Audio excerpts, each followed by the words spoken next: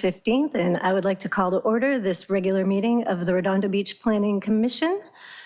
Carla, would you please do a roll call? Yes. Commissioner Lamb? Here. Commissioner Hensley, absent. Commissioner Hazeltine? Here. Chair Gaddis, absent. Commissioner Boswell? Absent. Commissioner Barrett? Here. Secretary Godek? Here. And I think Commissioner Boswell will be here in just a few seconds. Okay. So next we do the salute to the flag. Commissioner Hazeltine, would you like to do the honors? Of the United States of America and to the republic for which it stands, one nation, under God, indivisible, with liberty and justice for all. Thank you. So the next item is to approve the order of the agenda. At the request of staff, I would like to move item J3 to the top of the agenda so that we don't have our consultant sitting here all night. Would someone like to make a motion to approve the revised order of the agenda? Yes, let's a motion to move J3 to the top. Second? I second. Okay, anybody, all in favor? Aye. Okay. Anybody opposed? Motion carries. So the next item is blue folder items. Blue folder items are additional backup material to administrative reports and/or public comments received after the printing and distribution of the agenda packet for receive and file. Do we have any blue folder items that need to be read? Yes, we do. We have 3. We have 2 for J3 and we have 1 for J1. And before we go further, will the record reflect that Commissioner Boswell is now present?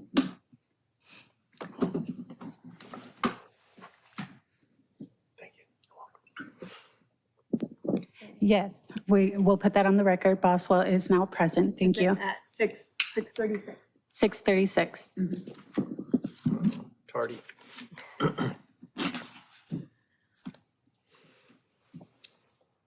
So do those comments get read or?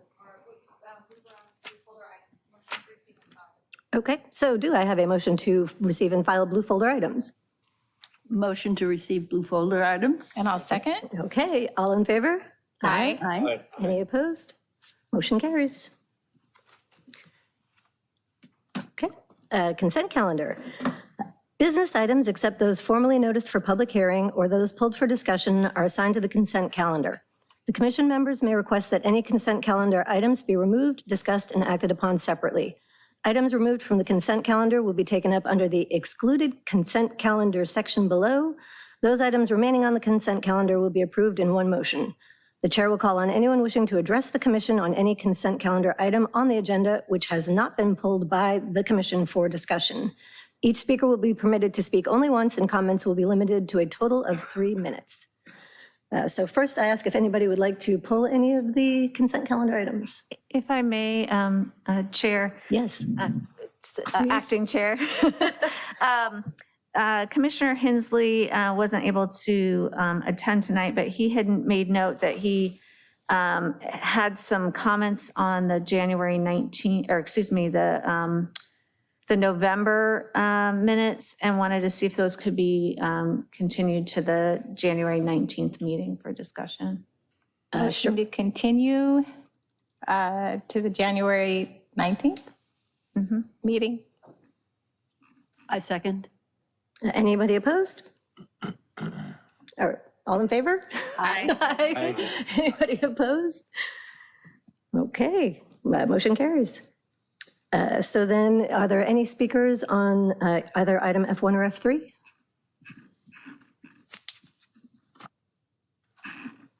Nope. So then a motion to approve the consent calendar with items F1 and F3. Motion to approve. Second. All those in favor? Aye. Anybody opposed? Okay, motion carries. So we are carrying the pulled item to January 19th, so then we move on to public participation on non-agenda items. This section is intended to provide members of the public with the opportunity to comment on any subject that does not appear on this agenda for action. This section is limited to 30 minutes. Each speaker will be afforded 3 minutes to address the commission. Each speaker will be permitted to speak only once. Written requests, if any, will be considered first under this section. Are there any written comments for us to consider? So we have 2 people in attendance that would like to speak, and we also have an e-comment. Okay, Monica Soa.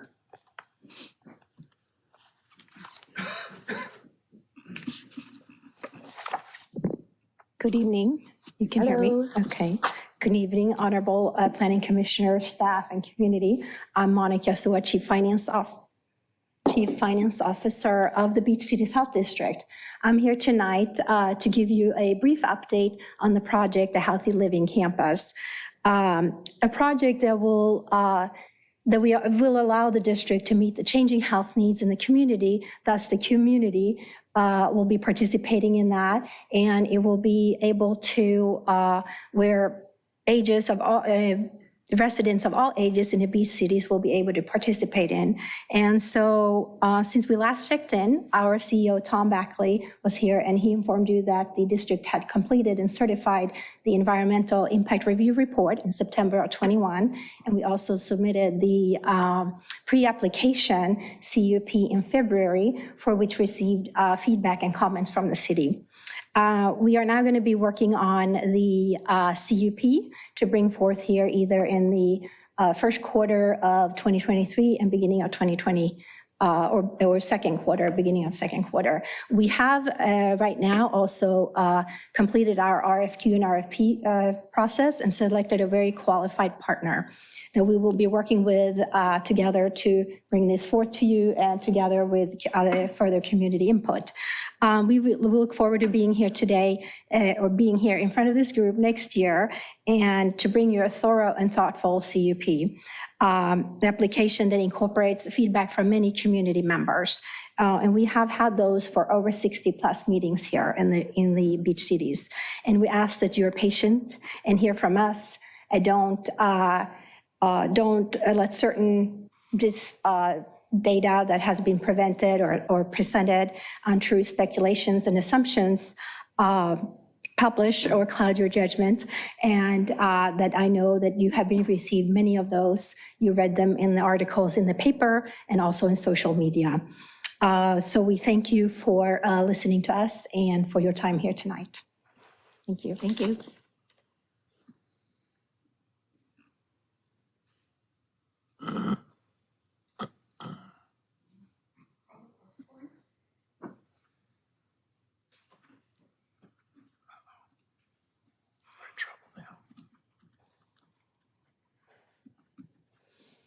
Good evening. My name is Dr. Osborne from District 5. And my sole purpose here tonight is to make you guys smarter on RENA, okay? And I sent some stuff out. I don't know if you had time to look at it, but I'm going to try to summarize it for you.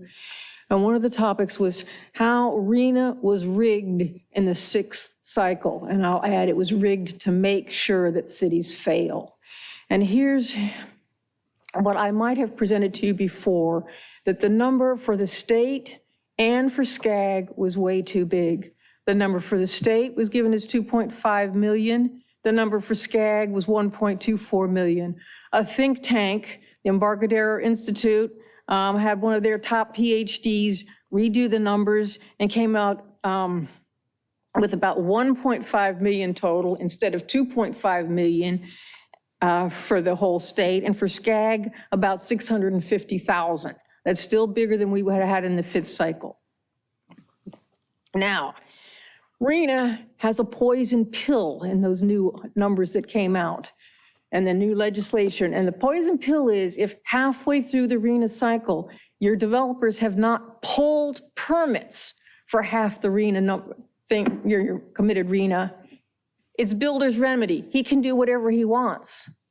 So if 3 years and minus, or 4 years minus 1 day into the cycle, the guy's ready, he goes, wait a minute, if I don't ask for my permit yet, but I wait 2 more days, I can do whatever I want, okay? Now, that could have happened if we hadn't had our housing element done in time. It could have happened now. We did get our housing element done in time, but we've got another poison pill 4 years down the road.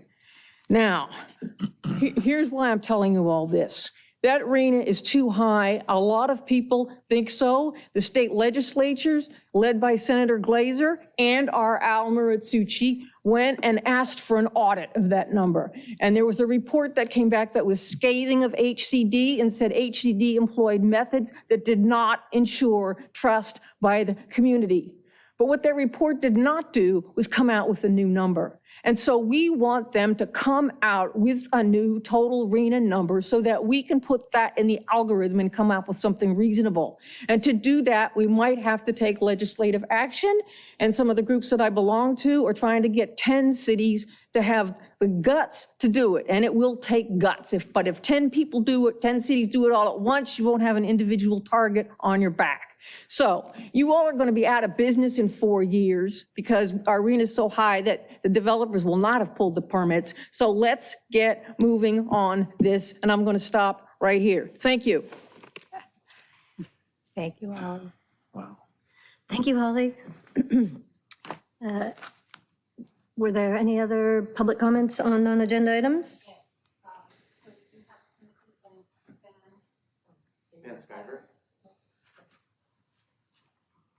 Good evening. I'm not sure if this is the appropriate time or not. I came here due to a notice regarding a council input regarding a development in our neighborhood. So I don't know if this is the appropriate time or if that's a separate agenda item that's upcoming. It's a notice regarding a proposal for development For tonight, yes, no, so that is item J2. So you'll wait for item J2. Yes, yeah. Thank you. Thank you. We'll see you in item J2. Or is it J, or sorry, you know what, let me just verify, sorry. Because we actually have 2 on our t-shirts tonight. Is it the This is actually southeast corner of McKay. Okay, actually, no, this is J, wait, J. Yes, J2. Very good. Sorry. And we also have one e-comment. Okay. So this e-comment is from Mark Nelson. On behalf of the neighborhood group StopBCHD.com that is dedicated to preserving quality of life, property values, and neighborhood character in South Redondo Beach, I thank the Planning Commission for all its hard work. StopBCHD.com would also like to note that in the upcoming permitting action for the BCHD's Phase 1, the project will sit on a 3+ acre of public land that would be privatized for up to 95 years via lease to PMB LLC. PMB LLC plans to construct a privately owned and operated commercial building on that public land, and BCHD will be a tenant in the building with 0 ownership.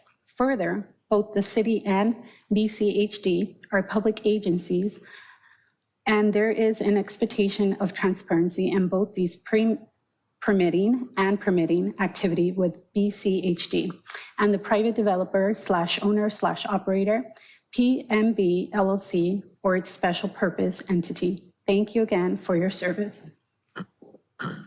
Okay. So that's it for public participation on non-agenda items. So moving on to ex parte communications. So I will start with Commissioner Lamb. Okay, this would be for both the inclusionary. For as all well- 3 hearing items. For all 3 hearing items. I've spoken with staff members. I've spoken with community members as well as council members. Commissioner Lamb? Hazeltine? I've time? spoken with the community and I've spoken with Commissioner Sheila Lamb. Didn't we speak about one of them? Yes. And that's it. Okay. Commissioner Boswell? I've spoken with members of the community. Okay. Commissioner Barron? I've spoken with Chair Rob Gaddis. I've spoken with city staff, members of the public, as well as city council members Laura MD and Zane Obaji Jr. Okay. And I have spoken with staff on all 3 items. So now moving on to the public hearings, we're going to skip to J3. which is a public hearing for consideration of amendments to Title 10, Chapter 2 zoning ordinance and Title 10, Chapter 5 coastal land use plan implementing ordinance of the Redondo Beach Municipal Code for adoption of an inclusionary housing ordinance. Do I need to administer an oath to anybody for this? No. Okay.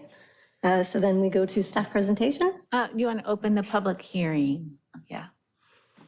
Motion, can I get a motion to open the public hearing? Motion to open the public hearing. Second. All in favor? Aye. Aye. Any opposed? Motion carries. Great, thank you. And Carla, if you could share the screen. So tonight, we're going to be starting the conversation about the inclusionary housing program. And tonight, we have with us Kathy Head from Kaiser Marston. It's a sub-consultant that's been working on our inclusionary housing ordinance.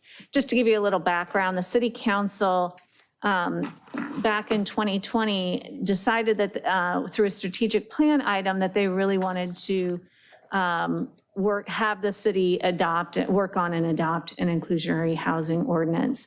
To do that, it's more than just determining what they wanted to do. We actually have to do a financial analysis, and we'll get to the purpose of that and what it entails to make sure that it's meeting with the state regulations on what an inclusionary housing ordinance can have in it. With that, the City Council started the process in November of 2020. It was also in conjunction with our housing element, the contract to do the work. So we really had done a little bit of the work, but waited until we got our housing element done. We needed to focus on that project. That being said, the City Council did start working on the parameters in 2021. And we started that conversation January of 2021, again in September, October, November of 2021. And then we brought back the parameters that they had decided on at the November 8th meeting this year. And at that point, the City Council wanted to move the ordinances to the Planning Commission for your review.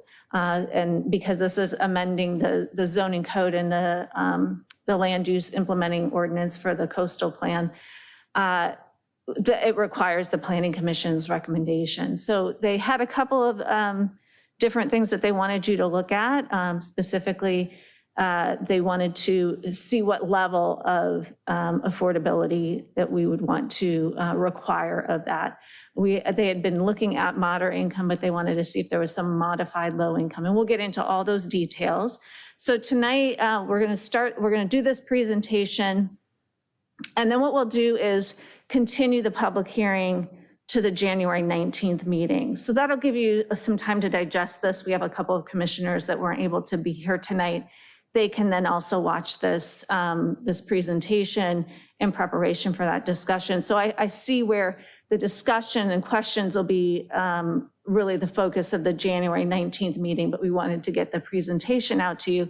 And certainly, if you have any questions between now and that meeting, don't hesitate to ask. You can either email them and say, let's make sure that this is on the discussion in January, or if you have questions and you want to just talk it through before that meeting, we can do that as well. So with that, I'm going to go ahead and turn it over to Kathy. Excuse me, I have a question. Yeah. We're not entertaining any questions then tonight, is that correct? I think because we want to kind of tailor this to the introduction of what the topic is. I know that you had a question, we'll make sure that that's, on, in the email that you had sent to me. So we're going to I have that on the list for our January discussion. Yep. Thank you very much. Yep. And just real clear, you're saying that we can't ask any questions tonight of the presenter? Can, but I really want, we have 2 other hearings this evening, so I really want, the point of this discussion, and I had sent that out previously, is really to do the presentation of what inclusionary housing is, what the City Council has determined for the focus of the parameters going forward, Certainly there could be, if there's some basic introductory questions that, we may be able to even bring to the discussion in January, we can do that. But, I don't want to get into a lengthy discussion because I know we do have two bigger items tonight. And we're always intending to have this be the introduction, have you have an opportunity to really digest the information. Okay. Yeah. Okay. Well, any questions? I'm sure we'll be brief. Yeah, sure. Okay, with that, go ahead, Kathy. Okay, good evening, all of you. So as Brandy mentioned, I think tonight is just sort of the what is inclusionary discussion. And then we'll be back a couple times, I think, to discuss this further and to discuss the analysis that's been done.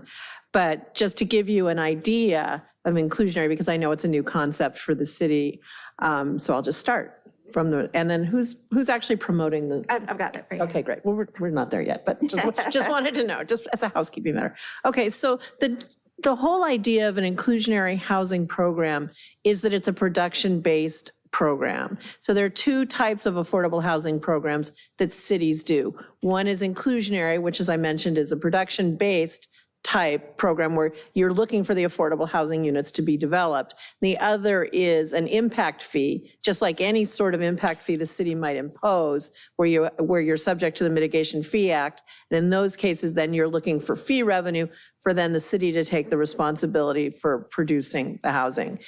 Inclusionary is used more commonly because of a couple things. One, because you are focused on getting the production of the units, but two, because you're actually also allowed to charge an in lieu fee should you choose to do that. And so it's just more flexible than the Nexus study in the Mitigation Fee Act. We're never going to talk about that again. We're only going to talk about inclusionary from here on. But just because there's some general misunderstanding in the world, whenever I respond to RFPs, people use the word nexus, and I'm like, no, it's not that.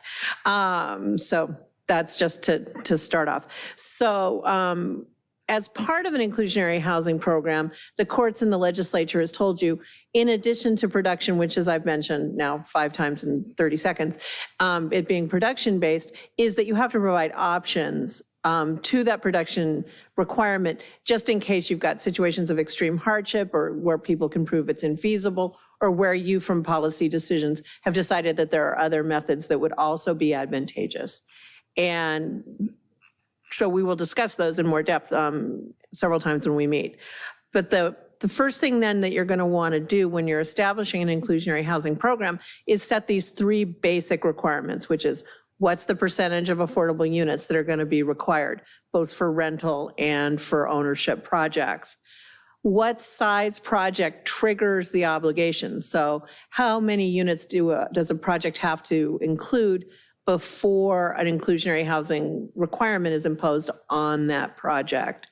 And then what's the depth of the affordability requirements? So your options are very low income, moderate income generally. And then in my experience, and you're my 35th. You're my 35th inclusionary housing, report. So congratulations to us all. What I have found consistently is that you're going to want to have different standards for ownership housing projects and rental housing projects. Now, next slide, please. So just starting off from what does affordable housing mean? So just to give everybody some context about what we're talking about. And for the purposes of our work in the inclusionary housing program that the city is looking at, we're looking at the incomes that are produced by the California Department of Housing and Community Development. And they publish those every year. They have categories ranging from extremely low income all the way to moderate income. They come out every year, plus or minus in May, which isn't convenient when you're trying to re-up things because you've lost half the year. But they used to come out much earlier. So just to give you a sense, in 2022, a 4-person household, so extremely low income is households who are earning less than 30% of the Los Angeles County median income, otherwise known as the area median income. That level right now for a 4-person household is $35,700. Then very low, which also actually subsumes extremely low. So when you're doing a program that doesn't include extremely low income as an official category, very low income becomes 0 to 50%. of the area median income.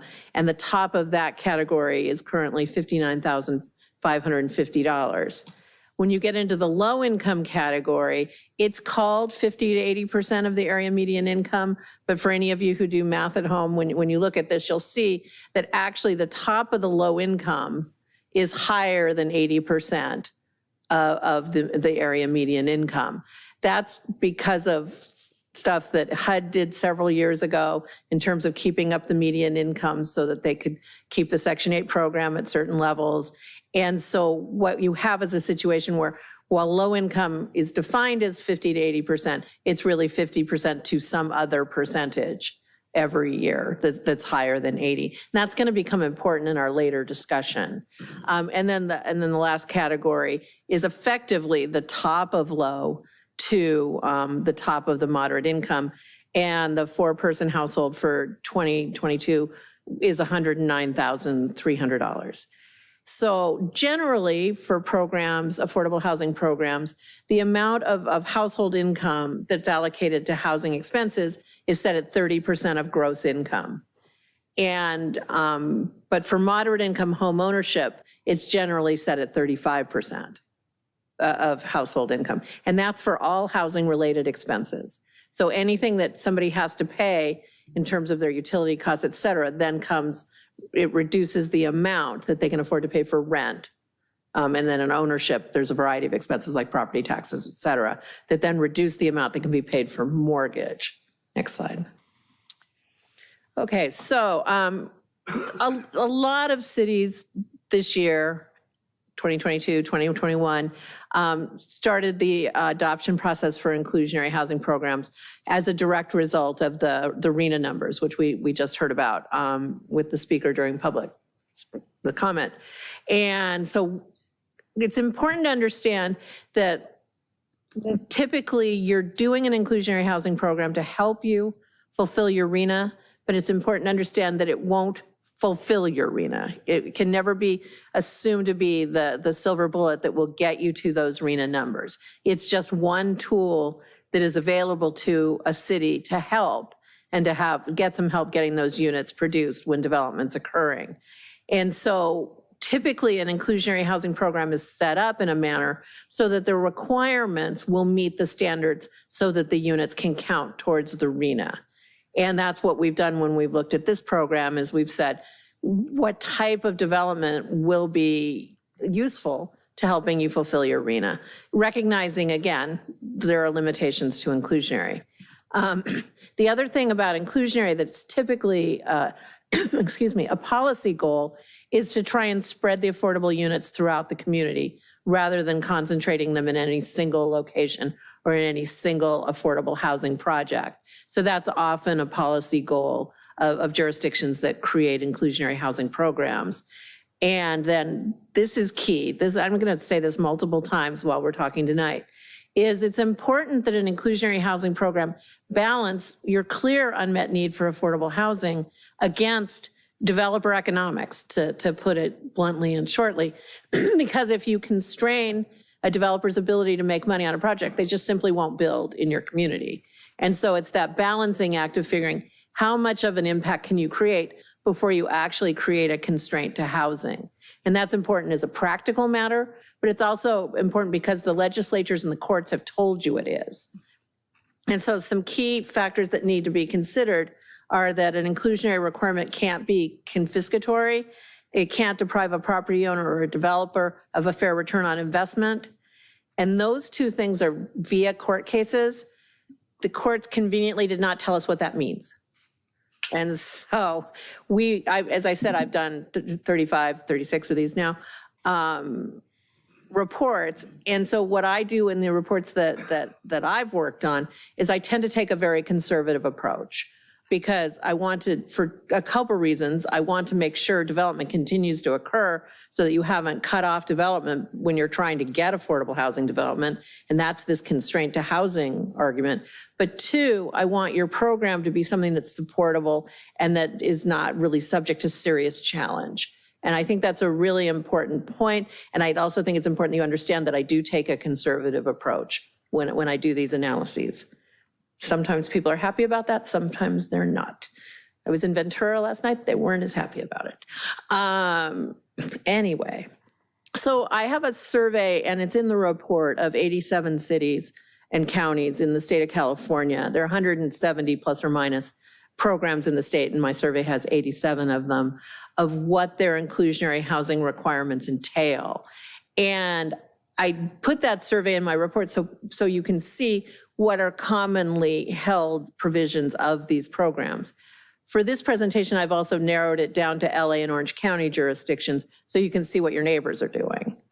And so just to remember, I said the three things you're going to think about are the threshold project size, the depth of affordability, and the percentage. So the threshold sizes in the communities, the LA and Orange County communities, they go up to 20 units. So some programs, they start as few as 1 unit, and they go up to as many as 20 units before the program restrictions even start. So in some communities, you could be a 19-unit project and you would not incur an inclusionary housing obligation. In other communities, you could have 2 units and you would incur an inclusionary housing obligation. In the survey, half of the programs start their threshold at 3 or fewer units. So again, it's at the low end of the spectrum. The income and affordability covenants for ownership projects, they tend to be focused on moderate income. And the reason for that is homeownership is expensive. Even when you have an affordable sales price, when you've geared your affordable sales price to 35% of a household's gross income, you're still in a position where there's so many other expenses with owning a house, especially that get incurred over time as you've owned the house, that it just tends to, there's more disposable income for moderate income households. And it ends up being a better solution for the jurisdiction in terms of monitoring, making sure the quality of the units are maintained, but also for the homeowners, because you don't want to put your homeowners in a situation where they're financially strapped right away, and you don't want to set them up for failure. There are definitely programs that include low income, and there are self-help programs like Habitat for Humanity, et cetera, who focus on the very low to low income. But from an inclusionary standpoint, where your private development market is producing the units, as a general rule, I make it a recommendation that it be focused on moderate income. Rental projects, on the other hand, tend to be, for inclusionary programs, focused on the very low and the low income categories. And in those cases, then again, because people are merely, their expense is their rent. And so they're not incurring expenses other than their rent and their utilities. And it tends to be better suited to very low and low income households than home ownership generally. So the covenant periods, which was another matter that will be considered when the program comes to you, is there's a typical covenant period of 45 to 55 years for ownership units, so that then a homeowner will own the unit for 5, 6, 7 years and resell it. When they resell it, then they have to resell it to another moderate income household at an affordable sales price. And then that tends to go on for one cumulative 45 to 55 year period. For rental, a very common covenant period is 55 years. That corresponds to what redevelopment used to use. It corresponds to what the low-income housing tax credit uses. So it's a fairly typical period. They range all over the board. So, and we're going to talk about that more in this discussion. But those are, from the survey, those were the typical ranges. All of the programs in the LA and Orange County surveyed jurisdictions include an in-lieu fee as an option. Some easier to use than others. Some can be used by right by any developer who chooses to pay the in-lieu fee. Some are subject to an extreme hardship provision that only the council can approve the use of the in-lieu fee. And then there's a number of different ways within, like some jurisdictions allow an in-lieu fee by right for ownership, but don't allow it for rental, for example. So those are all over the boards, and that's definitely a policy decision. Next slide. So again, so the things that we've asked the city council to opine on and discuss, and we've had, I believe, 4 meetings now with the city council over the last couple of years, is these parameters. And so they've given guidance, and then we're here to discuss the guidance they've given and to get your feedback, but not tonight. But anyway, so again, the target income and affordability standards, the project size that generates it, and then the alternative options. And I've given you a whole laundry list of the alternative options to on-site production. You don't have to offer them all, but you do have to offer some of them. And I honestly don't know of a program that doesn't. Every program I know of offers some sort of an in lieu fee option. Again, can be limited all the way down to extreme hardship, or can be done by right, and then anything in between. But every program that I am aware of has an in lieu fee option component, and it has been encouraged by the state to have the option of some kind. The next option is offsite production. In the discussions we've had with the city council, it seems an unlikely event that offsite production would be a useful option just because of the lack of land. And so the notion that that would be used by a lot of developers has been sort of dismissed. But the one option that did hold appeal to the city council was if you had a big enough site, you could parcelize it into the market rate project and then an affordable project. And the reason that that was viewed as being advantageous is because then you could say have an ownership project that was market rate and couple it with a rental project that's affordable, thus creating that balance. So that the council liked that idea to the extent it's possible, again, with the land that's available. The other option that was discussed is an ownership project being able to provide rental units to fulfill their requirement. And that's actually being done in a number of cities as well. And then the last two, land dedication, it tends to be fraught because it can be done, and it can be done in very specific instances, but it's the developer gives you, the city, the land and says, good luck, go create some affordable housing. So obviously that puts all the responsibility back on to the city, but also then you have to make sure you've gotten a parcel that's physically efficient for development, that's properly zoned for development or able to be properly zoned for development. And importantly, typically land alone is not enough to make a 100% affordable project viable. And so then there also tend, and at least in my recommendation, not only should somebody give you the land, they should give you some money to fill whatever gap is projected. It tends not to be used. Just frankly, it's an option it's fraught from both sides. And so, but it is one that's been identified by the state. And so that's why it's in the laundry list. The last one, which is extremely popular from a policy standpoint, is acquisition and rehab of existing rental units. The problem with that is it's very difficult to get RENA credit for that. And so while it's nice because it helps revitalize an area, it's nice because it doesn't add to the inventory, it also doesn't add to the inventory. And that's why it's a unicorn to be able to get acquisition rehab RENA credit. Next slide, please. So what we were hired to do was to do the financial evaluation for the city of Redondo Beach of what would be supportable inclusionary housing requirements. And as I said, I've done a bunch of these, and every city's different. And I always think the next one's going to be easy because I've done so many of them. I tell you, every one of them's different, and I end up spending a lot more time than I thought I would. But I've gotten better at realizing that over the many years I've been doing this. And so what we do, though, is we look then at the types of development that are actually occurring in the city. And the tools we use to do that, we look at proposed projects that have been brought to the city. We look at development plans that have been brought to the city. I did market surveys for this when I did the analysis. We updated the analysis this fall, and I resurveyed the market again. And we take an amalgamation of those three things and we create prototypes. And the prototypes aren't any real project.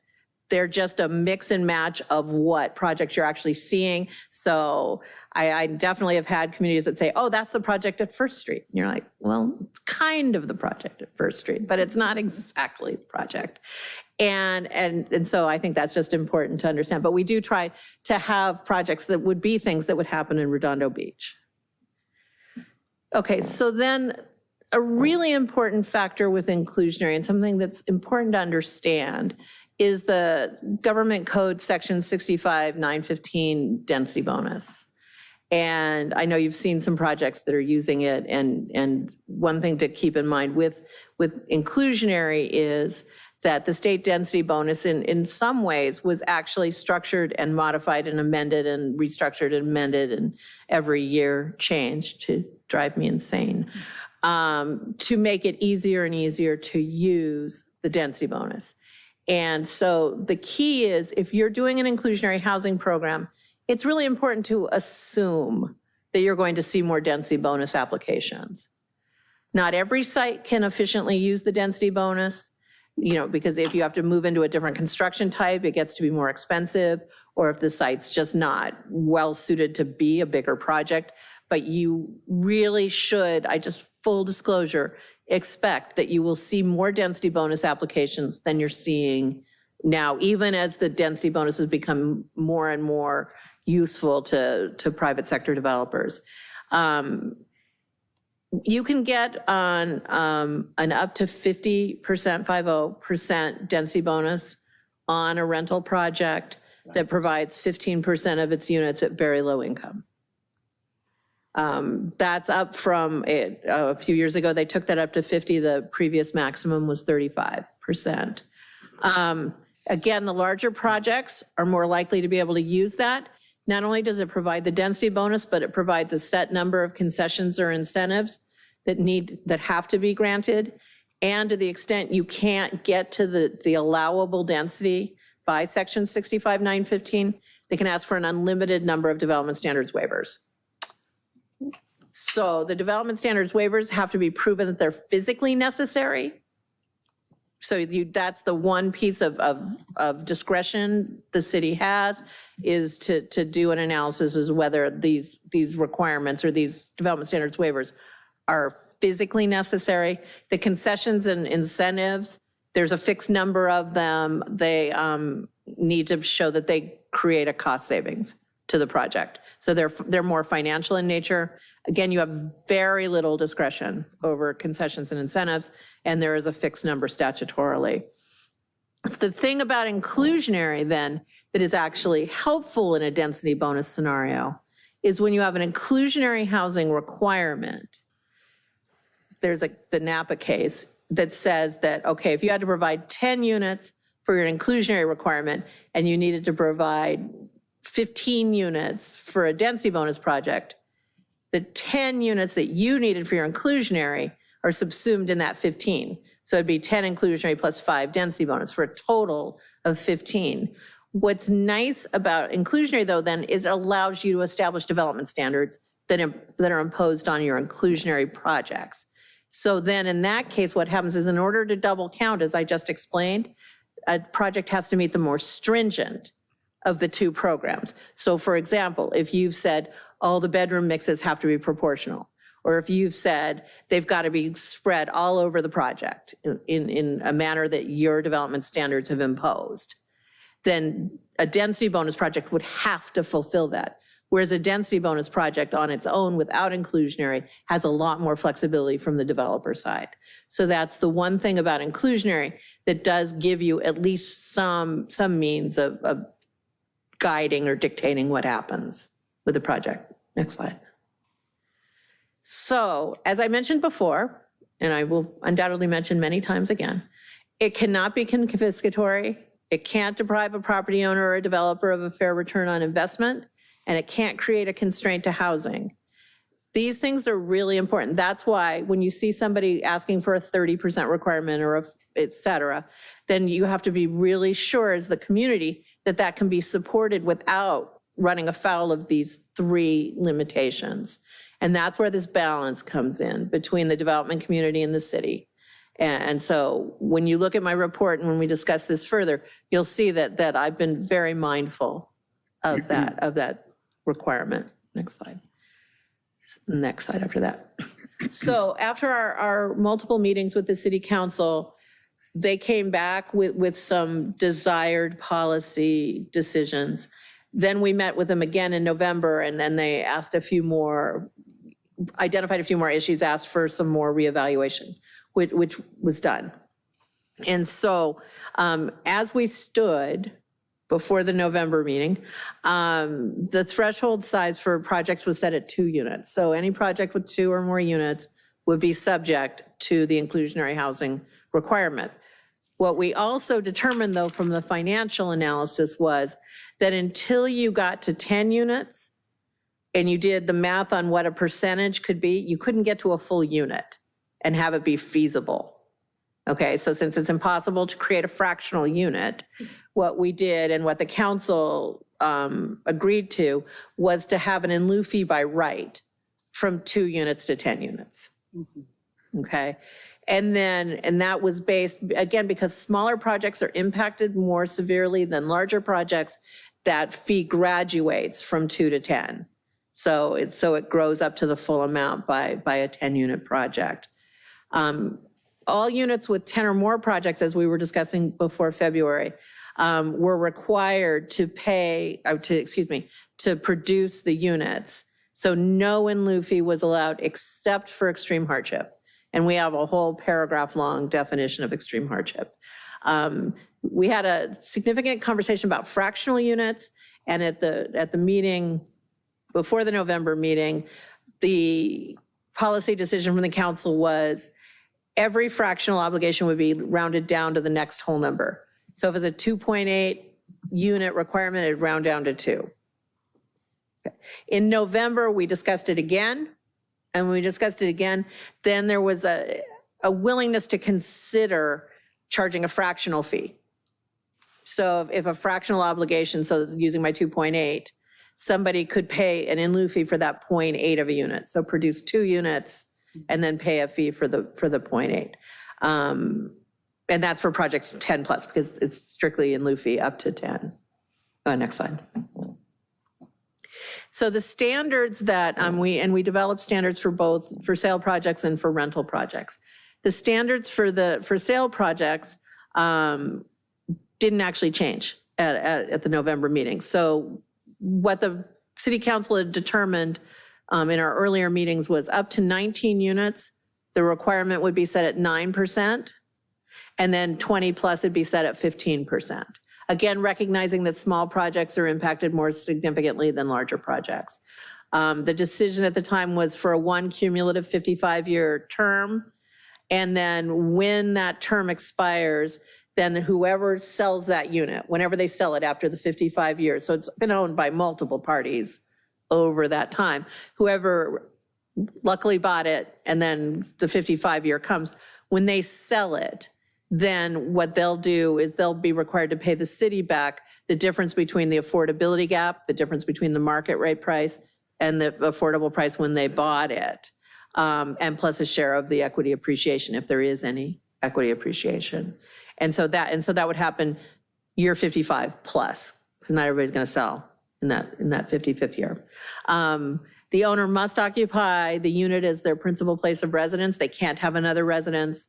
They can't own other property. They have to be there. And they can't lease out any part for any length of time.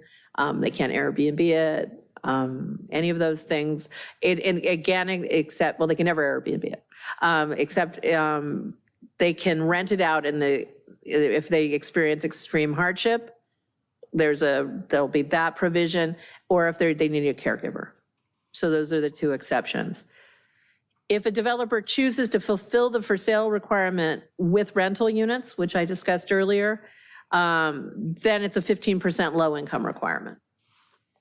They can do it either on the site or on a separate site or within a quarter mile. They have to be low income, or if they choose to use density bonus for the rental component, then they'll likely choose very low income, just the way the math works. And that covenant period was set at the greater of 75 years, or as long as the site is put to a residential use. So if sometime in the future it's no longer a residential neighborhood, or there's just a reason that it's not developed with housing, then that covenant would go away, but it would never go away before 75 years. Next slide. For rental properties, then if the obligation is fulfilled on site, again, up to 19 units, it's a 10% moderate income requirement. 20 plus units is a 15% moderate income requirement, same covenant period.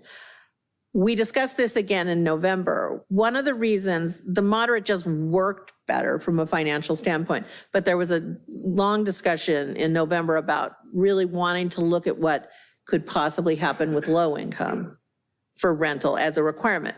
One thing I've said and I'll keep saying is, even if you impose a moderate income requirement, it's very likely, well, it's just true, that any developer who uses density bonus will fulfill it with either very low income or low income, and most likely very low income, just because the legislature doesn't know how to do math.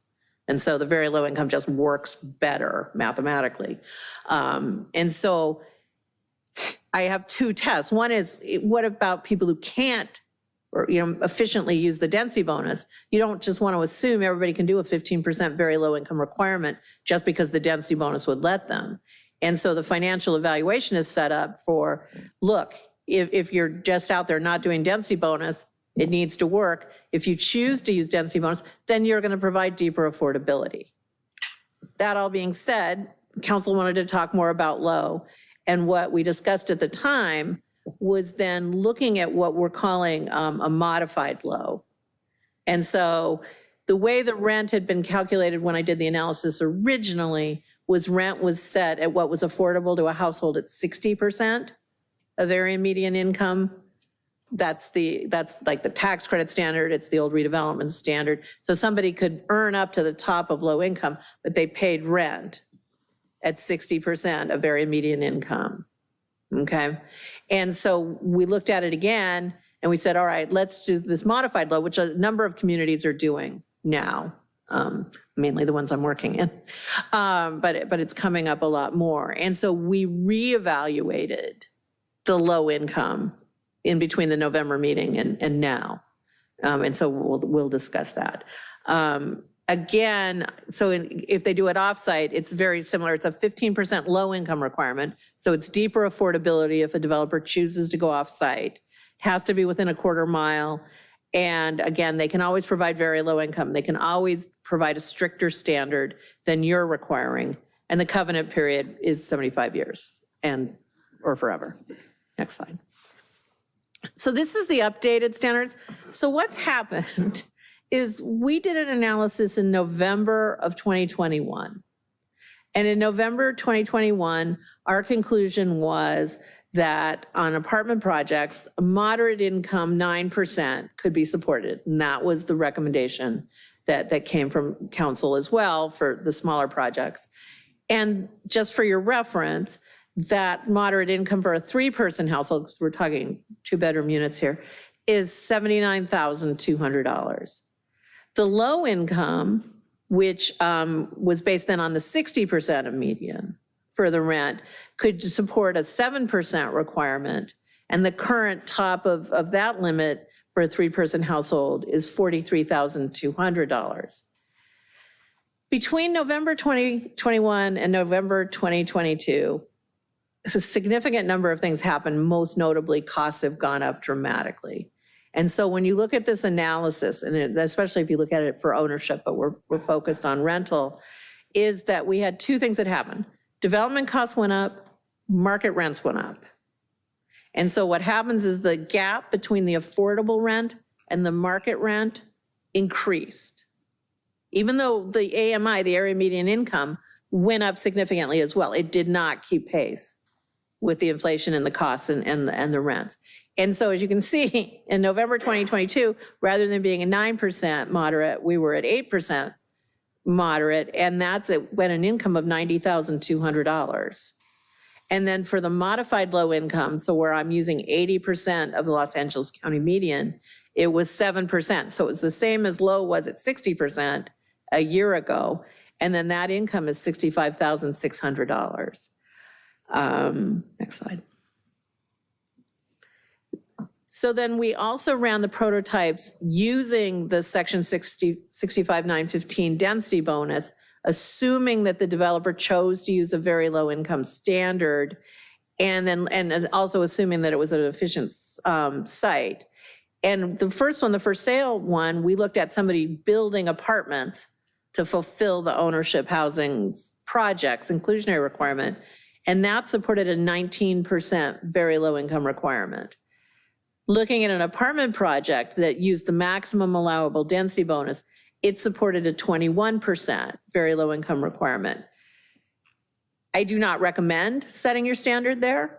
And the two reasons are, one, not every project can make use of density bonus efficiently, but two, AB 1505, which is the legislation that gave the city the ability to do inclusionary housing on rental units, gave strong recommendation. They gave weak recommendation in the legislation, and then the HCD wrote a technical memorandum a year or so later that said, no, we meant it, which was they don't want you to go above 15%, and they don't want, as a requirement, and they don't want you to go above 80% of area median income as the standard, which is part of the reason the modified low income standard has been set in our analysis at 80%. Their club to you is no longer the housing element because your housing element's been certified. So they can't come and say, we're decertifying your housing element. But what they can say is they can say, prove as a constraint to housing issue, they can ask that anytime. And they can make you give them an analysis that shows that you're not constraining development. And I've actually worked in a number of cities where that's come up. And in fact, I'm working on one right now where HCD's just singled out a city and said, prove up that your inclusionary is not a constraint to housing. So it's proving a negative. But so it's important, I think, to try not to run afoul of HCD to the extent possible. And also because I don't think it's supportable in this case. I don't think the higher percentage is supportable from a financial standpoint. Then, so we have standards that have been recommended by the city council for all residential projects. I'll go over those. So the affordable units need to be available, constructed either before or with the market rate units, okay? And if it's a phased project, then you can proportionally provide the affordable units with each phase. And then it has to be comparable in construction quality and exterior design to the market rate project. The interior finishes, they need to be comparable to the market rate units, and the rental units, the affordable ones, there are actually defined standards that the California Tax Credit Allocation Committee has provided that are a good objective measure to use for that quality standard. The tenants have to have the rights, the same rights as any of the market rate unit tenants to all the amenities that are offered at the project. They can't be charged for anything that is if it's a required charge, it comes straight off the rent that's allowable under the affordable. They cannot be charged for something that other tenants are not charged for. And they need to be provided the same parking provisions that any market rate tenant is provided. The units, and then again, this is an inclusionary thing rather than a density bonus thing, is the units have to be reasonably dispersed throughout the development, not clustered together. And in an attempt to create units that are useful to a variety of household sizes, no more than 15% of the units can be studio, and at least 40% of the units have to have 2 or more bedrooms. And then any developer who wants to make the extreme hardship claim on the inclusionary policy not being viable needs to come to the city council, and there's a set of documentation that needs to be provided to prove up the extreme hardship. And next slide. This is the last slide, I promise.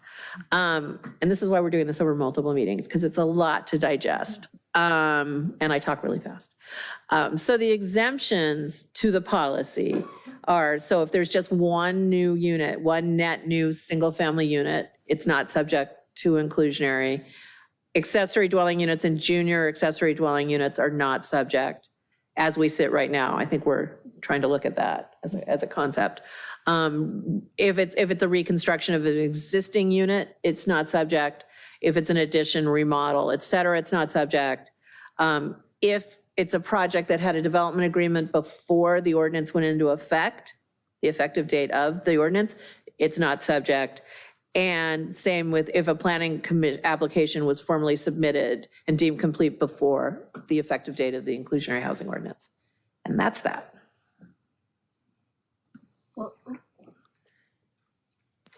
Thank you very much. That was a great presentation. Thank you. And I know everybody has questions. I have questions too, but I think we Yes. should, I think we should defer to staff's wish that we hold off on asking our questions in this forum, given that we have a month between now and when we'll be hearing this again. And we will have an opportunity to ask any questions that we have. Yeah, I did want to, just one last little follow-up. So this is a lot of information. You know, what Kathy went over was, this is what inclusionary housing is. Here are the parameters that different municipalities, you know, the range of parameters that they've done. Here's the parameters you have to decide. And then here's what the city council has determined that, that they want to move forward. Where the city council had wanted the planning commission to weigh in specifically on was, do we want to, instead of having that percentage of moderate for the rental, do we want to do it as the percentage of that modified low? So we're really addressing that lower income category. And then the other was, and I think that, you know, they were landing on this, but allowing for that fractional unit, like she mentioned, if a project requires 2.8 units, they have to have the 2 included, but the 0.8, that it would be the in lieu fee. And they just wanted to have the planning commission weigh in on that. And then just, you know, evaluating, yeah, it's going to make a difference on the density. I mean, we recognize that already the state is making it easier to go to the density bonus law. But, you know, this is going to likely push some of those projects that may not have chosen to do affordable that we've seen over the last couple of years.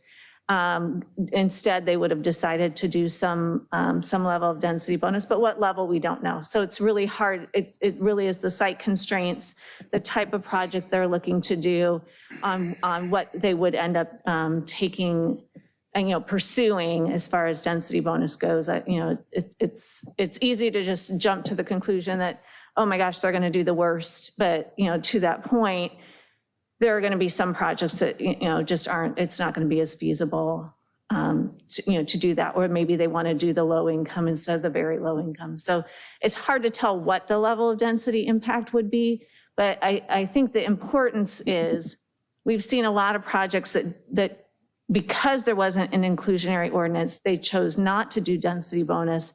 And now we have all these additional market rate units and did not grow our affordable units.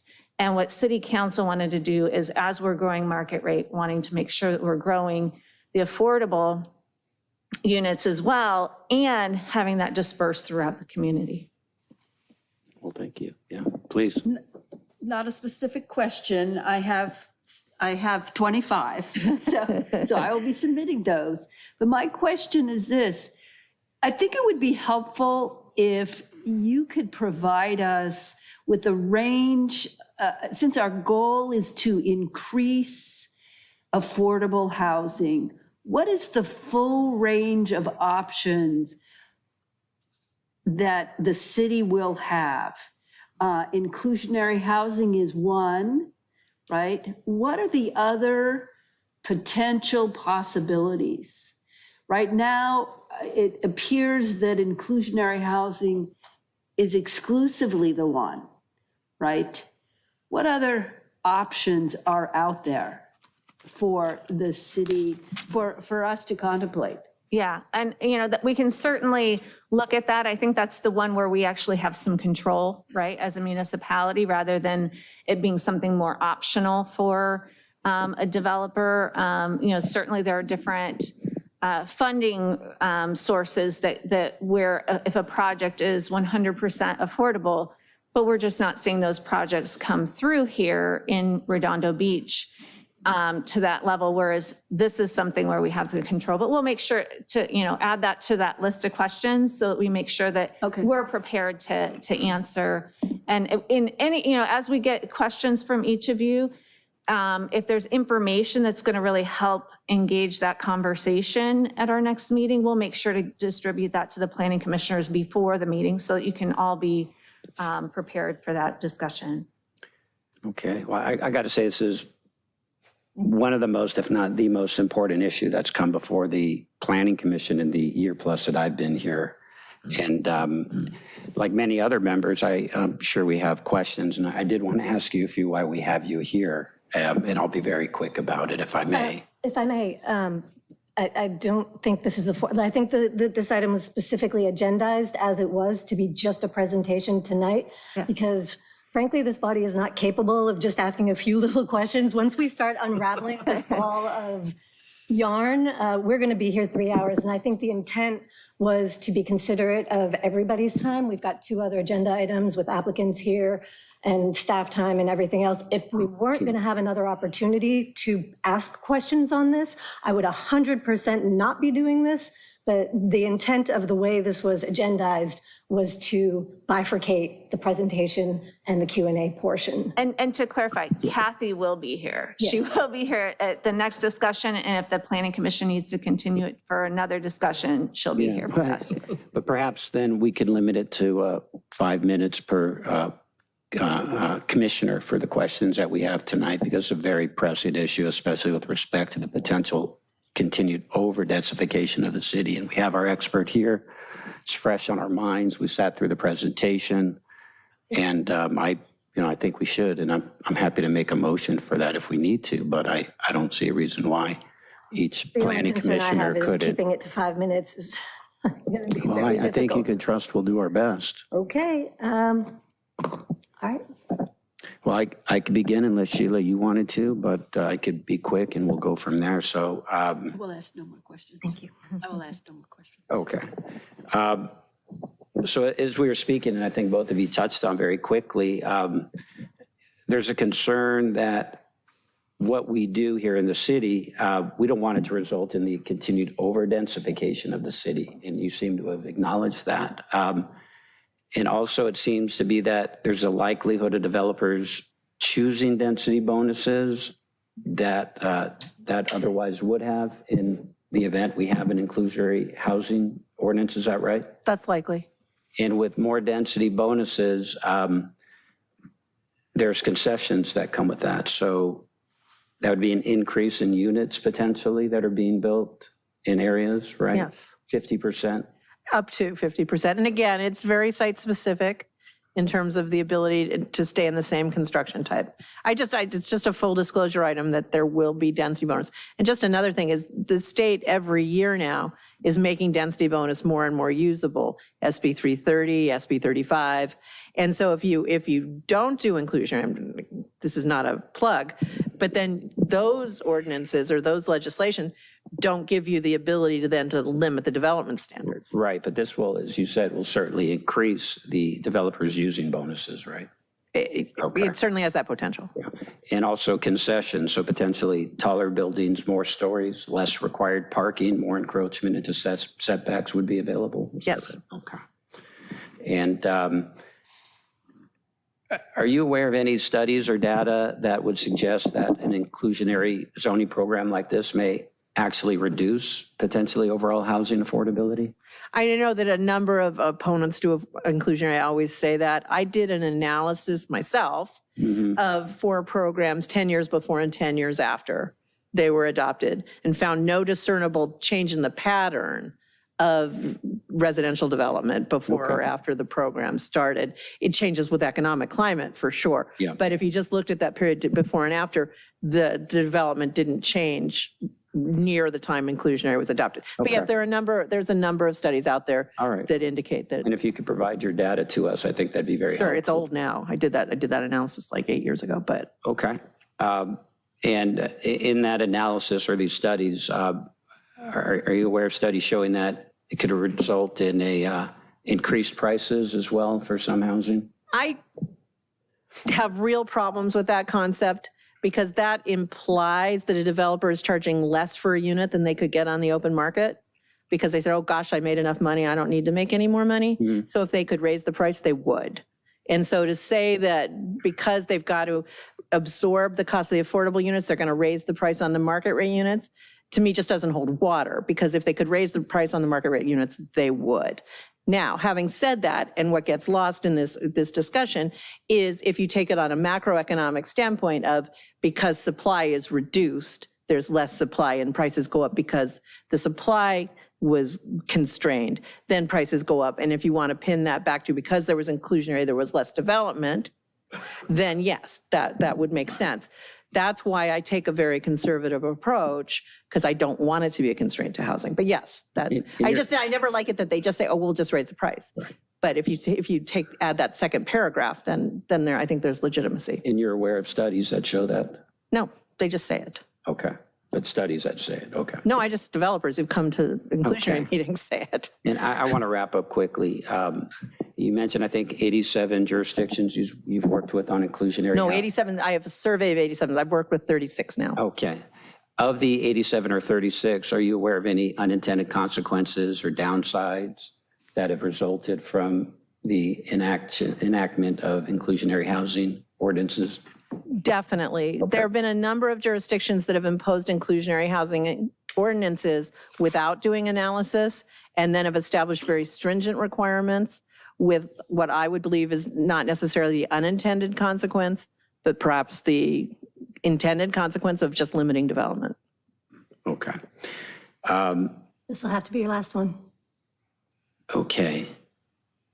And just something to think about. Is there any interaction potentially between SB 9 and the subdividing and foreign a lot that could happen and in this potential inclusionary housing? No, I don't think this would I don't think the inclusionary housing would inspire SB 9, but we've been talking about trying to create, and if it's possible, to try and create an inclusionary requirement that would be imposed on SB 9 projects. Okay. Because one of the problems with SB 9 is there's no affordability attached to it. All right, well, thank you for that. Sure. I'm looking forward to speaking with you further. I'll be back. And just to put a finer point on it, I think all of us on the commission are interested in affordable housing, but we're very concerned with the unintended consequences of the overdensification, the increased 50% density bonuses, the taller buildings, the less requirement for parking, the traffic, and the other societal ills that may come from it. So we wanted to take a very close look and look forward to getting more from you on that. Thank you, Chair. Okay, thank you. Did any other commissioners want 5 minutes? Okay. I just have one question, but it has two parts. Okay. And your answers maybe 3 or 4. So when a developer has their set number of units that they've determined that are needed to be affordable housing out of their apartment complex, let's say, are certain units built as affordable units and kept as affordable units? Or is it just that in the lifetime of this project that percentage, wherever the apartments are in the building, have to be affordable? Right. So that's not a given. That gets set up in your regulations and how you set up the program. As we've suggested now, the units can't be clustered, so they have to be dispersed reasonably through the project. One thing you want to keep in mind is if you've established units 1 through 10 as your inclusionary units, when people move out or if they go over income, then you have a problem. So if you say, let's just say somebody goes over income, well then normally the way this gets structured is that person then starts paying market rent for the unit or moves. Mm-hmm. And then the next unit of a like kind, so say it's a 2-bedroom unit, the next 2-bedroom unit that comes up becomes the inclusionary unit. So it's not tied to the specific unit. I mean, it can be, but typically it's not. And it sounds like it's more trouble if it is. Yes. Okay. So this apartment building gets started, they get their affordable units occupied, everybody's happy, people come and go. How is it monitored that the owner of this building is still complying with the proper number of affordable units? How do we know? Because you'll set up, as part of your policies and your implementation policies, you'll set up a monitoring program.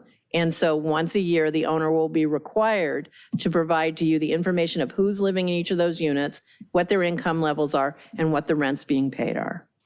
Isn't that kind of an invasion of privacy to be publishing people's incomes? You don't publish it. Like, for example, I'm doing a program right now, in a city. It's not publicly available information. It's just between the owner of the building and the city. Correct. And the city is under what threat of paying to keep that confidential? I mean, it's often set up, for example, in the city I'm working on in Ventura County, I'm not sharing any of the information with the city. Okay. So, But if you had, how do we make sure that they keep it confidential? well, that's a question for the legal people. So that's scary. It's funny because as I mentioned, I was in the city of Ventura last night, and somebody asked that exact same question about the privacy issue, and the city attorney was very firm on it's commonly done and handled and not an issue. So, I mean, the last 2 days are the first time I've heard somebody say that. So the city attorney in Ventura basically just swept it under the carpet and said, go away, stop asking those questions? No, I don't think that was it. That's basically what that comes down to. Well, I mean, I think- there should be a specific process, there should be some specific penalties, and it should be very serious. I guess the one thing I would say, and that's fine, I'm not going to get into the legal matters at all. I'm not licensed to practice law anywhere. But what I would say is that the tenant in the unit is getting a benefit. So they weigh whether or not it's worth it to have to give up that information. A lot of tenants don't want to give up that information, and then they can't give it. So, yeah, but that's not my question. My question is, how do we make sure that confidential information stays confidential? Yeah, I think that's hold on to, put a pin in that for when we come to, the resolution to recommend to council that as part of their procedures, they require some confidentiality protection measures in that. Because if they have that in there, then you can turn back to it and say, this is what the city's requirement, like how the city is required to keep this confidential and what the penalties are for that. So I would highly recommend putting that as, a recommendation to city council. Okay, all right, thank you. Yeah. You've timed that perfectly. Commissioner Hazeltine? I think my question can wait. Okay, great. I'll wait. So then may I get a motion to continue this to the January 19th? You want to take any public testimony on it, and then we'll take public testimony in January as well. Got it. Okay. Is there any public testimony on this item? No, we don't have any public testimony on this. Not entirely surprising.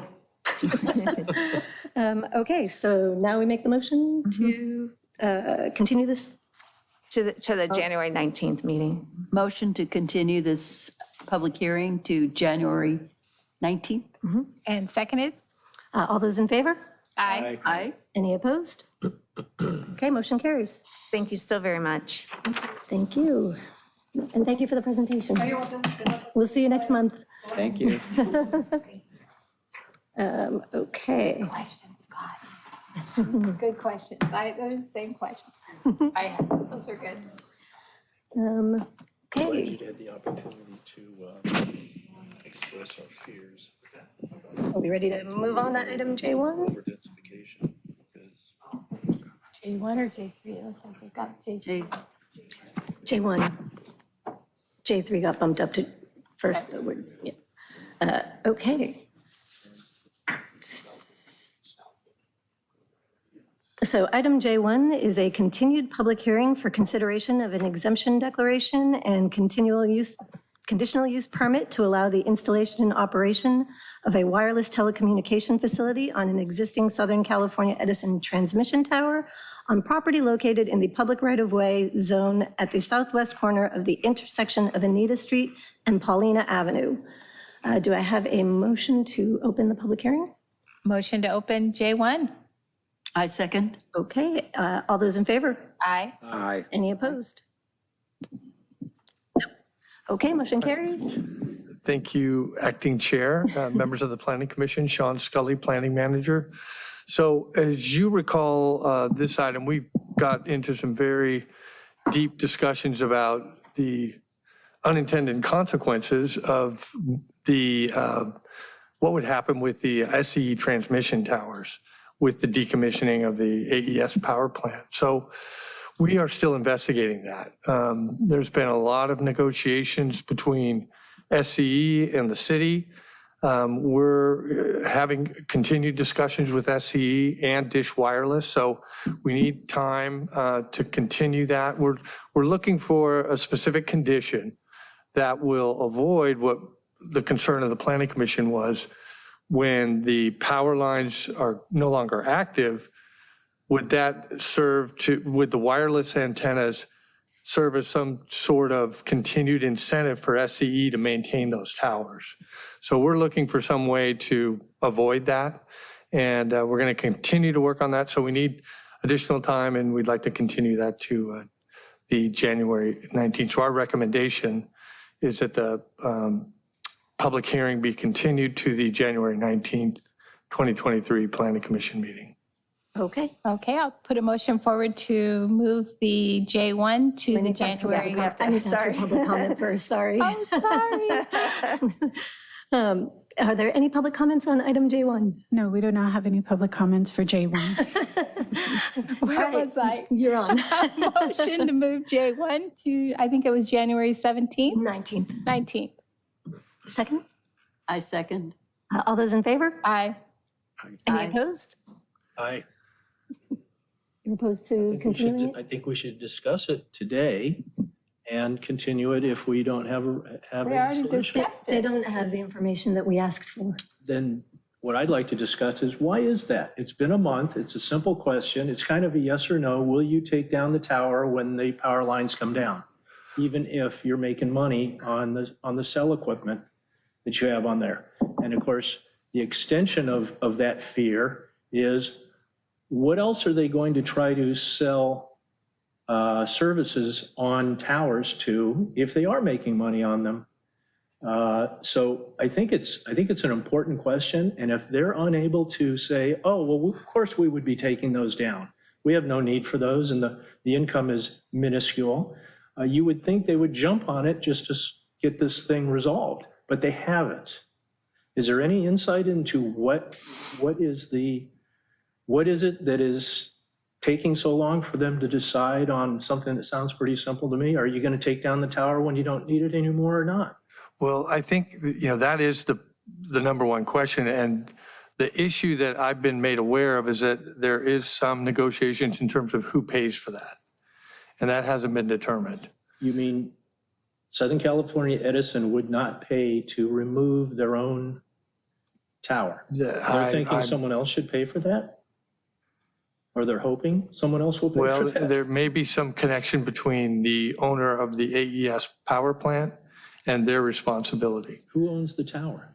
SCE. So why would they think the power plant would have any responsibility to? That I'm not aware of those So fellow details. commissioners, I think we have a red flag here that Southern California Edison is, I don't know, stalling, or they don't want to admit what their actual plan is to keep these towers up, as opposed to cell phone equipment coming off those towers, the towers coming down, and the cell phone equipment company put up something equivalent to a light pole, which isn't nearly as offensive to have blighting our coastal skyline as a giant high power lines tower. Well, The other thing is, considering that there's a big push to underground all wires above ground, even if they were still using the power plant, at some point these may be undergrounded. Do the towers still stay? Because they've making all this money on all kinds of microwave equipment and cell phone equipment and satellite communications that they've now tacked onto these towers. I think there's a definite red flag here in the fact that they can't just answer a simple question about what's going to happen to their own property when its initial purpose has right. gone.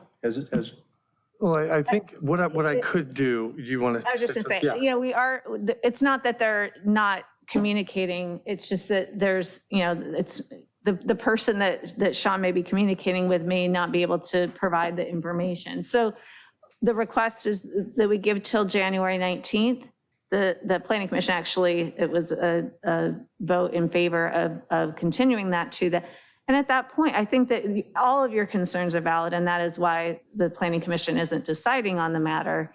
But at the January 19th meeting, if we don't have that information, I think that that's a reasonable So we give them thing to one more consider. try? Essentially, and I can say that the council has, they had some hearings on this matter and the disposition of the right-of-way and the towers back in the December of 2019. So we can provide, those materials to the planning commission so you can, get some additional information. I think there's a lot, it's a broader issue than just the towers. So there, you can get additional background information on that as well. So I'd be happy to provide that. Okay, thank you. Commissioner Lamb? Quick question, or point of clarification. If at the January 19th meeting, there is no resolution to the CUP issue, that would simply mean that DISH is not able to have its antenna on the tower. Is that correct? It would only be allowed on the tower if the planning commission approves that. And it may approve it you may approve that as, with conditions. You may just approve it with conditions, you could deny it. So if there's no resolution with SCE, will you bring it back to the planning commission without having it resolved with SCE? Yeah, because we're not the ones that would make the determination on that application. We bring that information to you if there wasn't that resolution, because that seems like something, an item that you want to have that information on, from my understanding from the last hearing. Correct. So we wouldn't just say, no, we're not going to bring it because they didn't provide the information. We would bring it to that. If they didn't have that information at that point, you could make a determination at that point. Correct. Thank you very much. So you think you'll be ready for the January 19th meeting with the holidays in between and all of that, or should we maybe continue it to the February meeting? Well, I've told the applicant we were continuing it to January. Okay. It's one condition we're looking to come up with. Okay. We think we can, and again, there could be a condition that, the only way the planning commission will approve it is with this condition. The applicant might not favor whatever that condition may be. They have the opportunity to appeal it. So, there's a number of options, but I think I'm working closely with the Public Works Director as well, who's more involved with the discussions with SCE. And we're also bringing in Dish Wireless as well. So we think we'll have something pulled together by then, and we'll go from there. Okay. So do we need to redo the motion to continue, or we're good? Okay, great. All right, moving on to item J2. Public hearing for consideration of an exemption declaration, conditional use permit, and planning commission design review to allow the development of a multiple restaurant/micro kitchen concept with an area greater than 2,000 square feet in size and outdoor dining areas of more than 150 square feet in size. The project consists of a 7,892 square foot building with up to 16 restaurant operators and 1,785 square feet of outdoor seating with 200 seats, 320 square feet of ground floor retail space, 1,560 square feet of office on the second floor, and with a subterranean garage with 42 parking spaces. The applicant is requesting modified side and rear setbacks. The project cites an existing 19,544 square foot property located in the pedestrian-oriented commercial zone at 2,400 Artesia Boulevard. Do I have a motion to open the public hearing? Motion to open the public hearing on J2. Second? Second. All in favor? Aye. Aye. Any opposed? And then you do want to administer an oath first, so ask if there's anyone from the public okay. here for. So will all those individuals who wish to provide testimony with respect to public hearing item J2 on this agenda this evening, please rise and take the following oath. So could we have Timothy first? Okay, great. Okay? Go ahead. Do each of you swear or affirm that He the... won't speak yet, just the. Oh, my apologies. Do each of you swear or affirm that the testimony you shall give shall be the truth, the whole truth, and nothing but the truth? Okay. So this is the time and place to conduct a public hearing to consider blah, blah, blah. I just all read all that. Oh, I did this backwards. I'm sorry. All right, so we are Timothy, open, for and, Timothy. is there... 1 second, sorry. Sorry, yeah, well, Is there a staff report? Yes, yes. Thank is you, Acting just Chair, great. members of the Planning Commission, Sean Scully, Planning Manager. Could you queue up the presentation? All right, great. Thank you so much. Okay. I won't read all those details. I'll be going through them again in this slide deck as I present the item. So let me go ahead and move forward. Real quick, going through some background. I've got a number of slides that just tell us where we're at and some of the existing development, past existing development and the existing condition of the site, and then a lot about the surrounding uses. So this is at 2400 and 2404 Artesia Boulevard and 1906 McKay. There's 3 rectangular shaped lots that all combined total the 19,550. The subject site is zoned C2PD. That's our pedestrian-oriented commercial zone. The surrounding uses to the south, low-density multifamily residential, 3 and 4 unit condominiums. Those are all zoned R3. And then to the west and east and north, all along Artesia Boulevard, is zoned the C2PD pedestrian-oriented commercial zone. And this is an aerial photo that shows the intersection of McKay Lane and Artesia Boulevard. The shaded parcel or site is the 3 lots.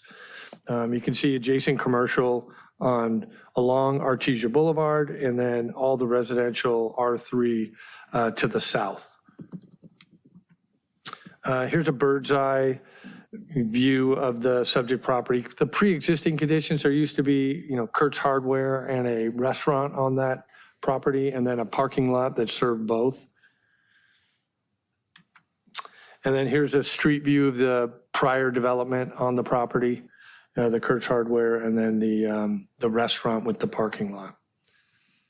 And then the site has since been, the structures on the site have been demolished, and these are a couple of photos of the site on this slide looking from McKay, the southeast, looking northeast from the southwest corner of the property. And then here's going across the property, looking southwest from Artesia Boulevard. And you can see the site's been demolished and it's graded dirt at the moment. Here's a zoning map. This shows the subject site in the blue shade and then C2PD all around it on Artesia Boulevard with the R3 zoning to the south. And then these next couple slides are just the detail of the project. We've read those, the acting chair read those. We have 7,892 square feet of multiple restaurant micro kitchen concept with up to 16 restaurant operators. And then a 1,785 square foot outdoor seating area with 200 seats.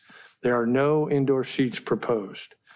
There's 320 square feet of ground floor retail and 1,560 square feet of office on the second floor, and then subterranean garage parking with 42 spaces. So the next series of slides are from the project plan set.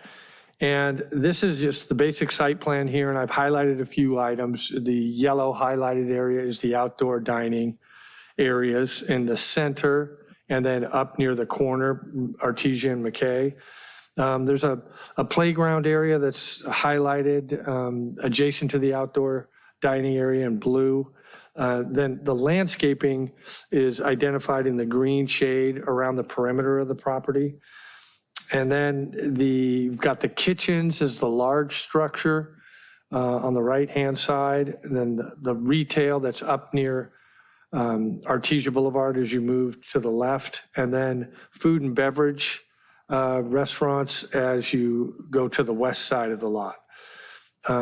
Restrooms and storage are south of the outdoor dining. And then you have storage and dishwashing down at the south side of the site.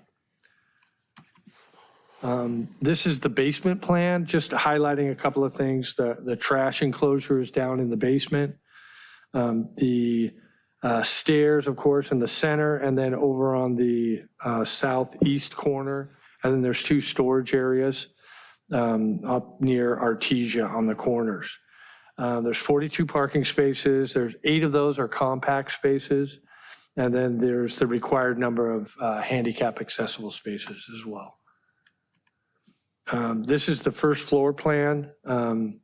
We've identified all the locations. This is just a basic floor plan for that first floor. And then the second floor plan is, I've highlighted the 2 patio areas, outdoor patio. There's an office patio area and then another outdoor dining patio area that's adjacent to overlooking Artesia Boulevard. You've got offices also, again, on this second story that are to the kind of the southeast corner, and then up again close to Artesia Boulevard on the north side of that the larger structure. There's also some restrooms in the southeast corner of the property. I've highlighted this fence and trellis structure.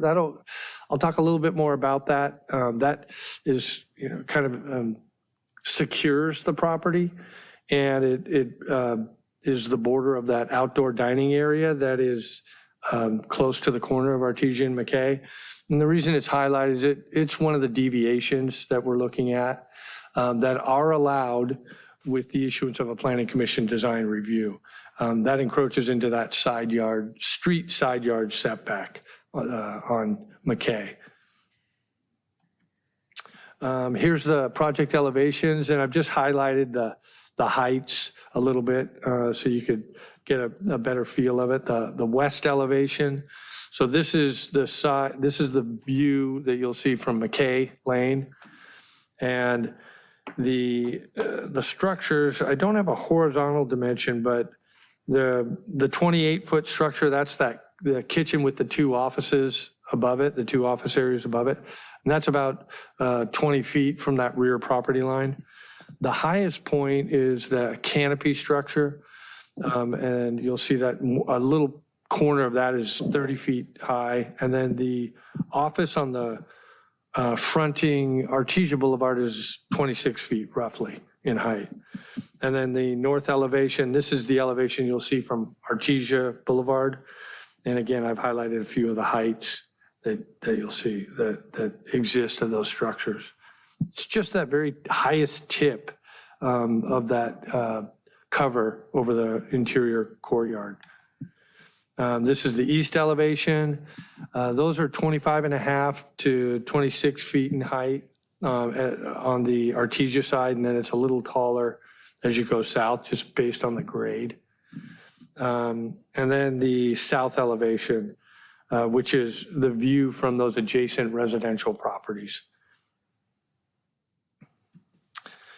This is a rendering. The architect has some additional renderings. By the way, the architect and the operator and property owner are here tonight, and they plan to, with the Planning Commission's permission, have a little presentation as well. But this is a really good view of the site. I just want to highlight, the high quality design of these structures. There's various building materials, metal, pre-manufactured steel structures that are retrofitted for permanent installation. There's a lot of the use of wood and stucco as well. So it's a real mix. It's got a lot of relief, and it's really interesting architecture. So the project has, there's a lot of operational issues with respect to this project and a lot of moving parts. Again, the property owner and developer are here, and they'll have a lot to say about that. But this is details I pulled from their application. And it just kind of bullet points, what they're proposing in terms of their operation. This is a mixed-use hospitality, micro-retail, and office community destination, family-friendly gathering place on Artesia Boulevard. The property is to be managed and operated by Grub House, LLC, and then each of the food, beverage, and retail concepts will be independently owned and operated. And they'll be leasing their spaces to Grub House. It's a collection of established and locally recognized premium hospitality and retail brands, up to 16 restaurant operators. There's a lot of technology used in how the ordering is done and the delivering is done. And I'm sure the developer can get into those details a lot more. Again, there will be no indoor dining at this location. All the dine-in use will be outdoor largely in that main courtyard in the center, kind of in, we try to really locate all those customer-based activities on the north side of the property. They'll have some delivery. They have a mix on that last bullet point that itemizes how the primary operation, the ratio of different ways that it'll operate. 55% dine-in, 20% to go, 20% delivery, and then a small percentage for some catering. This slide, it talks about, the different examples of the types of cuisine. I can't even think of a different type of food that's not listed here. A lot of beverage service as well. They'll be getting an alcohol ABC Type 47 license. The parking, again, is fully subterranean, 42 spaces. The proposed hours of operation, they're listed here, Sunday through Wednesday, 6 to 12 a.m., and then Thursday through Saturday, 6 to 2 a.m. Those are the proposed hours of operation. They do plan to have, there's an entertainment component, which is really, that's probably a misidentified bullet, because what they're going to have is ambient level music through speakers. But they will, if they haven't detailed that yet, but in their communications with us, but if they do have live entertainment, they would have to go through the city's entertainment permit application process. And then some events, public and private events, will be held periodically at the property, including community events such as tastings, wine mixers, open houses, and other community-driven events, and then private events as well. You could get birthday parties, baby showers, charitable events, things like that. And again, the applicant can provide a lot of detail on how they want to manage that. So we've got two entitlements that we have are before the Planning Commission. The pedestrian-oriented commercial restaurant over 2,000 square feet requires a CUP, conditional use permit. And then the other entitlement on a lot greater than 10,000 square feet requires Planning Commission design review. So those are the two entitlements before the commission tonight. And I'm just going to walk through the CUP side of the house, so to speak. These are the purposes, and it's really, the commission, you've dealt with CUPs before, but it's really about, making sure there's no adverse effect on surrounding uses. And there's specific allowances for conditions to be applied to the project in order to make sure the project is adequate in terms of its size and shape to accommodate the use and then meet all the development standards. Also, another component and purpose of the CUP is to make sure it's got adequate access and that the roads adjacent to the project can accommodate the anticipated traffic. So the first kind of requirement of a CUP is that it meets the zoning development standards. So I've just got these, and your staff report had a lot of detail and all the development standards and how the project met those requirements. So there's floor area ratio. It's currently limited at 0.5. The total area of the site is a little over 19,000 square feet, and the total allowable gross floor area is 9,772. And the project meets that. It's right on 0.5 FAR. Building height is 30 feet. We went through that. The project complies with that. It's only also allowed 2 stories. The project only has 2 stories. And then setbacks is the other requirement. Along Artesia Boulevard, there's a requirement for a 3-foot setback. The project meets that. On the street side, it's required to be 10 feet, and that's the side fronting McKay Lane. And that's where I'll have a little bit more to say about a few of the proposed encroachments into that this body has the authority to approve that through the Planning Commission design review. And it's only when the project site is adjacent to residentially zoned properties, and that's the case here. So I've got a couple slides that just show exactly what these proposed deviations are with this project. The first one, I've got it highlighted here. This is the subterranean garage, so it's completely below grade, but it encroaches into that 10-foot side setback, street side yard setback. So in order for them to do that, the Planning Commission has to approve the Planning Commission design review with this design. It's interesting, there's no real criteria for, we can approve a modification, for this reason. It's all just the, whatever the criteria is for the Planning Commission design review. There's no additional bars or bar that has to be met for these deviations. Here's the other one. I've highlighted again that trellis and fence structure that encroaches into that 10-foot side yard. We would allow a fence into that, but that trellis is just a little bit more. Staff's opinion is that it adds a lot of, again, a good architectural design, and we support that proposed deviation. And then the third one is the structure in the back, the dishwashing structure and a little bit of the storage structure. There's a requirement that we have a 20-foot setback, but the applicant is proposing to encroach into that for that small area, the dishwashing and a little bit of that storage structure. It's important to note that there's no openings that'll be within that 20-foot setback area. The entrances, are within the setback area, and the dishwashing area opens to the north. So staff's opinion is that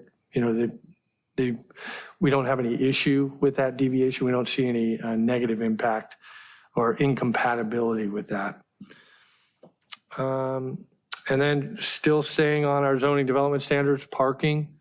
We broke down all the different uses. They're also provided in the staff report. The office use has a ratio of 1 per 300.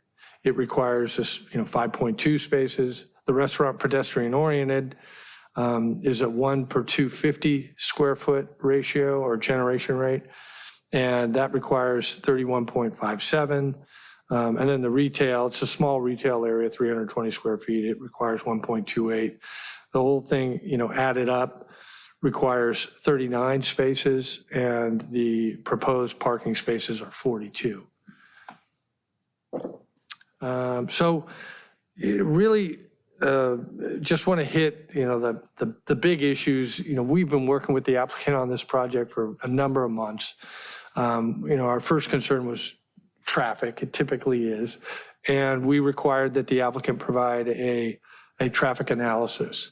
So they retained Kimley Horn, licensed traffic engineer, and provided that to us. We sat down with our public works director and the traffic engineers from Fair and Piers, who helped the city develop the vehicle miles traveled requirements. And then, of course, planning staff looked at it as well. The ultimate trip generations were fairly low, 11 weekday AM peak hour trips and 47 weekday PM peak hour trips. And there's screening criteria when we analyze these reports. We have specific VMT, vehicle miles traveled, screening criteria that the project was measured against as recently adopted by the city. And the project it's less than 10,000 square feet of building, and it's locally serving. So it meets the screening criteria to not require additional environmental analysis with respect to vehicle miles travel. And the same thing with local transportation assessment requirements. Provided there's less than 50 new net trips during any peak hour, then there is no additional analysis required. The other issue, early on we identified was noise, or the potential for noise. It's all outdoor, it's all open.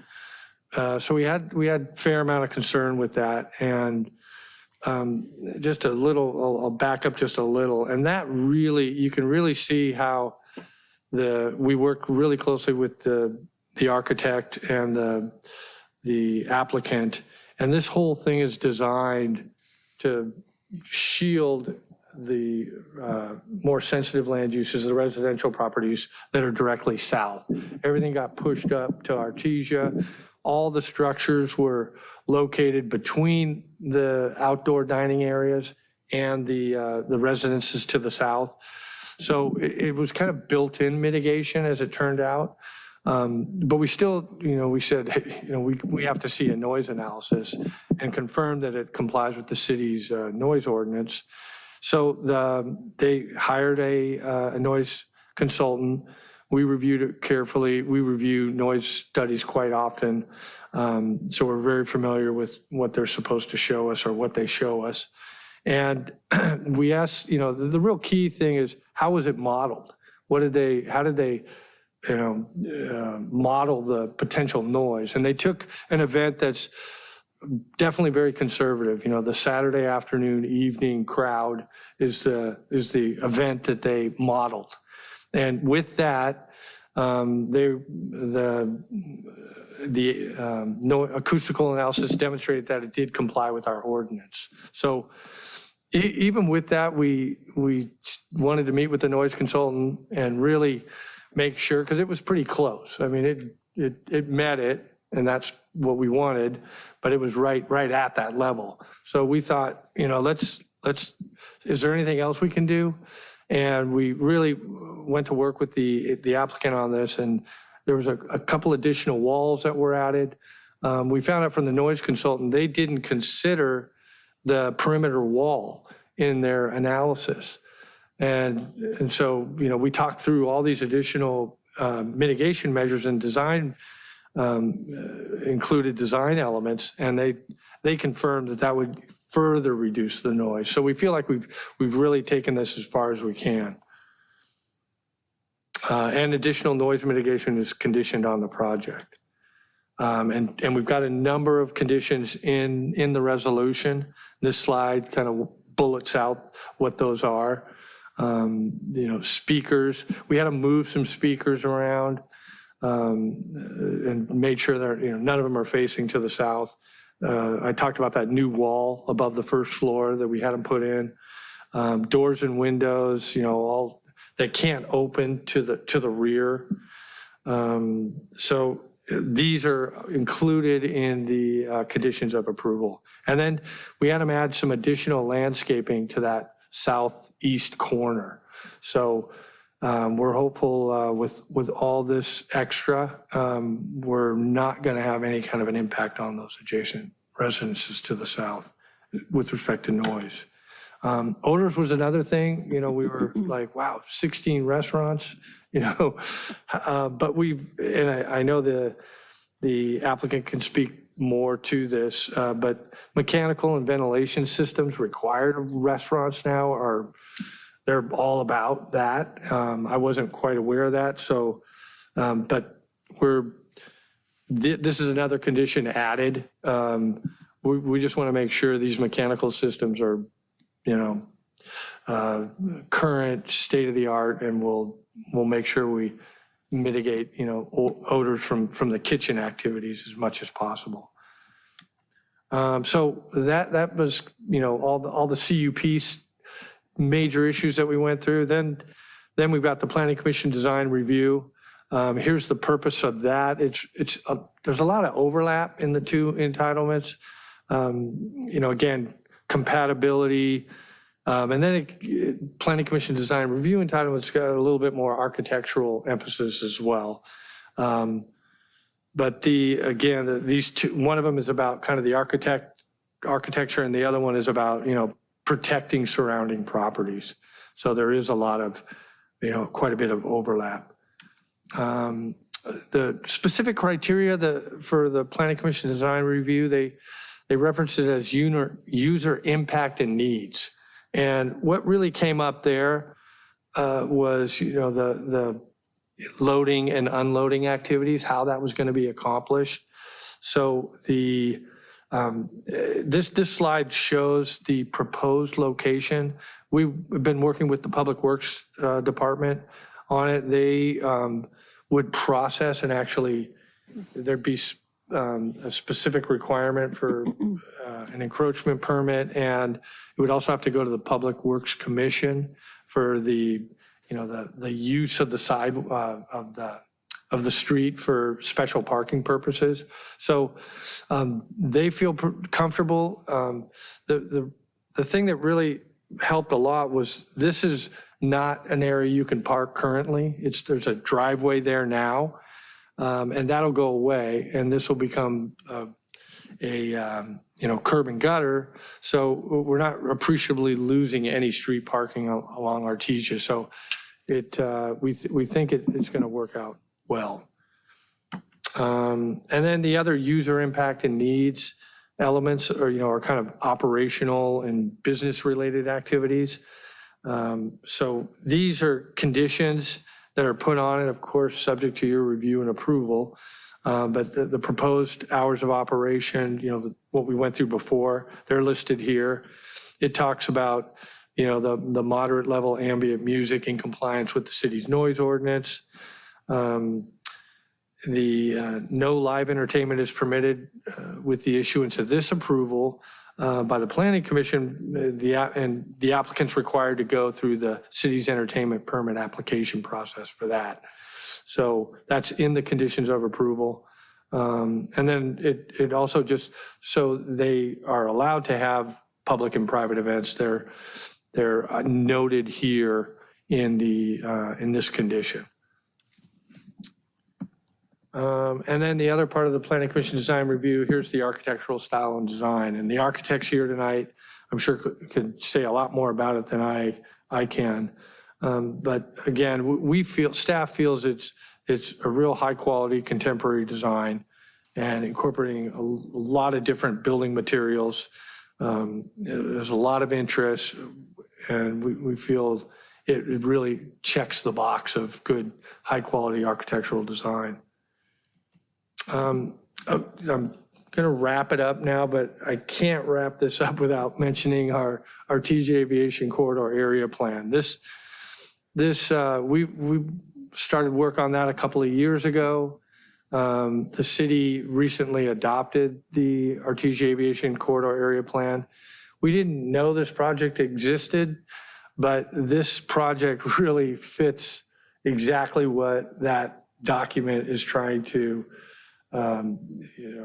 create. This is, in terms of its uses, it hits all or both of our preferred uses per the Artesia Aviation Corridor Area Plan, restaurants with outdoor dining and office. Those are the two preferred uses. And then in terms of location, it's actually, there's two areas of the corridor that were identified as activity nodes where there's some opportunities to, create some revitalization. And this is in one of those activity nodes. So it really is a project that expresses a lot of what we were trying to achieve with the adoption of the ACAP. So, and with that, the Community Development Department recommends that the Planning Commission make the findings set forth in the attached resolution, open the public hearing, you already did, and take public testimony, close the public hearing, then consider the application and proposed plans.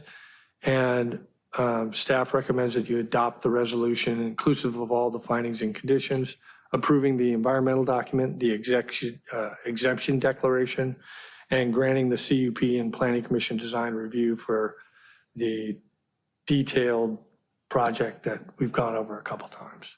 And with that, we're open for questions. And again, the applicants here, and we've got a slide deck for them if you're up for that. Do any of the commissioners have any questions for Senior Planner Scully before we invite the applicant up?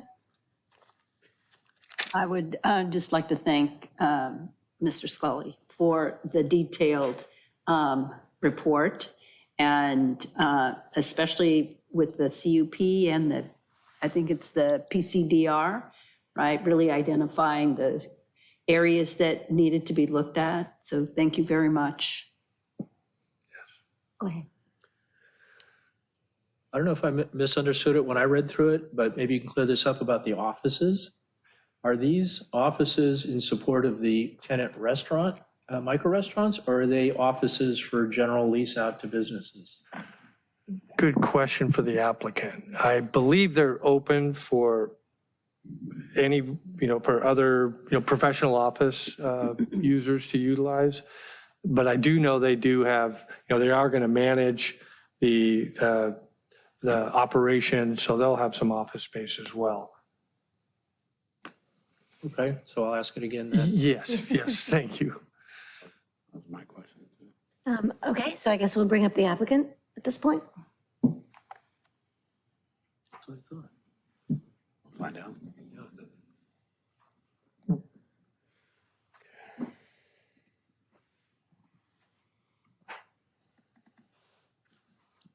Hello. Hello. Good evening. Thanks for having us. Needless to say, we're very excited to present and get out of stealth mode, if you will.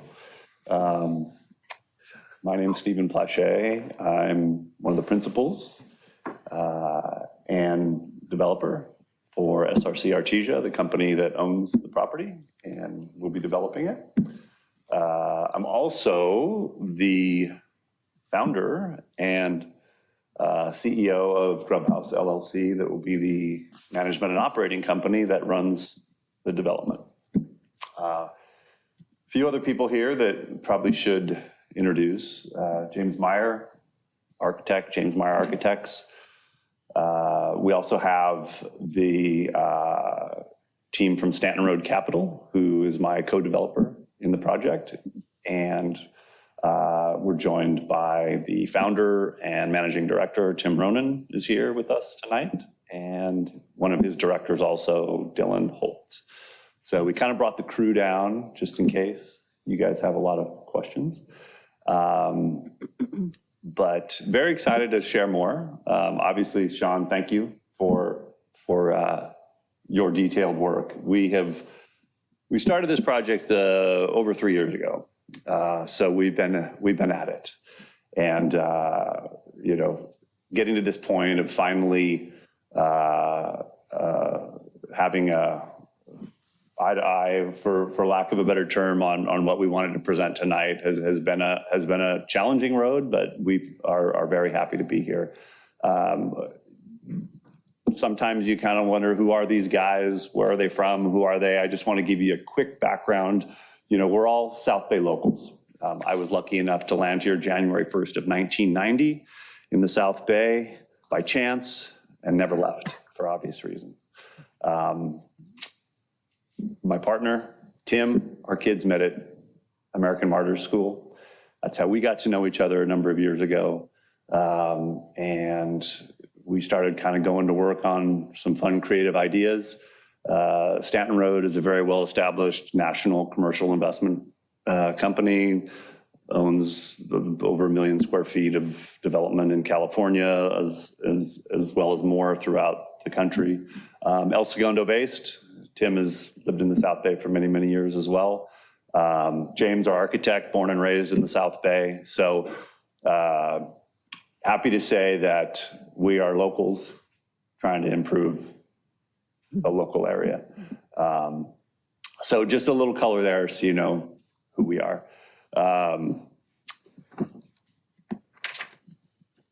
As I mentioned, started a long time ago, 3 years ago. We were one of the proposals for taking over the 900 PCH, the old Land Rover dealer. Didn't get it. Very disappointed, but we went to work, rolled our sleeves up and said, what can we find locally that would make a project like this work? That's a very different type of property than Artesia. So we kind of scratched our head looking for other properties that had a lot of sprawling space and capacity for buildings and cars and, you know, traffic and people and all the fun stuff we wanted to do for a very, very candidly unique project. Couldn't find it. Looked everywhere. Stumbled across this property. Immediately said it's too small. It's not big enough. It's not sexy enough. And at one point, kind of hit us all at once and said, well, if we can't find it, let's figure out how we can do something really cool on a half-acre property. And the only way we can do it is by going lateral to vertical. So we are building a 42-car parking lot underneath a half-acre lot in a main-on-main location in the South Bay that's never been done before anywhere in the country for this kind of project. So it's very unique, and we want to bring it to Redondo Beach. I am happy to do a couple different ways to get more into the nitty-gritty of the project. I can answer questions. I can walk through a few slides. I can do whatever you guys and ladies would like to do. I'm happy to be flexible, but you tell me what works for you. But we brought a slide deck. I don't want to go, there's a lot of information in it. I can go through it high level if you would like, if that would help. And then we can follow up with questions. You just tell me what you would like. Commissioners, what are your preferences? Let's see the presentation. All right, let's do it. Let's do it. Anybody else? Sounds good. Well, the first one's a cover, so we can jump to number 2. And this is kind of just high level what we as a company are looking to build and what our goals are in a project. First and foremost, it has to be convenient, and not just convenient, hyper convenient. That means 5-minute walk, bike, skate away from our customer. And this property certainly checks that box. Secondly, it has to be a destination. That's what we want as a project, is a place for people to come and hang for a while, stay for a while, enjoy it, whether it's a coffee and bagel in the morning before work, a lunch, an afternoon, a dinner. Family friendly from young to old. Could be a group after an AYSO soccer game. It could be a business group. It could be a bunch of moms with strollers wanting to come by and hang out and get out of the house, right? So this is a destination hub that's hyper convenient for the community. So it certainly checks that box. The third one is it has to feed into what our vision of the new concept of developing real estate, which is living locally, which is close, hyper convenient, and a destination. And that ties directly into something that's very important to us, which is our green initiative. And there's a slide dedicated to that, and I can certainly explain more what that is. But our marketing campaign is walk, bike, skate, don't drive. So yes, we're building a 42-car parking lot underneath this beautiful structure. And yes, it's for customers and employees and people and staff and all the stuff we need to do to make this work. But we will be leading in this community with a sustainable vision, and I'll talk more about that when we get to the slide. So you can jump to the next one.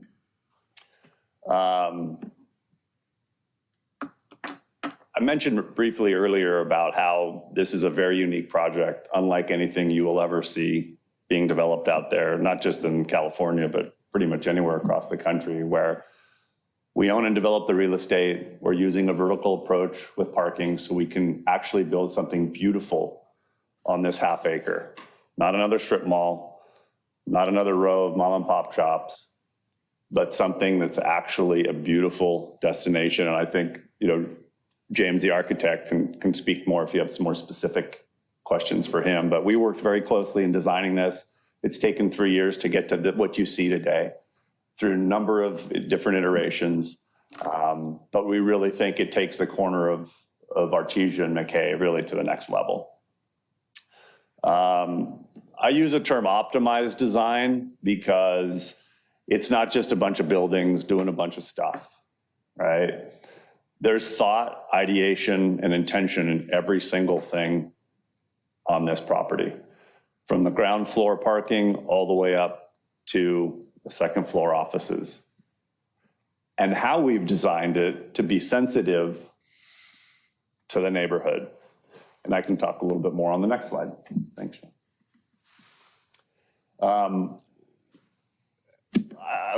This is high level stuff, but one of the things that's most important is the customer experience to us, and everything we're doing in optimized design is speaking to that.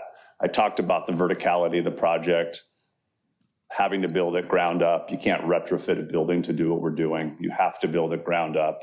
And all of this, which you see there, and I won't touch on each one, but you have to intentionally design this to be frictionless for the customer. And that's what our goal is, and that's what I will share a little bit more with you tonight without getting too ahead of ourselves. The next one. So you've seen the site plan that Sean shared. This touches on a few other elements that are really critical to what we did and why we feel that it works for this location, even though it has some proximity to some residential on the south side. He touched on the setbacks.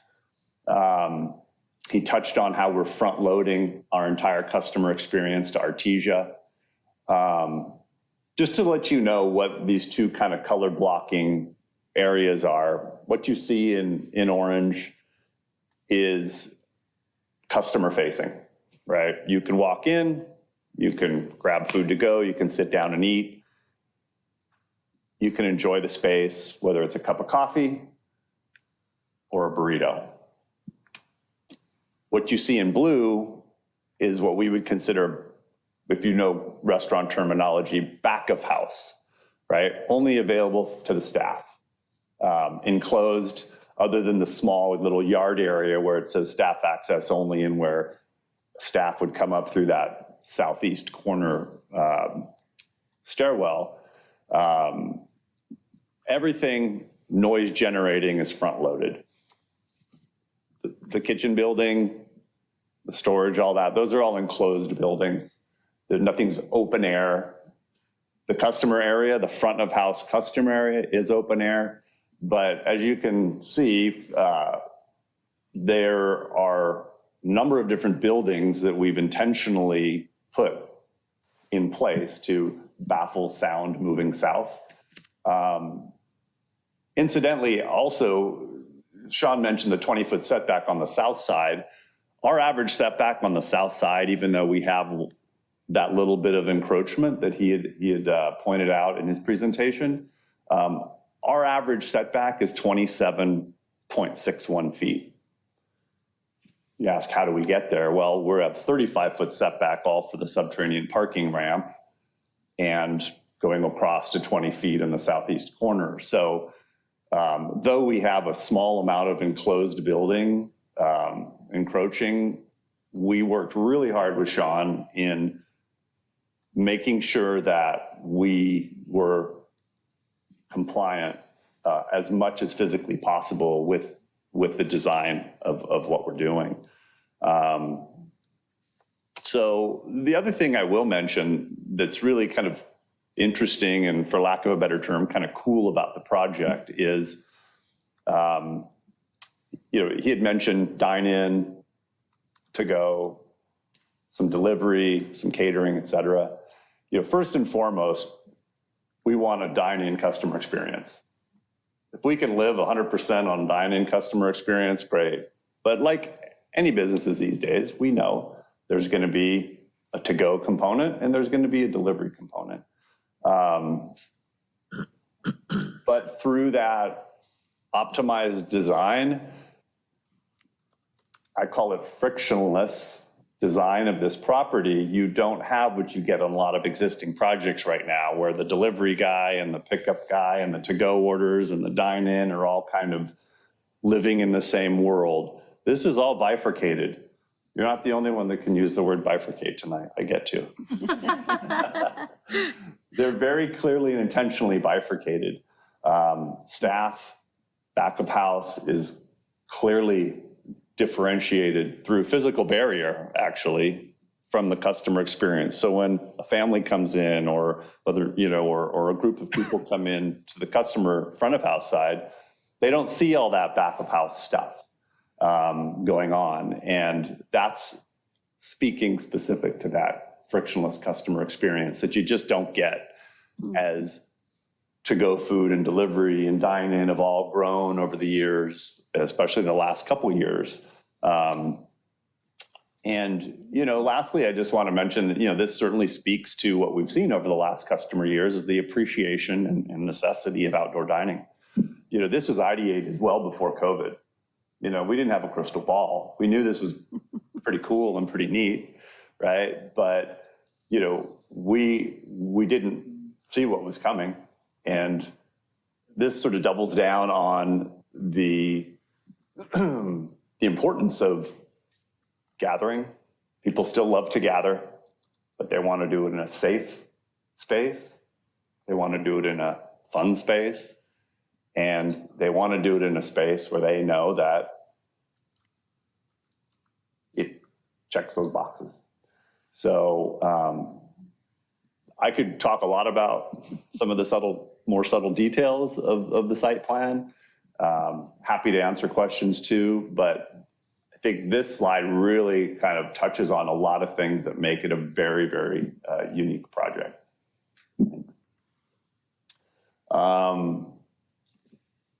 Community destination, kind of led talking about that. This is really our value proposition for the project. This is what really hammers home why we think Redondo Beach, and specifically North Redondo Beach, will fall in love with something that's in their backyard, that's convenient, close, and they can do a whole bunch of stuff here. It's not just about food. They can come and have a drink. They can chat. They can just grab a cup of coffee. They can post up with their laptop for an hour if they want. There'll be a space for that. If somebody wants to celebrate a AYSO win with the group, they can come and have a party or a group outing. There'll be a small little play structure area for kids and toddlers. So if a mom wants to just take a break and sit and have a little safe turf area, it's kind of like a little bit of, think of it as a very, very small version of the point, right? Very, very small version of the point. But there will be an area that's dedicated for that. And I have 2 young children, so I can certainly appreciate that. And my wife would too.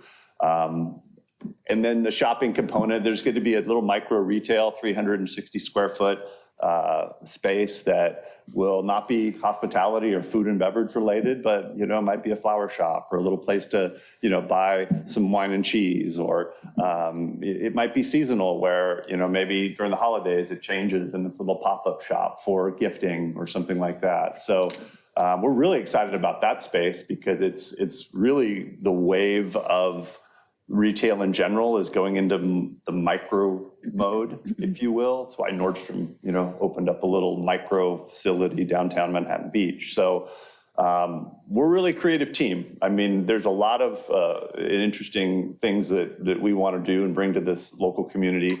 But this just gives you kind of a general sense that, you know, we kind of affectionately refer to it as, you know, the new local stomping ground for this neighborhood. You can come and be there 5 minutes, or you can come and hang out for a while. You know, we love it both ways. Next one. This touches on the multi-channel food experience. Sometimes that's a little bit newer for people to understand. You know, a lot's been said about 16 restaurants, and, you know, this seems to be the alarming kind of soundbite that has come up a couple different times. But I think it's important to draw a distinction between 16 restaurants, which requires infrastructure for 16 different food operators, and that's clearly what we're not. We've actually aggregated this process. We have 16, up to 16, one being beverage. So let's call it food is 15. Could be a coffee and bakery concept is one of those, right? They're all maybe open in the morning from, you know, 6, 7 a.m. in the morning to 10 a.m., right? But it's important to think of them as 16 food concepts as opposed to 16 restaurants, right? Because there's economies of scale in what we're doing. We're the restaurant. Grubhouse is the restaurant. We've aggregated and incorporated economies of scale for all those front of house functions. Even the physical structure, we don't have 16 different bathroom facilities, 16 different hosting stations, 16 different, you know, seating areas for 16 different restaurants. It's all those efficiencies are aggregated into a single operator, which is Grubhouse. We just happen to have a bunch of different food varieties that are being offered, being produced out of very tiny little kitchens the size of this little space right here, which is been very popular in the last few years to be able to actually produce food out of a kitchen as little as 250 to 300 square feet. And it's amazing what 1 or 2 employees can crank out for that specific food with a very limited type menu. And I'll talk a little bit more about some of the concepts and ideas on the next slide, but these are kind of thought of as our buckets of opportunity for the community. Dine in first and foremost, takeaway, you want to call up, you want to use our Grubhouse app to order in advance. We'll bring it downstairs to you in your car, underneath in the parking structure, and you don't even have to get your 2 toddlers out of their car seats, right? We hear that a lot. I heard that a lot from my wife over the years. I don't have any options. I don't want to get the kids out of the car seat. So your option is go to drive-through, fast food. But when I talk to you about the types of food concepts in a minute here, I mean, it gives that scenario a whole bunch of new opportunities. That's park and go, of course, delivery. Any restaurant's doing delivery these days. The gatherings I talked a little bit about, it could be a small birthday party, baby shower, you know, a corporate retirement group or whatever it may be. It might be a small charity event. And in this property, by the way we've designed it, also has a really neat opportunity to do community events, cooking classes, wine tastings, things that are associated with the community that are near and dear to the community, you know, pop-up art show, those kinds of things that really make Artesia McKay a hub, right? A community hub, more than just transactional, but really a place that people can adopt as their own in the neighborhood. Next one. So I talked about the concept of 16 different, you know, food operators. Of course, there'll be beverage. This just gives you kind of a quick high level overview. It doesn't mean we're going to necessarily have every one of these, but think about an established brand that's already operating, that has a great following. Maybe they have a brick and mortar in another part of the Southland, other part of the South Bay, and they want to come to Redondo. Well, it's very expensive to open a brick and mortar operation, and find the location and build it out and take the 2 years to build it.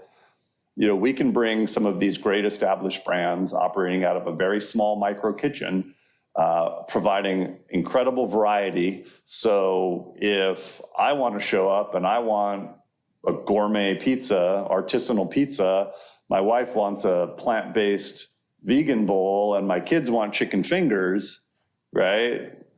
Now, what do you have to do? You have to go to 3 different restaurants, right? That doesn't work, right? When you have a family or a group to come to a consensus, we will have this amount of variety operating under a single establishment.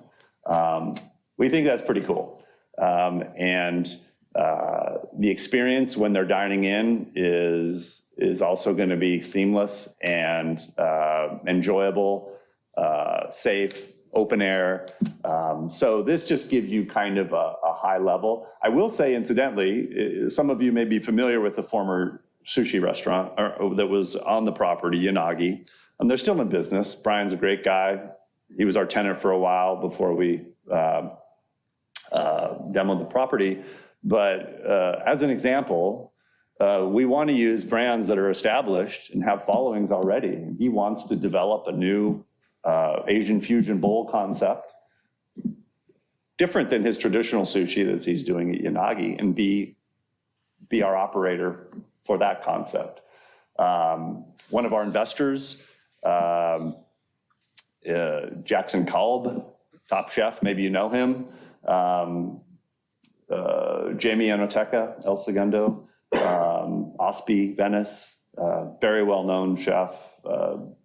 I hate the word celebrity chef, but has that level of following. He's an investor and will be operating the casual version under our Italian concept.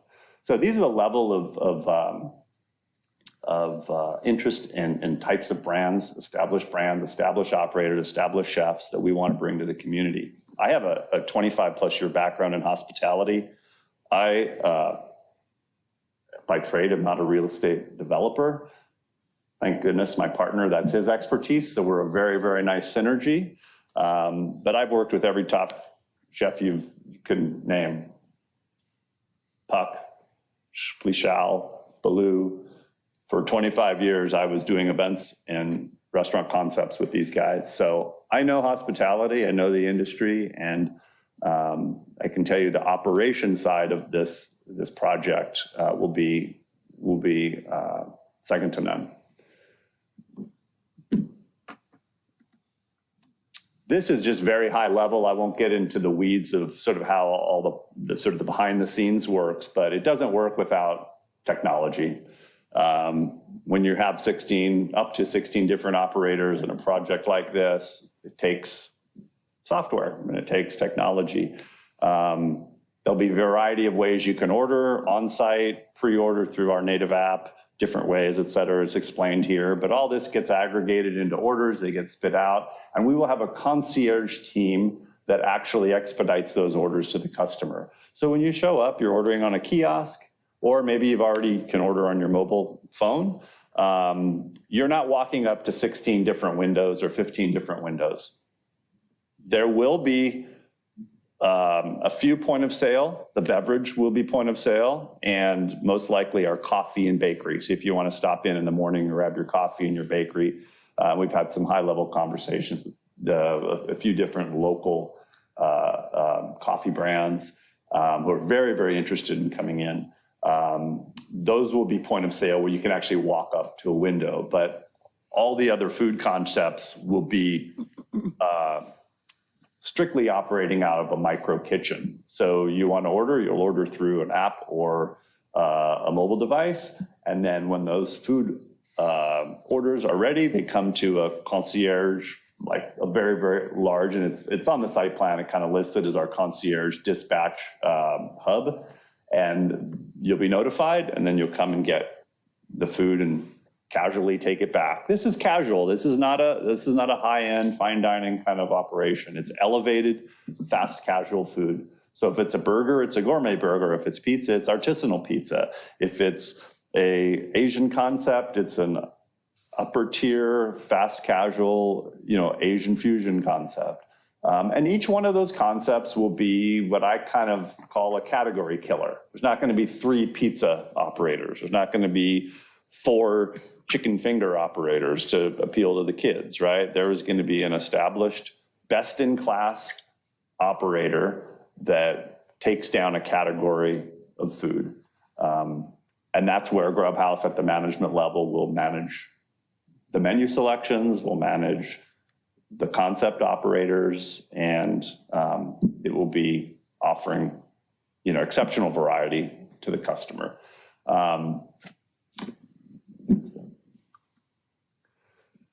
So I mentioned earlier our green initiative. This hits about 15 bullets that are really kind of the actual execution of that. Everybody can throw the turnaround, sustainable, green, all that kind of stuff. But there's some actually very quantifiable ways you can actually achieve those goals when you're designing and building ground up projects in the hospitality and restaurant space.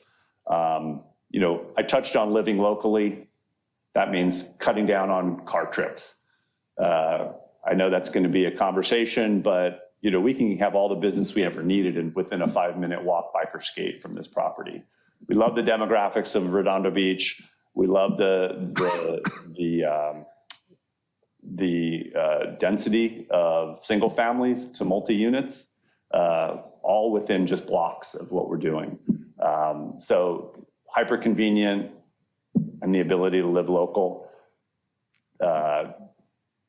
The way we're actually even building this property using recycle, reused, and reduced materials, we're using a lot of materials that speak to that, and be happy to, if you want to ask James a little bit more about that, he'd be happy to share that.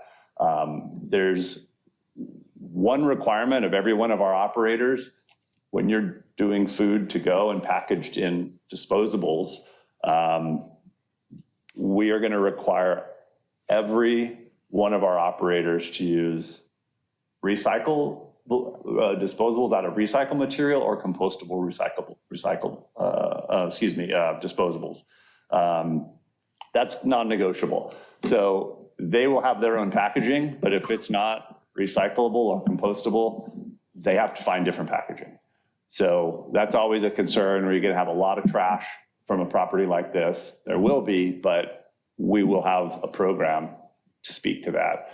Designing the kitchens, the equipment we're using, centralizing a lot of the centralized sanitation reduces water use. Talking about 16 restaurants running water. Well, now you have 16 restaurants that have a time that they can run water, right? At a dishwashing station, right? So they're not overusing water.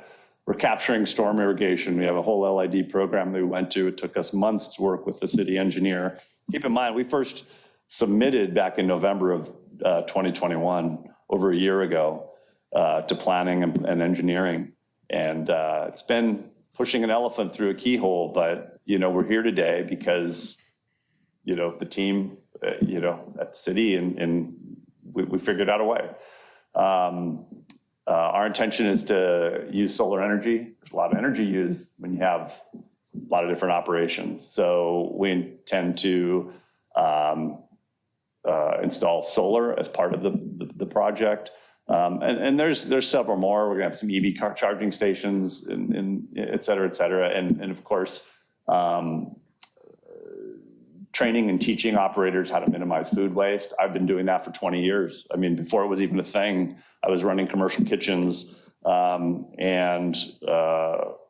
with multiple operators and teaching them how to efficiently reduce food waste. So this speaks to my background of 25 plus years. So I leave you with that. Be happy to answer any questions specific to the project. I'm sure you have some, and happy to answer any.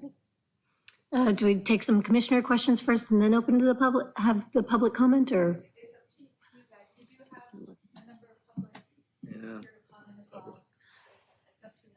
Right. Maybe we should hear the public's comments first. They've been patient. Okay, so we do have. Thank you for your presentation. Sure, thank you. Thanks for listening. We do have someone here live. We also have 2 people on Zoom. So for the people on Zoom, we're going to take the live audience first, and then you'll be next. I'll prompt you to use your raise hand option on Zoom. And we also have 1 e-comment. So Mr. Timothy Van Cyber, can you please? Thank you. Thank you very much for an opportunity to speak. Thank you for presentation, and apologies for the premature start on what I wanted to say. I live immediately behind this property, so my comments are both on my personal part as well as the Homeowners Association at 2405 Vanderbilt. There are 3 units immediately to the south of this property. They were all developed in 1999 from lots that were subdivided. Each of them are 3-unit townhomes. We have the following concerns. First off, we never saw any of these plans until this evening, so some of the questions were formed without really knowing what the plans look like. First off, traffic is a concern. Second, the modified side and rear sets. Thirdly, capacity of what they're planning to have here. And fourth, use of environmental and natural resources. Specific to the point of traffic, we do anticipate there will be increased traffic flow. Please realize that the current lot holds 20 cars, and it was very rarely used. It was a hardware store, and it was a takeaway bistro with very limited seating. So we understand that the 42 per the computations have to do with minimums, but we are concerned about the access. I don't know if you've ever been to our neighborhood, but if you are on Teaser Boulevard and attempt to turn right on McKay, you run a risk of running into someone who's going north because the width of the street is so narrow. We have a bus stop there. Quite frequently, there are U-turn errors that are made at that particular location that have led to deaths, injuries, and damage to city property in terms of the bus station. I didn't see anything discussed in terms of what will happen with the bus spot, which serves both the Beach Cities Transit as well as the Torrance Transit. If you've ever traveled on McKay and had to stop at that light, the traffic backs up and will immediately impede your access to get into your parking lot. And that means that traffic is going to back up on Artesia, turning right to make a left into their parking lot. Their parking lot will be immediate adjacent to the wall where we have our 3 units. Each of the units at the rear of the property is inverted floor plan. So the second story contains the living room, the dining room, the kitchen, and will all be facing towards this property, listening to all of the traffic come and go. I do thank you for thinking about the deliveries, so they would be on Artesia Boulevard as opposed to having delivery trucks running in our backyard. Is there any way that I could ask for a minute or 2 beyond? Motion to extend. Second. Yeah, second. Thank All you. in favor? Aye. Aye. Any opposed? Thank you kindly. The Redondo Beach Fire Department is 3 blocks away, and it uses McKay Boulevard. How do you think the service times and safety will be impacted by the fact that fire trucks are trying to come down a street that's blocked by traffic? We would request the following mitigations be considered. Please consider discontinuing U-turns at that intersection on Artesia Boulevard. They are dangerous to begin with, and it would only be worse by this development. Please consider altering the traffic pattern so that it is a 3-way light and possibly with specific time for pedestrians to cross when traffic cannot flow. The 3-way would allow some traffic to come south and make a safe left-hand turn without having to navigate in an unregulated intersection with other traffic coming to the north. You are 2 blocks away from a middle school, and there are people who do walk there and who take their kids there. So this is a high traffic figure, and I agree with the gentleman regarding this, but we also need to be sure that we don't compromise safety for the residents. In terms of the setbacks, they're putting the staff-only area, which would operate until midnight, right adjacent within 20 feet of our residents. So that's a little bit of a concern, and I commend you both for the work together in order to try to focus the direction of the noise to a certain degree. But I also ask you to consider, if you have ambient noise and 200 diners, do you think those 200 diners are going to be quiet? No. What will you do to monitor decibel levels? You can monitor the decibel level of the music. What do you do to moderate the decibel level of the people? Because that would be going on and it would affect our residents. In terms of capacity, I've had concerns about this 16 micro kitchen, but I think you've explained it fairly well. I've actually traveled to Singapore and have been to hawker centers, which are a similar concept with many different restaurants. It's a gathering place. They work beautifully there.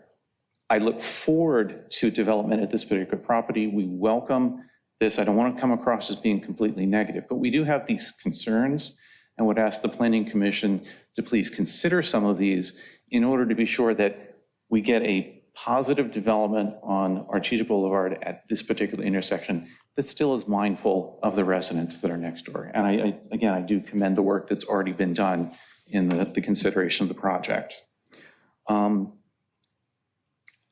Thank you for talking about the environmental concerns. We also wondered about, with all the water restrictions where we're not allowed to water extensively our outside yards, how much water are they going to be using and what restrictions will be placed on them? Plus, what happens with the waste stream? So I conclude there. Thank you for the additional time. Thank you very much for the opportunity to What was your speak. last statement? What happens to, Sorry? you said, what happens to, I missed the stream? The waste stream. Okay, gotcha. Where is it stored? Will we be dealing with those odors? And it was also with respect to the volume of waste, the separation as they discussed, and of course, encouraging recyclable and compostables. Yeah, thank you. Thank you very much. Thank you for your comments. Can I say something? You make a very, sorry for my accent, you make a very nice picture with many trees. There is no trees. You have all these people who live on this building with facing on You can come up. If you could come and speak into the microphone, then you'll be in the record. My English is not very good. That's okay. I don't know if people understand me. We can understand. But I understand. I was on the real estate in France, donc I understand the process, but I am concerned about the noise. I don't like noise. It makes me crazy. And I understand people want to do money. This is important for people, but they need to thinking as the people we live around. The people want the quietness. There is a very nice park, a little, sorry, my English, but That's okay. there is a nice park, not so far, beautiful park. We don't need another park here. This is a place for office, hotel, restaurant, but not burger with many smell. We have the Galleria already, the Galleria with many concepts of this food course. The Galleria has another project to get out the Galleria and to put many food courts outside. Donc it will be another things. For these nice people, we have the restaurant around Artesia. They have already the little business, and this will kill all the little business around. We have a restaurant. It's okay. And what I want to say, sorry, I am not happy with this project. It's okay. I am not happy. I know people want to do money, but they need to thinking as the people we live around. That's it. Before you sit down, could you give your name for the record? My name is Laurence von Skyver. Okay. And you live in one of the homes behind it? Yes, I live. Okay, gotcha. I don't want noise. Right. Thank you. Thank you. Join the crowd. Is there anyone else in the audience that would like to speak on this project? Please. Before you do, which units do you live in, sir, on 2405? Yeah. We live in Unit A, which would be the farthest away from where the property is. as I was stating earlier, my apologies. We have 3 units in our building, and I've spoken with the other 2 units and was kind of presenting our collective concerns. The people in Unit C would be immediately adjacent, separated by a very small yard to the wall and to the service area that they're talking about. So I think they would have the greatest concerns, but unfortunately could not themselves come tonight. And does Unit C still have the trees in their backyard? There are 3 buildings, 2 of them do. Unit C in our building does not. Donc, only 2 trees, not trees like the picture. No, they don't exist. Only 2 petite trees. I'm so just to understand, are you saying there are no longer trees that separate this particular property from 2405 Vanderbilt? That is correct. We have a fence. There is some garden area on our side. There are no trees in the backyard of 2405. There are at 2401 and at 2403. Understood. Architectural rendering showed trees the whole way across, which is, I respect, it's artistic, but it's not an accurate representation. Please, I invite you to come and see the community, and you can see it firsthand. I mean, you can look right into the windows of the unit. But not of 2401, right? No, because they do have trees present. And 2403 as well? Correct. Yes.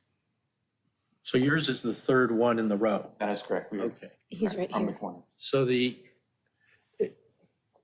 when I looked at the trees back there, it didn't look like they were going to provide much sound mitigation anyway. So I don't think you're at much of a disadvantage, but you're right, the rendering is incorrect. Thank you. Good evening. Thank you very much for letting me speak. I wasn't on the agenda. I wasn't sure that if I was. Your name? Sure. It's Tracy Marler, Thank you. and I actually live at 2401 Vanderbilt, Unit C. So my property butts up right against the driveway to the structure. So thank you very much for the presentations.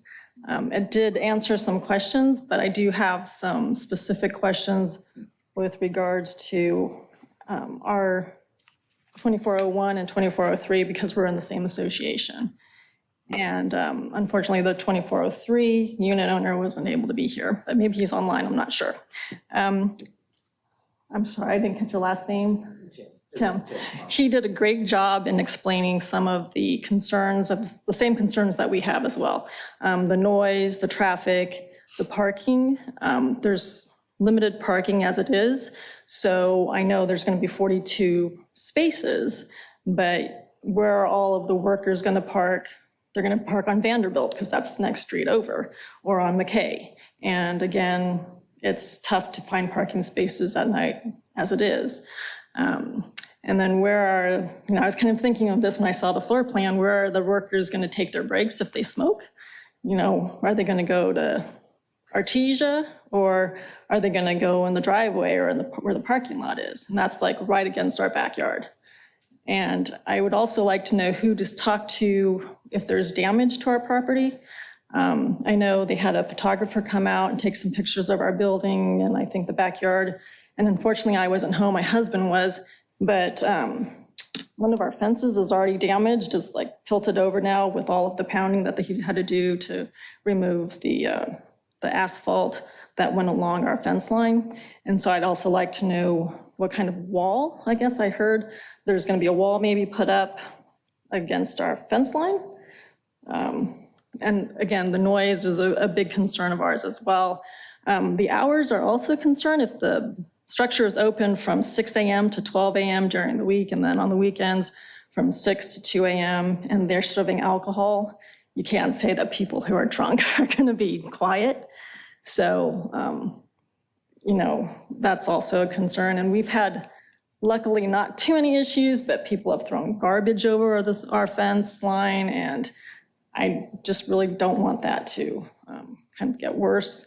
And I saw that the garbage was going to be done underneath, which is good, because that was a concern, because there's problems with raccoons, possums, rats, mice, and having a structure with that many restaurant facilities is going to add, I think, to the garbage waste. And I'm also supposed to ask from my husband, what kind of incentives does the developer have to mitigate the noise level? And Tim mentioned the decibel levels. He was going to oversee and measure that after hours, especially when it's late at night. We have families living in our units, and I know that our buildings are mirror images of each other, and there's a corridor, like the driveway, and any noise at all gets echoed all the way down, and it's horrible. So thank you for your time. Thank you very much. Do we have anyone else in the audience that would like to speak? No? Okay, so we're going to go ahead and move on to Zoom. We do have Eric Chang on Zoom. Eric Chang, if you can go ahead and unmute yourself.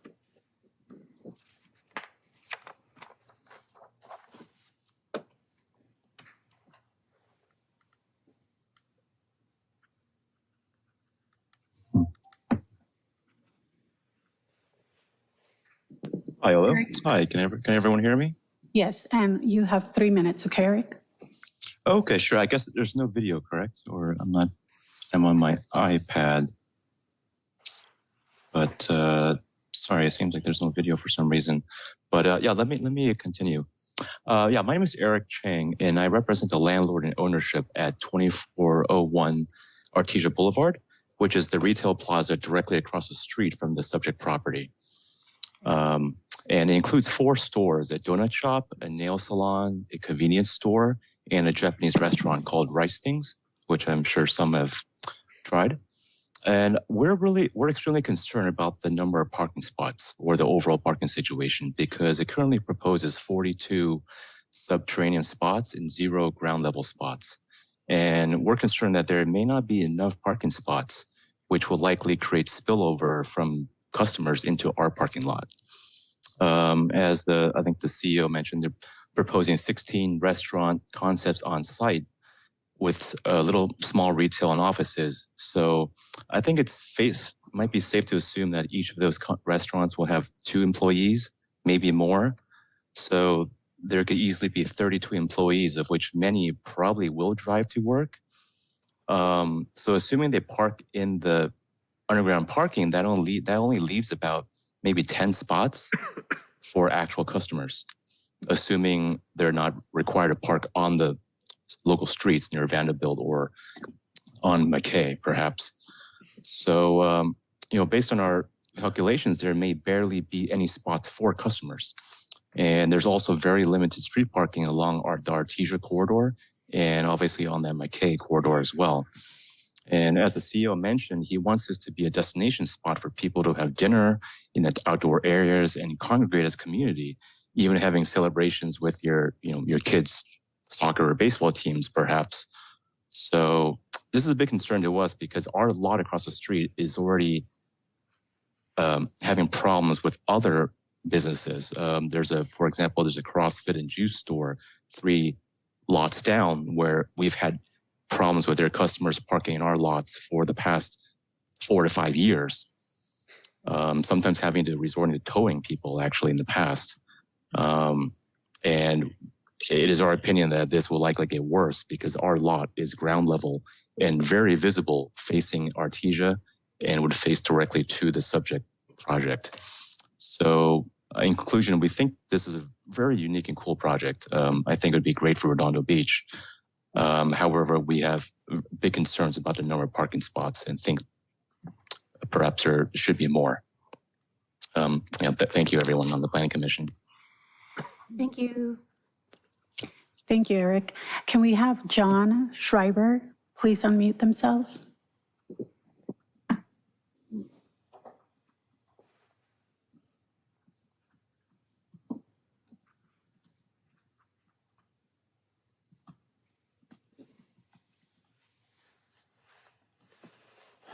Hi. Hello.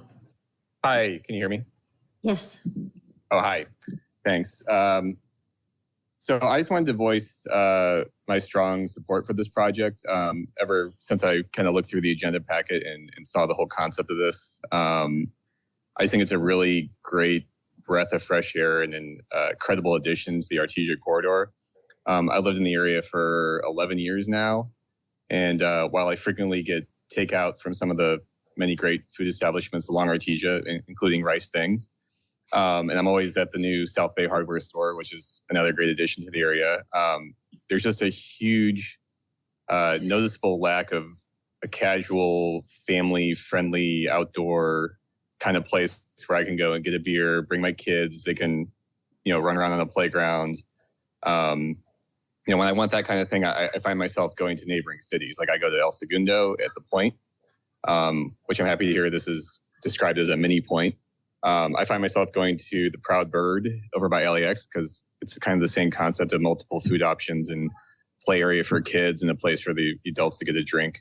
But, I live in the area and it's like, why do I need to go take my dollars to another city? I'd rather spend that money locally, and I'd rather be able to quickly drive there, walk there, bike there. So I think it's a great idea. I think with the proposed development, you're adding a great one-stop shop for good food and drink. I see myself visiting it frequently.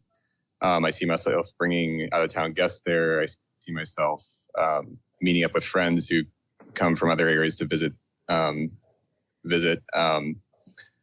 I'm happy to know it's a food hall style development, and it's going to feature local South Bay eateries. And it's not just another chain restaurant added to North Redondo. And we all know Artesia has its fair share of chains like Chick-fil-A and Starbucks and Coffee Bean. And it seems, we're getting too many chain restaurants and not enough new local cool spots to hang out. Just having a non-Starbucks, non-Coffee Bean coffee option, I think would be enough for me to support this project. Just last weekend, I was like, I want to go get a really good coffee somewhere. And it's like, well, there's nothing really great in the surrounding area. You have Coffee Bean, you have Starbucks. I also probably not to remind anyone that lives in North Redondo that the Artesia corridor is far from living up to its really true potential. And I think Grub House is a very good step in the right direction. It's revitalizing the area, and often, North Redondo is kind of forgotten and less visited than South Redondo. So sum up, I just hope that this is the first of many new great improvements along Artesia, and I urge you guys to approve it. Thanks. Thank you. Okay, so those are the only two comments that we have from Zoom. We do have an e-comment. So this one is from Andre Armas. This comment comes from the residents at 2403 Vanderbilt Lane, the property immediately next to the proposed project/venue to the south. Although we do not oppose this type of development, we are very concerned about the impacts this will have on the residents directly next to this venue, like ourselves. Our biggest concern is the size of this operation and its operational hours. 16 restaurants operating from 6 a.m. to 12 a.m. Monday through Wednesday, and 6 a.m. to 2 a.m. Thursday through Sunday is a lot of activity. This is not the same as one small restaurant in a hardware store or even similar. The operational hours do not seem reasonable in comparison to the previous use and surrounding area usage. Further, we are also concerned about the general construction of this project, in particular, the underground parking. Will this negatively impact houses immediately next to the property, to this project, including foundation/structure? We did not see information about this and would like to know this impact before a decision is made. Tied to the above, we are concerned that the 2 stories aspect of this development will negatively impact the privacy of these residents, including ourselves. Are there any solutions to this? Trees, no windows on this side, etc.? We are also concerned about the rear yard setback exemption and the impact this will have on residential houses immediately next to such a structure. Ideally, any buildings would be the full 20 feet from any residential house. The reasons for this are obvious and touched on below. Although we saw the noise and odor impacts, we are still concerned that residential houses immediately next to this venue will still get a lot of noise and odor pollution, especially after 10 p.m. I am also concerned about light pollution, especially after 10 p.m. Again, I did not see information about this and would like to know this impact before a decision is made. As of now, and based on the available information, these are the general concerns that we would like addressed before a decision to move forward with this development is made. Thank you all for your time. Okay, thank you. So now time for commissioners to ask questions? Yeah, Commissioner Lamb. Excuse me. First, I actually forgot to disclose, excuse me again. I did forget to disclose that I have spoken with the proponent.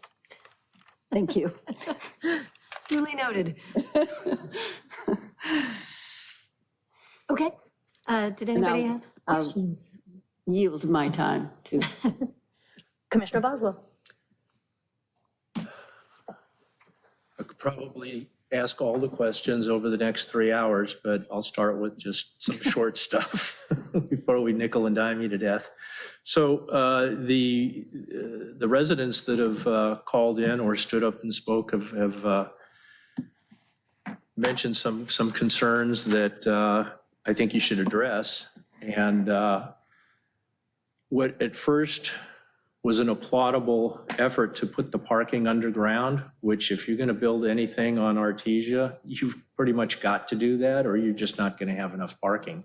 And yet the more people talk about 42 spaces not being enough and giving their reasoning why that is, can you address some of those issues like where are our employees going to park?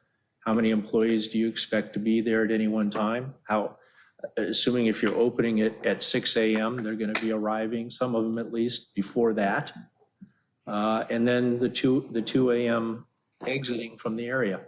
So what can you tell us about how 42 spaces is actually going to work and not seriously impact an area that basically has, like a lot of Redondo, and especially North Redondo, no extra available street parking.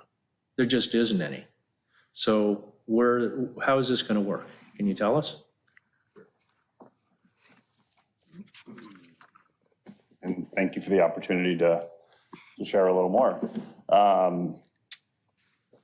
So as Sean mentioned, the 42 meets all the ordinance thresholds. Actually, it doesn't just meet it, it exceeds it, right? Based on the square footage and the site plan. But with that being said, I'm happy to talk operationally about how we think it will work. First and foremost, this property's proximity to our customer base is very close. I mentioned earlier that literally within probably a half a mile radius from this property, walkable, bikeable, scooterable, skatable, can give us the business that we need. So the old model that you got to get into a car and drive somewhere, park in a lateral parking lot, like a strip mall, all the way up to something like the Point, is changing. So let's be honest, and happy to talk more about that. But, and I haven't even touched on ride sharing, right? But let's just leave ride sharing aside. The purpose of this project is to serve the local community.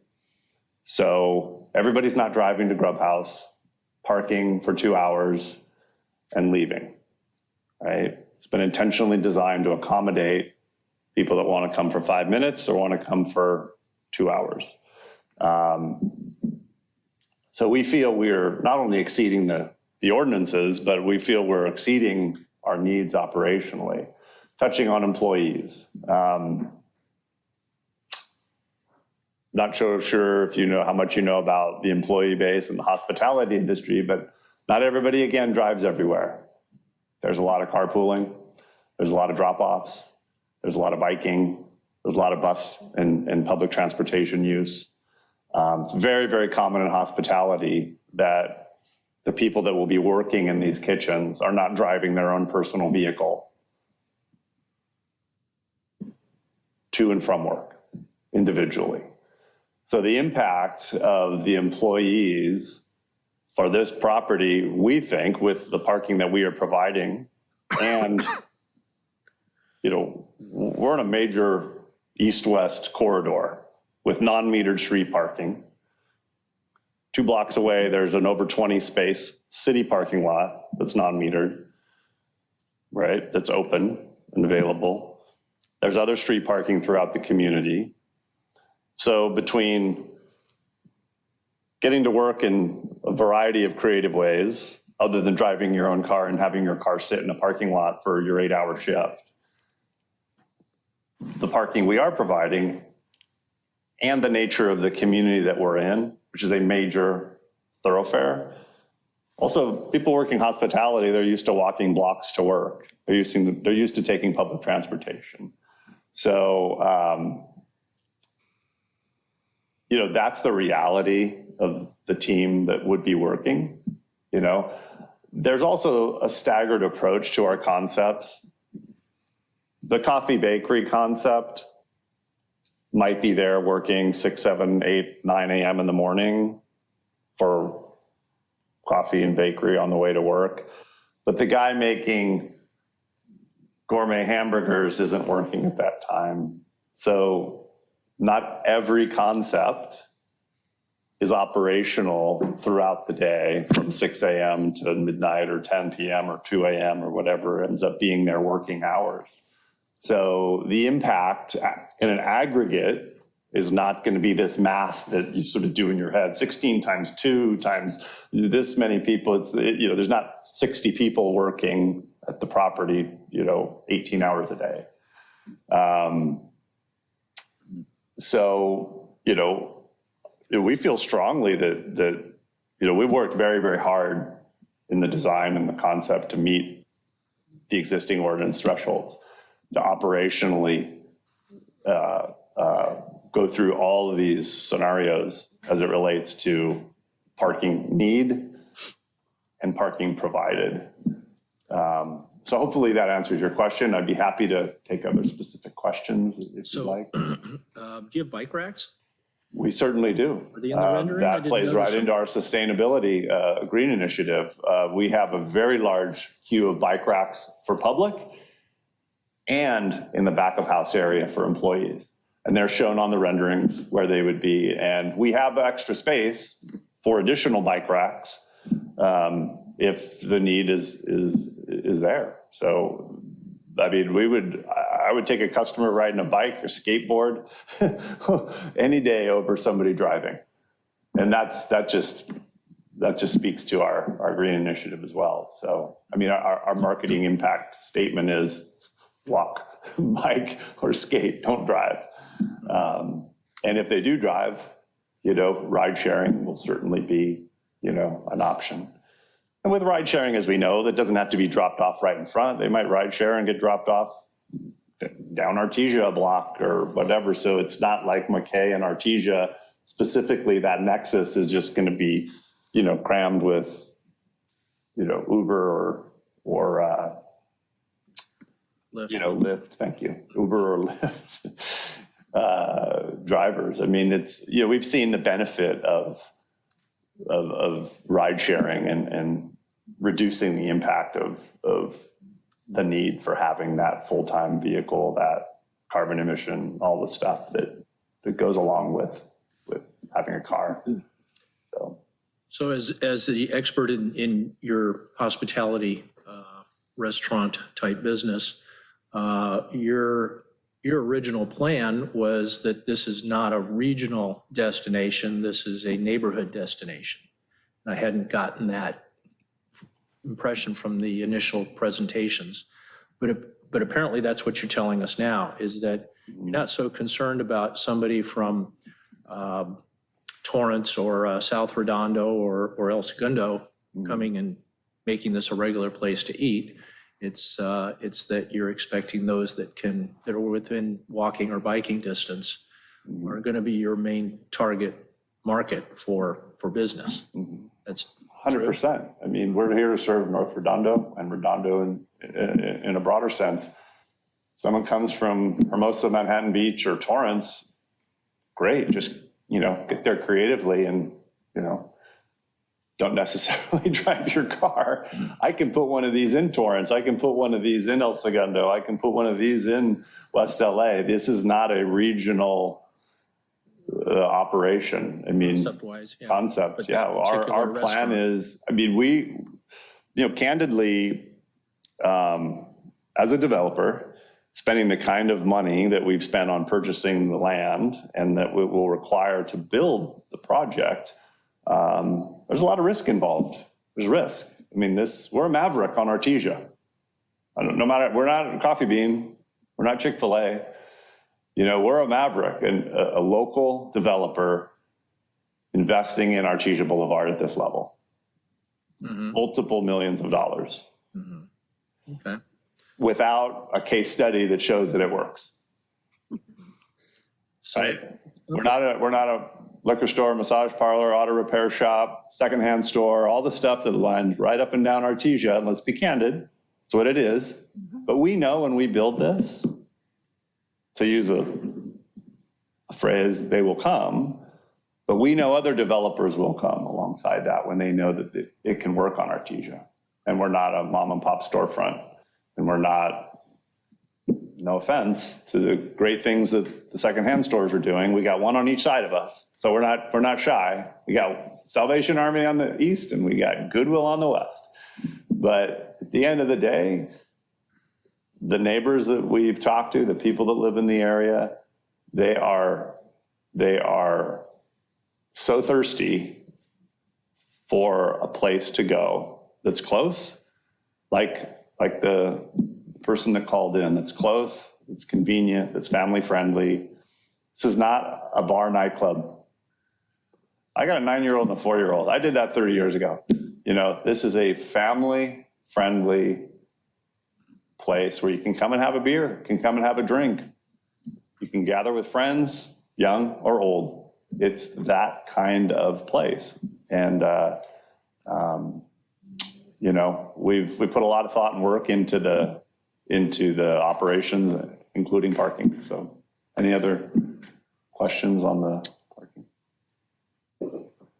No, I think you've pretty much addressed all of that in your certain respect.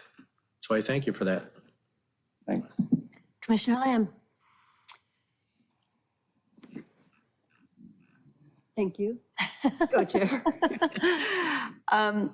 What is your estimation of the percentage of pedestrian traffic when you did your studies? What's your estimation of the total customer base?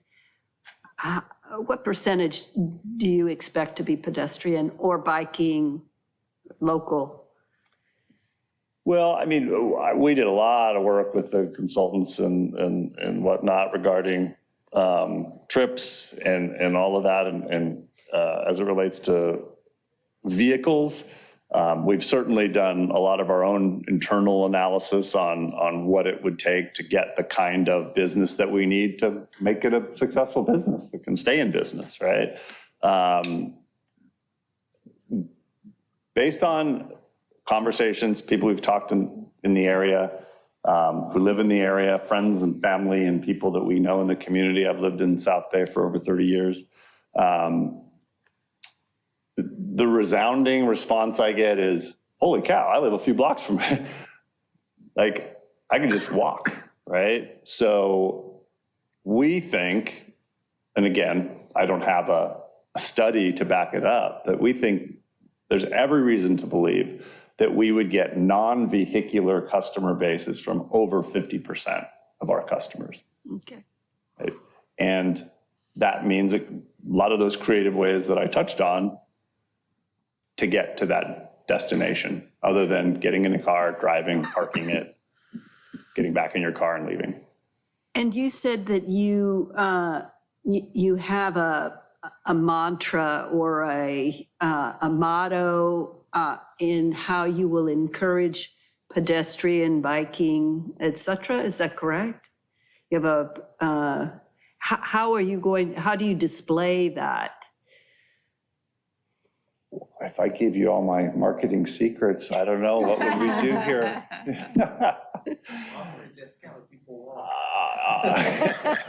Sorry. Idea. I love the way he's thinking. We've certainly chatted about loyalty programs, incentive programs for that, of course. I mean, I think people want convenience, right? They don't want the hassle of figuring out where they're going to park their car. I think you're going to see the lion's share of the customers are going to get there without driving a car. And I think my 50% estimate is very low. To answer your question specifically, we've already coined the phrase, walk, bike, skate, don't drive, right? And I fully intend to incorporate that into our collateral material, into our marketing programs, printed on cups, printed on banners, print ads, all that, because that ties directly in. It's more than just, how do I get a customer in this door to spend some money? It speaks to our green initiative. It's like, this is what we're doing. This is the fabric of our project, is why we laid it out in such clear detail. Like, it's not just words. Like, we're spending money to be green. It costs money to do things like solar, use software to aggregate utility bills and have a utility programs where if an operator's there, their kitchen is not running, the lights aren't on, and that's all done through software and managed through software. So, where you might have a traditional restaurant, everything's kind of up and running all day, you got to think of a, 7,000, 8,000 square foot restaurant building, all of that's on all day, right? We have ability to turn parts of our program off and on, speaks to saving energy, right? So lots of very creative ways and thoughtfulness that goes into the project to tie in with that green initiative and that marketing mantra that you mentioned. Okay, and I think I was hearing that you would be considering incentive programs, that you may be considering incentive programs? Yes. Okay. I just have to figure out how to know that somebody didn't drive and they rode their scooter. Where's your bike? Right. Okay. Maybe we can put our heads together and come up with a really cool program. What examples do you have of restaurants that have changed the transportation behavior of employees and customers? Well, I mean, restaurants went from 10 or 15% to-go food to over 50% on average nationally. I mean, that's changing the color of the customer, right? That's changing the use case of the customer. That's changing how customers, there's study after study that shows restaurants pre-COVID were doing 15%, food to go, and now they're doing 60%. Right? That's changing the fabric of how food gets to people, whether it be dine in, grab and go, like we had talked about, delivery. I mean, there's countless restaurants. I mean, here's a perfect example. You'll take any new Starbucks being built. It's not food, it's beverage, but they don't have indoor dining. They have a few outdoor dining tables and it's drive-through. Every new McDonald's that's being opened in a high-density metropolitan area, it's drive-through only. There's no indoor dining. And they have a few tables outside. So the world of fast casual and fast food, we're not fast food, of course, but the world from fast food to fast casual has changed dramatically over the last probably 10 years, but has been expedited over the last 2 years because of the importance of safe dining options because of COVID. I have one last question. You talked about all the innovative ways that you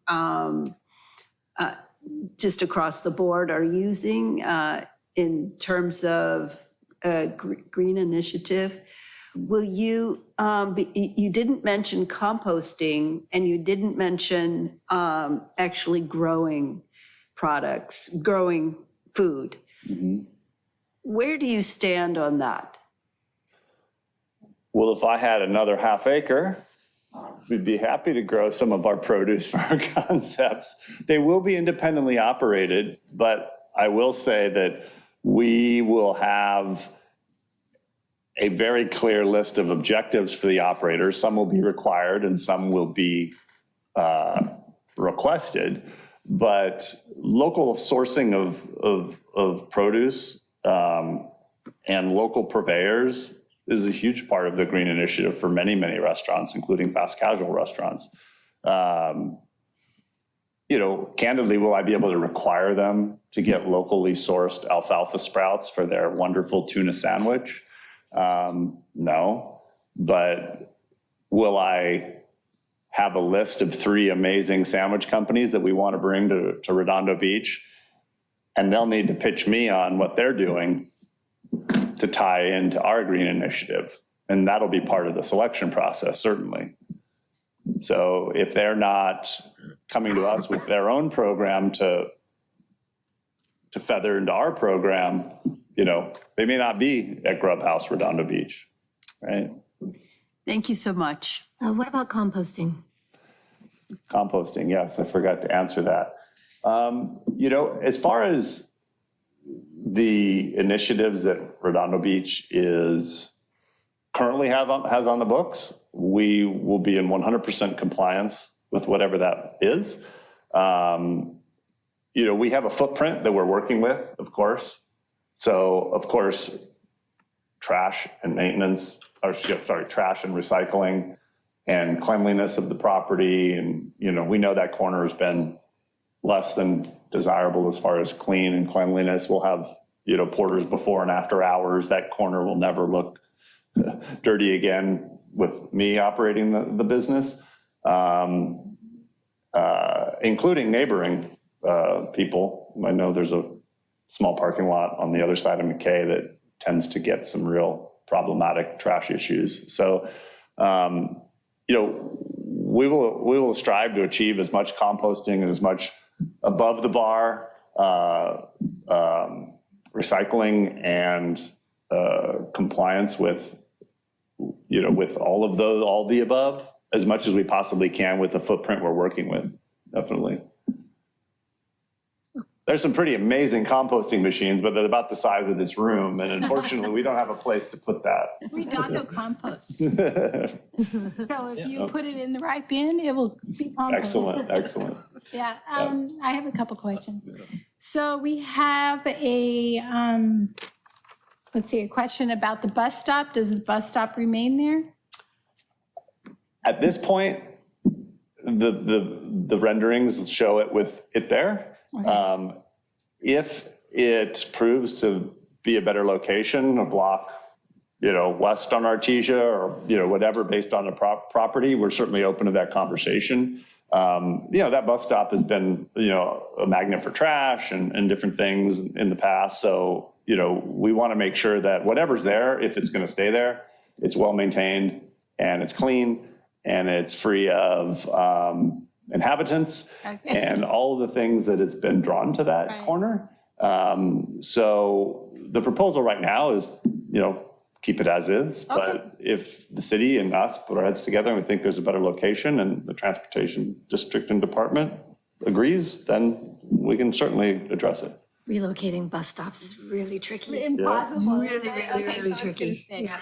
So along your back wall, the homes that are back there are concerned about privacy and the noise and all of that. Do you have room back there to plant trees or a hedge or something like that? Yeah, the site plan, per Sean's suggestion, has added on our side of that newly built CMU wall, which is great for sound mitigation, has a planter that runs, from the envelope of the subterranean ramp, down to the southeast corner. I know there was a comment about rendering showing trees and whatnot. If they were a 3D rendering that was a wide shot, forgive the renderer for throwing in foliage there. It was not intentional to be misrepresenting what's existing there. There are trees, I do know, because they're growing over significantly onto our property. Yeah. And I had an early dialogue by email with one of the very nice neighbors. She had requested when we first took ownership of the property back in May of 21. So it's been about a year and a half. She requested some mitigation because trash was building up, couches. There was some homeless people living in that back parking lot, noise, et cetera, et cetera. So we immediately put up a fence, stopped it immediately. She was very appreciative. And she said, we're going to get these trees cut, any month now. We just need access. I'm like, great, let me know. We'll let you in. And never heard from her about cutting the trees. So they continued to shed debris and are hanging over significantly. We would, of course, Trim them. figure that out. But to So answer your those will question, be tall there trees is- so that they have their privacy. So we're talking, I don't know, 40 feet. well, I think we're proposing an 8-foot CMU wall. And Yeah, but so you've got 8 feet, but then Yeah. you've got the person, the first Yeah. floor and the second floor that's probably looking down on the new property, right? correct, as it would be no matter what would be developed on that lot. I want to touch on noise and cars because, and the subterranean, I think might be a concern. Do you mind if I touch on No, that? I guess what I want to know is that issue with them being concerned about looking in on it, having privacy, you guys looking in on them, is that going to be addressed through vegetation? An 8-foot wall doesn't help you with a 30-foot The second building. story. So I mean, it's so easily fixed with a hedge. I'm Yeah, just curious. Which we actually show that on the site plan. Okay, Yes. thank you. Growing Thank up potentially above the wall. Okay. Yes. Yeah, it needs to go quite a bit more than 8 feet in order to give the people that spoke tonight what they were requiring, which was a little bit of privacy there. Yeah. I'm just curious what happened when there was a parking lot there before and people Well, were I think coming it's and different going. looking at a parking lot than having a big structure, which I think it sounds really wonderful what you're doing. I'm not trying to, I'm just looking at the people back there and how are they going to feel better about it? Well, looking out on a tree is actually quite nice. Yeah. Looking out on a building isn't quite so nice. So yeah, they were looking out at maybe not something that was also great, but this is different. This is, front to back, side to side, Yeah. building with people. The other place doesn't have people. I will mention that our customer program starts about 50 feet away from the property line, which is shown in one of the sections. It sounds like there's not really room to put in a hedge back there, I'm getting. Oh, no, maybe I'm not being clear. From the property line on the south to where our first customer program begins is approximately 50 feet. The setback, the buildings, the 30-foot parking lot, the walkways. So our opinion is this is the best case for the neighbors to the south. We could put a building right at 20 feet. We could put lateral parking right up against their fence without having subterranean, doors slamming, people getting in and out, alarms going off, chirping going off, right up against the fence.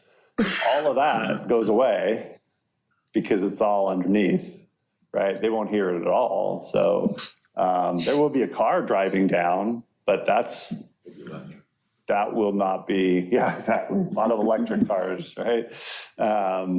Lot less of a noise impact than doors slamming, trunks slamming, chirping, alarms, talking, all the stuff that could be happening literally inches on the other side of that existing fence. Okay, I do have one more question. And then it is a really quick one. So in your green plan, does it eliminate any artificial turf on the premises? We have a section where the kids' play zone is for artificial turf, much like the point, Yeah. Can't really use grass there. It's hard to take care of, but Artificial turf really isn't good for children to be playing on. There's a lot of off-gassing on it, so they're finding out it's probably not the best thing for kids to be playing on. Forever chemicals and all of that. Is there a way that we can get that to be some other material? at this point, I'd have to maybe defer to the architect and on the materials. There, I think, is a clear distinction between artificial turf that is toxic, made in other countries, unnamed, than some using recycled materials that are made in the USA. They're all made of tires. They're all made of that. Yeah. Well, I've put a lot of it into residential projects, and they're not all created equal. Yeah. I'd be happy to suggest that we would put in US-made recyclable material turf there. That would be a condition. Okay, go ahead. Do we have other commissioners with questions? I got tons. Okay. Well, You have any? Yep. Go Do you want to ahead. go? Nope, after you. So following up on a few of these, I guess in backwards order, on that green corner, why not just use green dyed cement? On the corner of McKay and Artesia, right on the very corner. People are going to walk across that corner, cut that corner all the time anyway, unless you put some kind of barrier there. And it's going to wear out whatever you put in there, whether it's grass or turf or whatever. Cement dyed in its wet state, a nice grassy green color, will still look better years down the road because the cement is not painted, it's green cement. I like your thinking. Or you could make it red. Yeah. That is not, I don't know if that material's called out on the, I'll invite James up, but he's our wonderful architect, James Meyer. James. Hi, everyone. I will say that will have a lot of foot traffic across that corner. And if we haven't called out that material specifically, we'd certainly be open up to that idea, absolutely. So my name's James Meyer. I'm an architect for the project. Thank you for allowing us to present our work here this evening. As Stephen mentioned, I grew up in the South Bay. I was actually born in Cleveland, Ohio, but I moved here when I was a year old. So my parents still live in the same house for 54 years.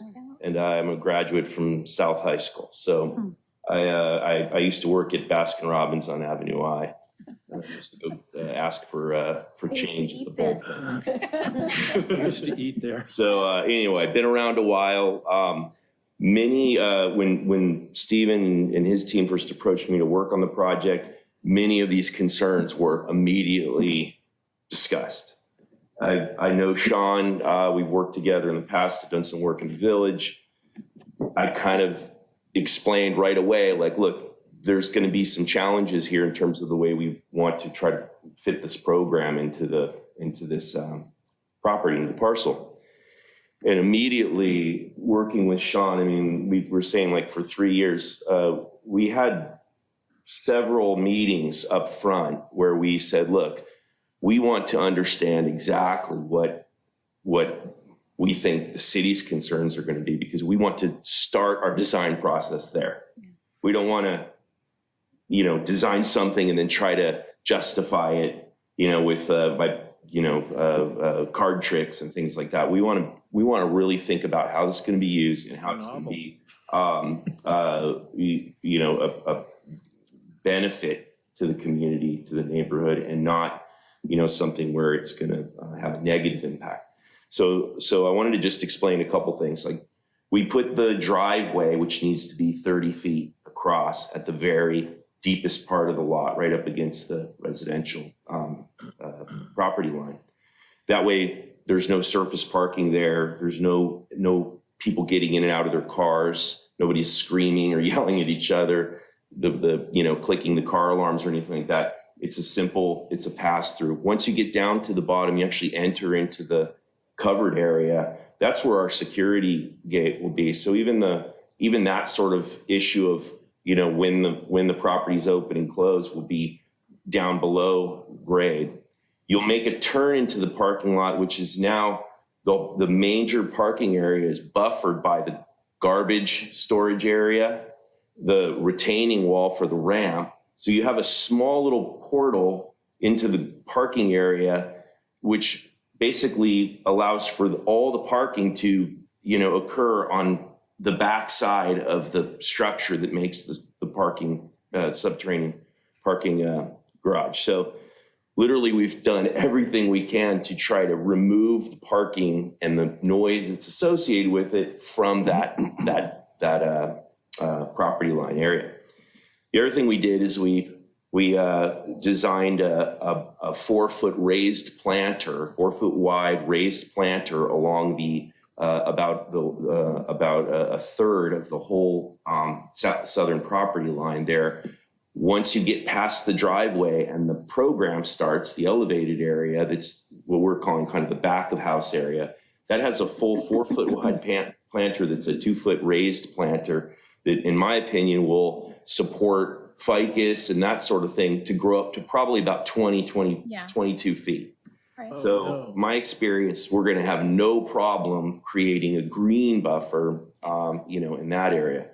And our preference all along has been to try to introduce green, real landscaping wherever we can.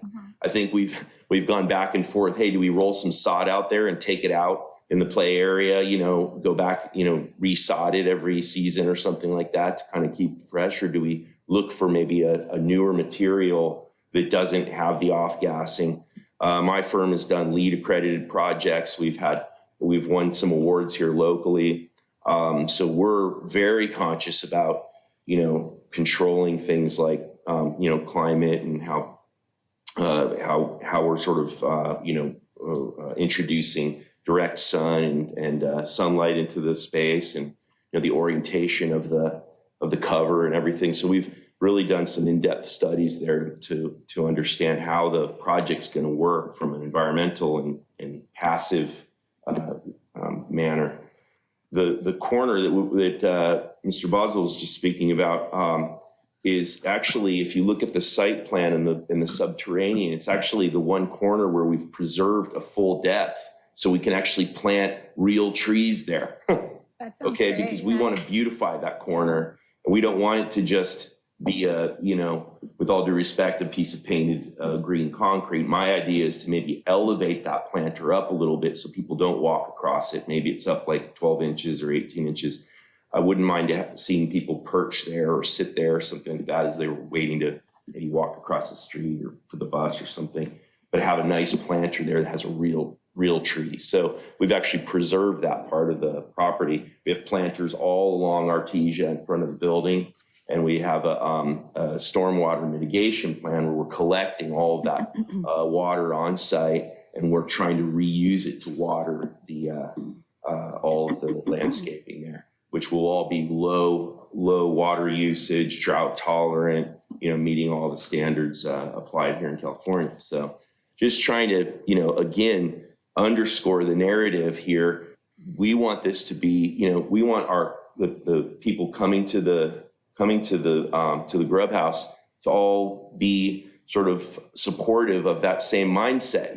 Hey, look, we're a community.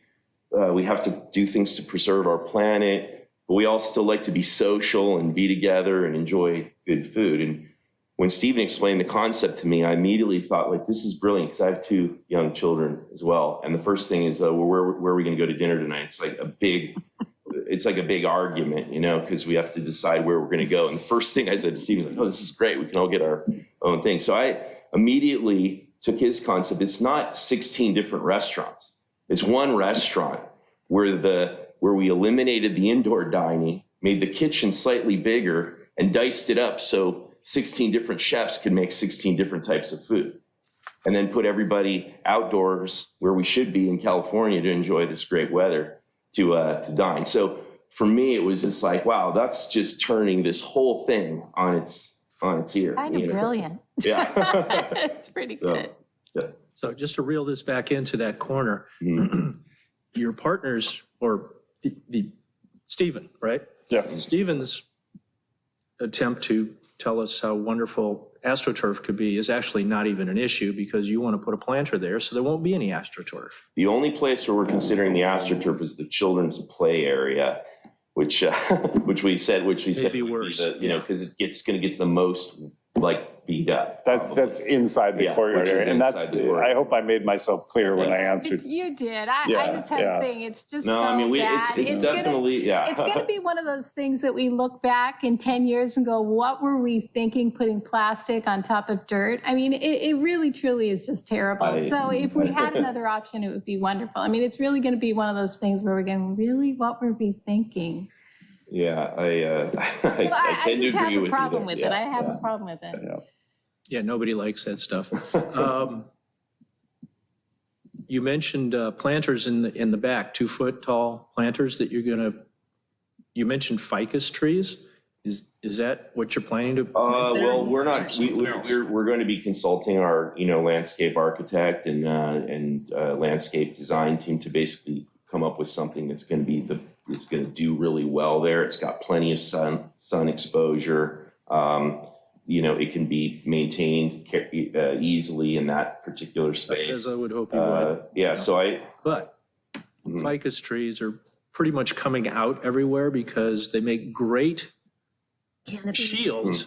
There's a pittosporum, I think is what it's called. But the roots are Yeah. incredibly invasive. And if Yeah. you've got them in a planter box, they're either going to break that box open at some point or they're going to drill through it looking for water. Species that they planted in my neighborhood in Torrance, all over the place, have lifted up every sidewalk and so I know exactly what you're talking about. And of course, you're also going to need to comply with our soon to be finalized tree ordinance, which says you have to buy all the trees from me.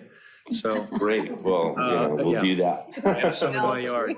So I'm concerned about a 2-foot planter because what we saw some years ago when people stopped watering their big pine trees, and especially on public properties like at schools where these gigantic stone pines with the huge trunks, the roots got smaller and in a really big wind thunderstorm were uprooted and tipped over. And these things are like boxcars. They're huge. I was quite disappointed to find that the city then went and cut all the rest of them down. But when they could have just started deep root watering them, I suppose. But this is another problem with a 2-foot planter. As you get anything of any size, we do get these tremendous windstorms. Plus we get these very strong Santa Ana conditions in the fall. And of course now with climate change, it could be any time of the year. 100-mile-an-hour winds will just pull. Well, maybe we'll make it a something 3-foot right out of planter there. or 4-foot. Well, how about You know what the Right, how bottom, about yeah. just planters don't necessarily have bottoms. They could just have Well, sides but- and then the bottom is but open if, for the tree to well, grow. then it's actually just a wall. Okay.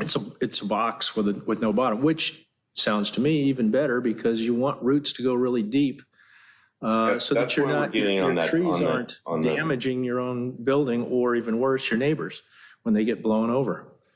And as they get bigger, that's a problem. That all these are really good really good points and have come up in conversations. I live in Manhattan Beach now where everybody lives on a 30 by 90 lot. And you wouldn't believe what people can do in a 3-foot space in terms of like growing stuff, Don't dare to cut your tree down. 20 foot height. So I'm thinking that by creating a space for a planter, we're going to have a deck over the parking area. So my concern is like, okay, the planter can't, we had to use every square inch that we could and down below. So my thinking is we'll put a deck and then we'll build the planter up above that deck as deep as we need it to be in order to accommodate whatever it is we want to grow in there. So that's kind of how I'm thinking about it. And, we do have the opportunity to put up a fairly tall wall there. So my feeling is like if that planter comes up on that wall a little bit, it will make it not seem so tall, and we can plant something in there and make it green. My thinking is with the way that the project is designed, by moving all the customer-facing elements to with 50 feet away from the property line, creating a layer of architecture and structure and buildings. I mean, the building that makes up the bathroom bay, for example, it runs almost the whole length of the customer-facing yard area, the courtyard space. It's 12 and a half feet tall alone. On top of that, with Sean's recommendation, we've now added another 8-foot tall green wall on top of that, so that there's literally a full height wall that goes up over 20 feet under that canopy. So you're getting nothing coming through, no sound. So they won't be seeing the That's right. customers. And nobody's looking, in fact, the view corridor from the customer in the courtyard space, they're just looking up at blue sky. They can't see any of those, those multifamily units, the three behind us, they can't see that at all. So there's no visual contact. The only windows that we have in that whole side of the whole building, I mean, we have some storage bays. We have the scullery, which has its back face to that area. So it's just the building, which will be surrounded by planting. And then we have on the 2-story building, which is a small portion of the property, we have some strip windows to get natural light in, which will probably be frosted. So, we're not really interested in peeking into anybody's windows or, anything like that. And that's office 20 feet away from the property line. Mm-hmm. So it's a high linear style window. Our proposal is because it's office, it's operable to get some fresh air, awning style, frosted type window or and it's office. I mean, 20 feet away from the property line. So it's fully compliant with, with use case that whether there's retail or residential abutting or not, it should just be a non-issue. So while you're talking about offices, I had a question about that earlier. So I'll hold my last question for after this, and that is, who are these offices going to be leased to? Is this for the business operations of the restaurant operators, or is it just anyone can come in and say, hey, I'd like to have an office in a place that apparently has no noise? Yeah, 1,560 square feet of leasable office space. So it's open with separate bathrooms from the customers. And we have our own management office space on the first floor next to the bathrooms. And that's called out on the site plan. So yeah, those aren't for restaurant management. So for whoever wants to, whoever thinks that's a good place to have an office. Yeah. It might be one person taking both. It might be two different businesses, to be determined. So the last thing I wanted to get to was a continuation of the composting question. Have you had a discussion with the city trash hauler, Athens, about their composting program? And what you can do to easily just give them your stuff? Yeah. Instead of figuring out how to compost it yourself? We candidly have been doing a very step-by-step approach on this project. I mean, we're 3 years in, we're a year into submitting November 15th to 21. Gone through lots of expense, time, studies, brain damage, and on that note,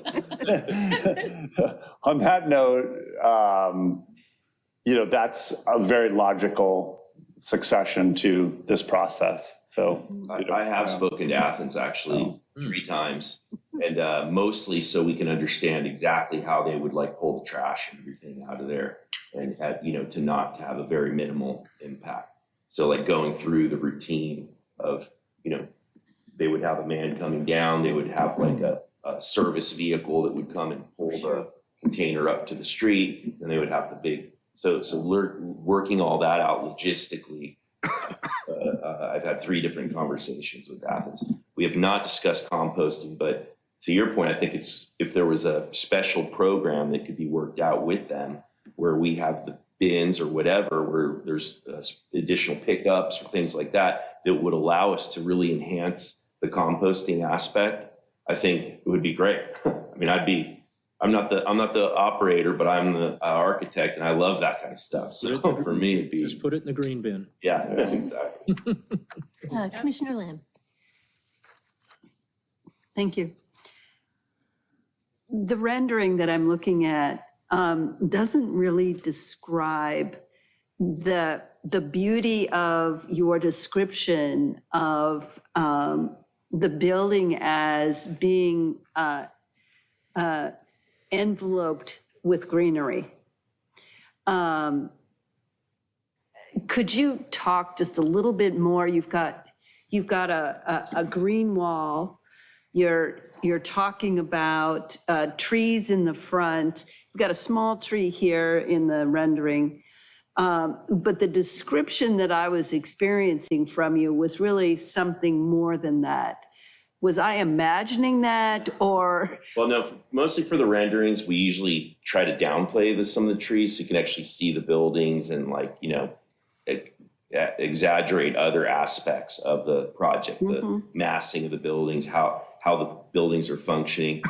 My experience is that, if that tree that gets planted may be a sapling when it starts, but in 10 or 15 years, it will grow up larger and be a more impactful in terms of, its presence. But we wanted to demonstrate, for investors and things like that, what the building might look like. And, so in that regard, we've sort of downplayed some landscaping. But if you look at the plan, there was even, I think, an exhibit where we've illustrated all of the landscaping elements that we're incorporating in there. Literally, it's like every inch that's not being used by some other program, we're trying to populate with landscaping.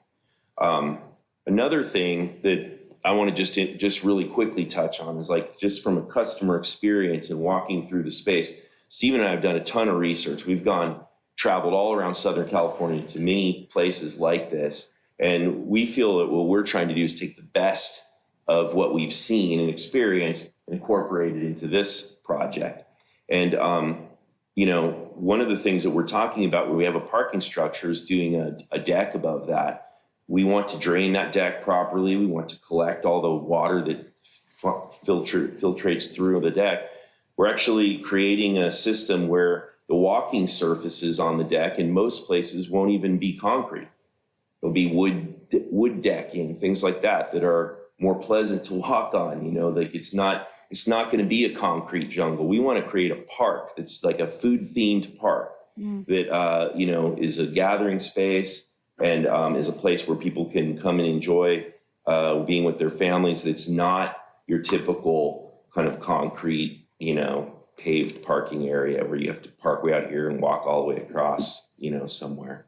So, and the concept of it being kind of a micro development that can be repeated in other neighborhoods, that's really, I think, where Stephen and his team are really doing, I think, their best work in imagining how this concept can bring good food and community and that experience to these neighborhoods where people can just walk, from really close by. So a park-like experience, did I hear you say? Yes. Okay. I have another question or comment. The suggestion for trees, podocarpus grows about 20 feet to 30 feet high. I don't know if you're familiar with podocarpus. Podocarpus, that's the one I think I was trying to Yes. remember the name of, yes. And not disruptive to sidewalks, et cetera. Would you be amenable to on the property, on the south side, would you be amenable to planting podocarpus along the entire side at the property line? It doesn't work at the ramp. Yeah, it's a little challenging in terms of the ramp, and I'll tell you why, because we're already having to work with the utility company to move the pole that's there so that we can accommodate the width of the ramp. So literally, like, even shifting that ramp anywhere from where it is right now, we've already accommodated the shoring and what would be required to do the excavation. So I think that what we try to do is there's the section of the ramp that comes down. There's already a lot of greenery there. So the place that we noticed where there was a lack of greenery, we focused on that. And that's where we put our planters. Right. So I think what I'm hearing you say is that the ramp butts up against the property line. Is that correct? Mm-hmm. Okay. Yeah. And Sean, do you mind if I ask a question? If there is a precedent for species and we've thrown around heights here a lot about that south line trees and whatnot. There's a precedent for identifying at this juncture of the process a species and a sort of a height, because when I start thinking heights, I have ficus that are 15 feet high, and they shed a lot, and they grow a lot, and they grow across boundaries. I have neighbors and it all sounds initially like really great. I mean, we've built it into our site plan to build the requested planters to buffer sound up against that wall that we're building, which is already higher than I believe the minimum necessary. So we're certainly willing to work with planning and getting to that point of the specificity of the landscaping plan to achieve some of these objectives. But I just wanted to ask, at this purview, is there a precedent for species and discussing heights of landscaping as it relates to a commercial versus residential property line? Yeah, no, absolutely. And this is appropriate, not particularly species, but to talk about mature heights, because that is such a, that is, the determining factor for blocking views or lighting or, helping with noise. So it wouldn't be inappropriate at this point, and it would be common at this stage to have, a discussion that would go to, at least to the mature height detail.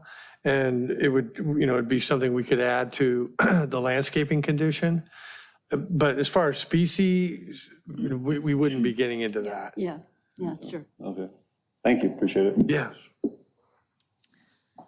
I think the issue is that, if you put those trees there, then the people behind you that talked tonight, they don't have as much of an issue, Well, I would, the one thing I would say, well, we certainly are agreeing that we're going to put something on our property line. Likewise, they have an opportunity to add trees on their property line, like we do. I have a home in Palm Springs. And true. I've got my ficus on my property line, and they're 10 feet tall. And they have their ficus on their property line that are 10 feet tall. Right. And nothing precludes or excludes them from doing a similar approach for light, sound, wind, aesthetic. So I think, let's not forget that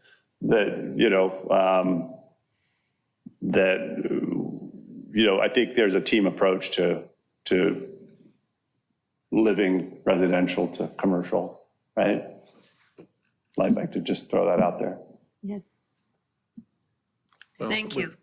With all this talk about trees, just a quick one, all the talk about trees and on the back lawn there and how tall they're going to be and how much of a great sound barrier they're going to make, they're also going to be is a barrier to natural light coming into their backyards. So, there's got to be some balance somewhere where, and I'm almost thinking that a tall row of trees right on the back the southern border is maybe not the way to go, but something right on the south border of the building. So that there's that 30 feet of space that sun can clear your trees and still make it into their backyard if they want to grow any kind of plant. My apologies, but the sun is from the south. Yeah. So the shadow is from our building into the backyard. It would really be from anything that So not so much sunlight as just light. Yes, I understand what you mean, but you. line of sight, and then it of course would be the sound issue, but I had my chance to speak earlier. That's all right. I like what I'm hearing from the gentleman in terms of their intentions. I appreciate the council for the questions that you're asking. We raised mostly not knowing a great deal about the project, but I feel following the meeting that there's a better spirit of cooperation and desire to be a good neighbor, and we wish to be the same. I don't think we can say very nicely until 2 years. I don't think you guys, you want to live where we live with this project. Story is perfect, but 2 p.m. with many people people, like we say family. Family not at 2 a.m. Family 2 a.m. with alcohol is not family. Yeah, if we're going to have people talking, they need to be in a microphone so that they get recorded. No, I say 2 a.m. 2 a.m. is not family. Is not family. Would you please step up to the microphone? To the microphone. It's people who like to drink, to have fun, and to make noise. So it means it ruin our sleep, 2 a.m. And I think if you live where we live, you will be not happy either. You live far away, you don't care. No, I live right next to Snoopy's. No, this. You don't have an odor scrub. I am happy for your project. I am very happy for the project like this, but 2 a.m. for me is I know it will ruin our life. With people, I know the noise the people can do with the car, with when they drink, they are more with the car, more noise. I know this. So it will increase the noise. It will be. I understand, and I'm very sympathetic to this situation. I live in North Manhattan Beach. It's a very dense community. Parking is terrible. There's all kinds of people wandering around at all hours of the night. I understand completely your issues. That being said, this is urban living. To Stephen's point, we're on the Artesia corridor. There needs to be some give and take. We're buying into that proximity by living there. So we have to understand that, like, we can't, it's not like we're living out in the country on a 40-acre property where we're listening to, the crickets at night. I don't get that at my house either. So what Stephen and I are trying to do is to create an environment where people can come and enjoy themselves. And you're right, it may not be, children under the age of 10 out that late, but it could be a group of friends coming back after a show or something like that wants to, grab a snack or have a nightcap before heading home. We don't think it's the type of revelers that would be at like a dive bar or something like that, which there are plenty of those, if that's the type of atmosphere you're looking for. This is definitely a more open, it's well lit. It's more open. It's not intended to sort of, serve that type of clientele. So I think that, the scenario you're painting is the worst case scenario, and I understand that. But okay, so that's thanks. Commissioner Boswell. Okay, so I'm going to ask all the questions from here on out. So if I could get a little line of sight here. I agree with your premises. What kind of a family-friendly business needs to be open at 2 a.m? Well, that's when they're closing, but even after midnight, why? If there is noise, Redondo Beach has noise ordinances, and if you file complaints, they will be cited. And they'll be shut down if it's too noisy. Am I wrong about that? No, that's correct. Okay, so if you're unable to sleep at night because there are people laughing there's no traffic on Artesia, so you'll hear every laugh and every shout and whatever at 1:30 in the morning, if there are any. And if that's keeping you awake, you file a complaint with the city. They send somebody to go. Many things, because when people will say, oh, I don't do this, another group of people will don't know this, and it will be repetition of this. This is becoming a little too conversational. Yeah, sorry. Can we kind of keep it more questions directed at the applicant? But that's basically the remedy for noise late at night is people that are affected by it will file complaints. And it's up to you as the management of that organization to make sure that maybe a staff member walks around and says, hey, you guys are a little noisy. We have neighbors, it's late. Can you tone it down? I mean, if you go to any drive-through fast food place that's in a residential area, they've got signs up that say, be considerate of our neighbors. And, if you're pulling into a 24-hour Jack-in-the-Box drive-through, and it's 3 a.m, you're that guy with the really loud sound system that doesn't seem to want to turn off. So that's why they have those signs, because people have complained. The city has come to them and cited the business. The business doesn't want to have to pay those fines. So they try to remedy as best they can. I'm sure that with the quality of what we're looking at as far as this establishment and the goal to be a very high-end casual dining place, they're not going to let it get out of control, I would assume. And if they do, or they're unable to stop a particularly rowdy crowd some night, then it's up to the residents to inform the city that the establishment is not complying with the noise ordinances. And and the city of Redondo Beach is very serious about noise ordinances. You won't believe the discussion we had a year and a half ago about a gas station that was going to turn into their maintenance bays into a convenience store. And the question was, there'd be a beep. There's only one person on staff. There'd be a beep every time somebody comes through the door to alert the guy that's working there.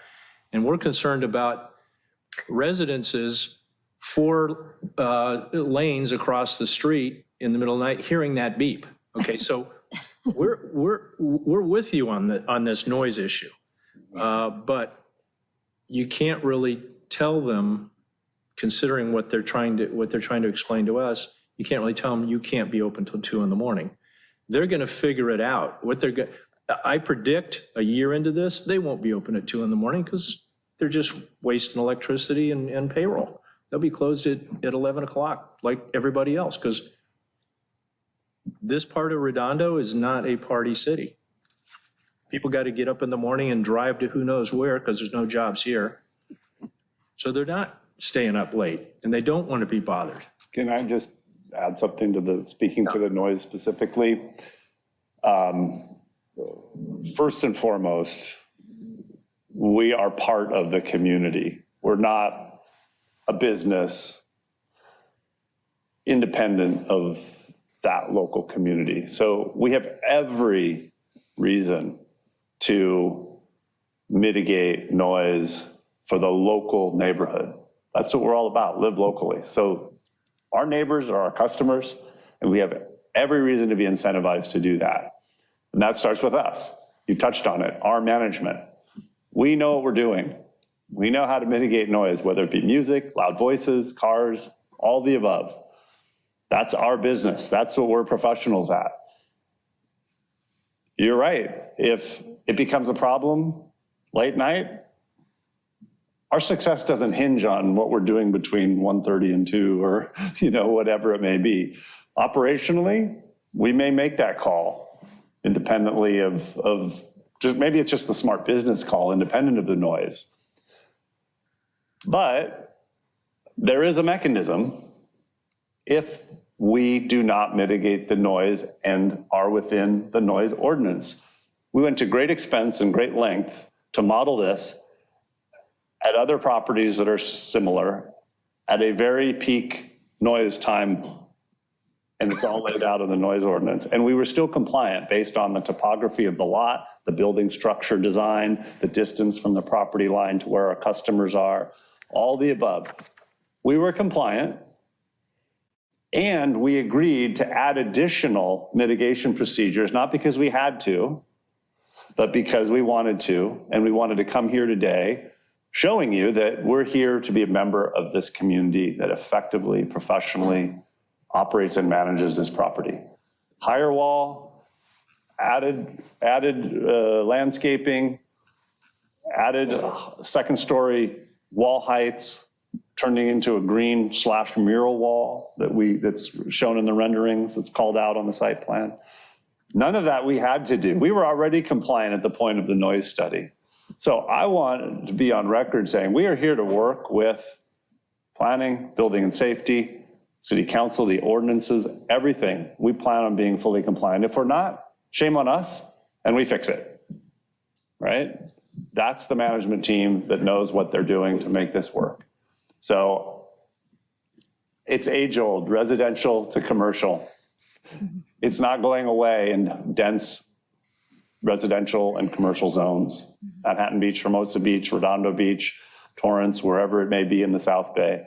I think with James's expertise and my design vision and background and experience, I think we've actually well exceeded what the expectation would be for a project like this when we were already noise compliant with the noise study based on the existing ordinance.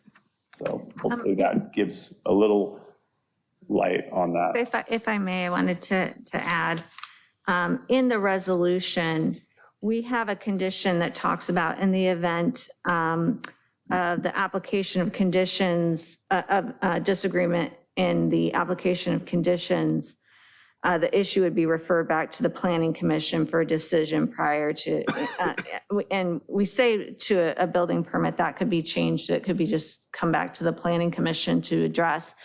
You could have a condition that, varies, per the noise study, the site will be in compliance with the noise regulations. And just something as basic as that. And when it's not, if it's, continues to be in violation, that could come back to the Planning Commission. Good idea. Yeah. Okay. Scott? Does the resolution already notate, you'd have to refresh my memory, does it notate that the operations would be in compliance with the noise? Or was that that was just an administrative report? Yeah, I know it's in the administrative report. We were just looking right now. I mean, it certainly It has to makes total comply. sense that same phraseology would be in the resolution. It has to comply with the noise ordinance because it's the ordinance in By essence, the definition, law. it has to So, without it even being said. We don't typically reiterate, ordinance requirements because they're already applicable. But we can certainly, add to Brandy's point something. Secretary Gordon? Do we have another public speaker We available? do, thank you, we do. Okay. Would you like to step up, please, to the microphone? Too late. Please state your name. Thank you. Right. Good evening, planning commissioners. Thank you for your service at this late hour. I came down here after my holiday party at the Galleria new development because when I posted the rendering of this development on my Instagram for the council page, I got as many likes as anything else I've ever posted, including the renderings of the new Galleria. Folks, not too long ago, Mr. Scully emailed them, said, hey guys, I'd like to have a conversation with you, prepare you for this planning commission hearing. He's like, Mr. Bashi, we've gone through hoops to get here, to build under this 0.5 FAR, these ridiculous parking requirements that we're trying to roll back here on Artesia Boulevard. And they come with this project, which is beautiful, and the residents are ecstatic, excited about. And frankly, I turned on the TV when I got home, put my feet up on the couch, and some of y'all are putting them through the ringer. And I get it, they can take it, they got thick skin. But you gotta think about what message are you sending to anybody else who wants to come to Artesia, who wants to spend the time and the money to figure out that perfect little project that's gonna fit in the rules that we have for this place. And so that's why I came down here. Let's cut it out. I get that you are the diligent, best planning commission we have ever had, in that you are going to make sure that any project that comes through here is gonna have mitigated environmental impacts, no noise whatsoever, least amount of density possible, most amount of affordability. But on Artesia Boulevard, we didn't get to design Artesia Boulevard to be a half block of commercial directly next to dense residential. That's what it is, and we've got to work with what we have. And indeed, we did just pass Tuesday, we did direct staff to come up with a new sound ordinance, noise prevention ordinance, including new enforcement mechanisms so that we can enforce where noise is too loud. So I encourage you, not just for this project, but for any further project coming into the ACAP region, to move them along swiftly, because our Redondo Beach economy requires this economic activity, and the residents demand it. Thank you. Thank you. All right. Commissioner Barron, did you have any questions? I do, but I'd like to hear more questions from anyone else first. Don, do any of the other commissioners have questions? Well, just to respond to that unknown person who just spoke, I don't think we're putting them through the ringer. What we're doing here is gathering information, and we're doing our due diligence, and we have to ask tough questions so that we understand exactly what's going to happen, what their level of flexibility is. And there are little things that we've talked about tonight that I think may well nudge them even further towards being this ideal, cool little eating place.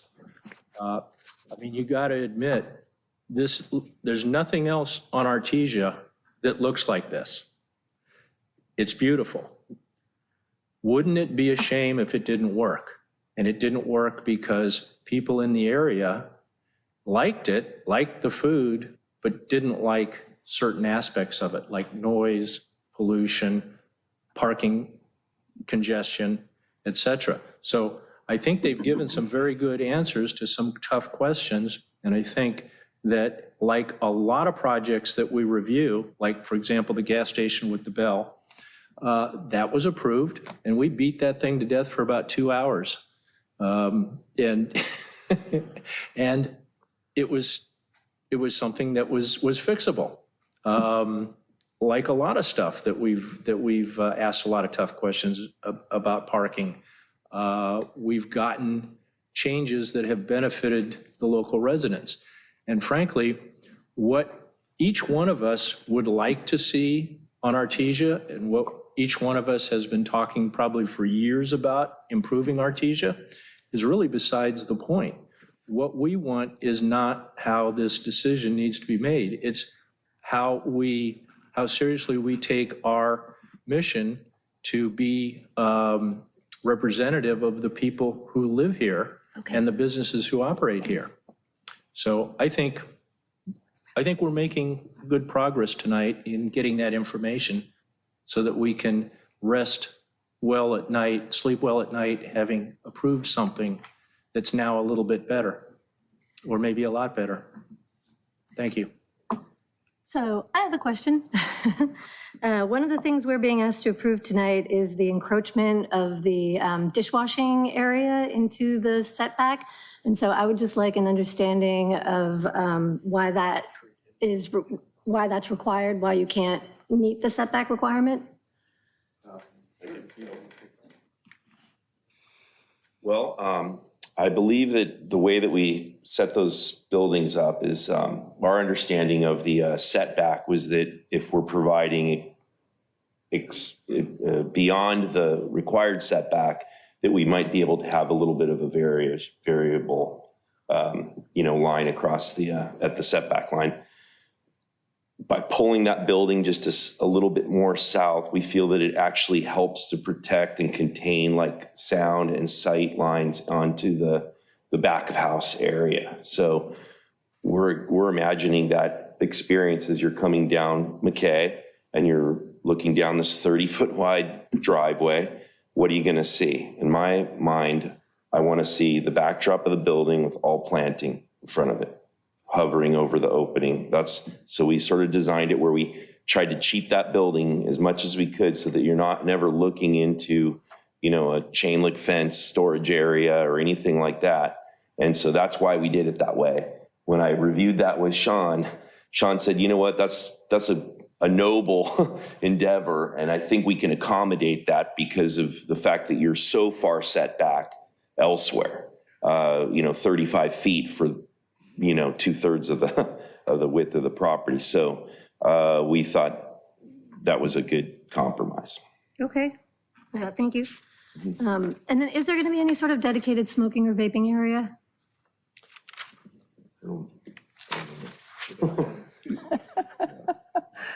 Yeah. No, I hear you, but they are out there, and if they're not accommodated, then you end up having cigarette butts everywhere, and I don't know. you can kind of direct them into a better area if you've got something designated, but it doesn't sound like you do. It's a good question. I'll give you that. Being outdoors, though technically we're not indoors, I think we still have the opportunity to allow people to smoke. Redondo's a in or no out. smoking city. Yeah, so, no, I'm saying restrict them from smoking. Yeah, Yes, right. yes. Right. So I think within our footprint, I think we certainly can restrict them from smoking without question. And that would be absolutely our intention. We don't want cigarette butts. We don't want smokers inside, outside, anywhere. Can I control what they're doing on the sidewalk? No. But candidly, we never built into the program like where people are going to post up and have the smokers, sit. If no one ever smoked a cigarette again in their life, I'd be very happy about it. And to have to accommodate that was not top of mind, honestly. But we'll be making the facility no smoking. And then I saw that there's a couple of driveways that are existing that are going to be gone once the project is implemented, and that there might be loading zones created. With that area, would it be possible to use the loading zone to do the quick, like, Uber, create like an Uber drop-off area or something if you're expecting a lot of rideshare vehicles or? Yes, we actually had some dialogue about that. Loading zones aren't typically used 24 hours a day. They're typically not used at peak business hours, right? Correct? Because we don't want a big truck pulling up while we are having a nice afternoon on Saturday, right? So we had talked about limiting delivery hours, limiting it to McKay, but then have those potentially, and again, this is all per Public Works decision, but I even threw out an opportunity to create those hybrid spots where certain times of the day they are loading, and then the balance of the day they are 15-minute green zones or whatever fits with Redondo's a plan for those types of temporary spaces.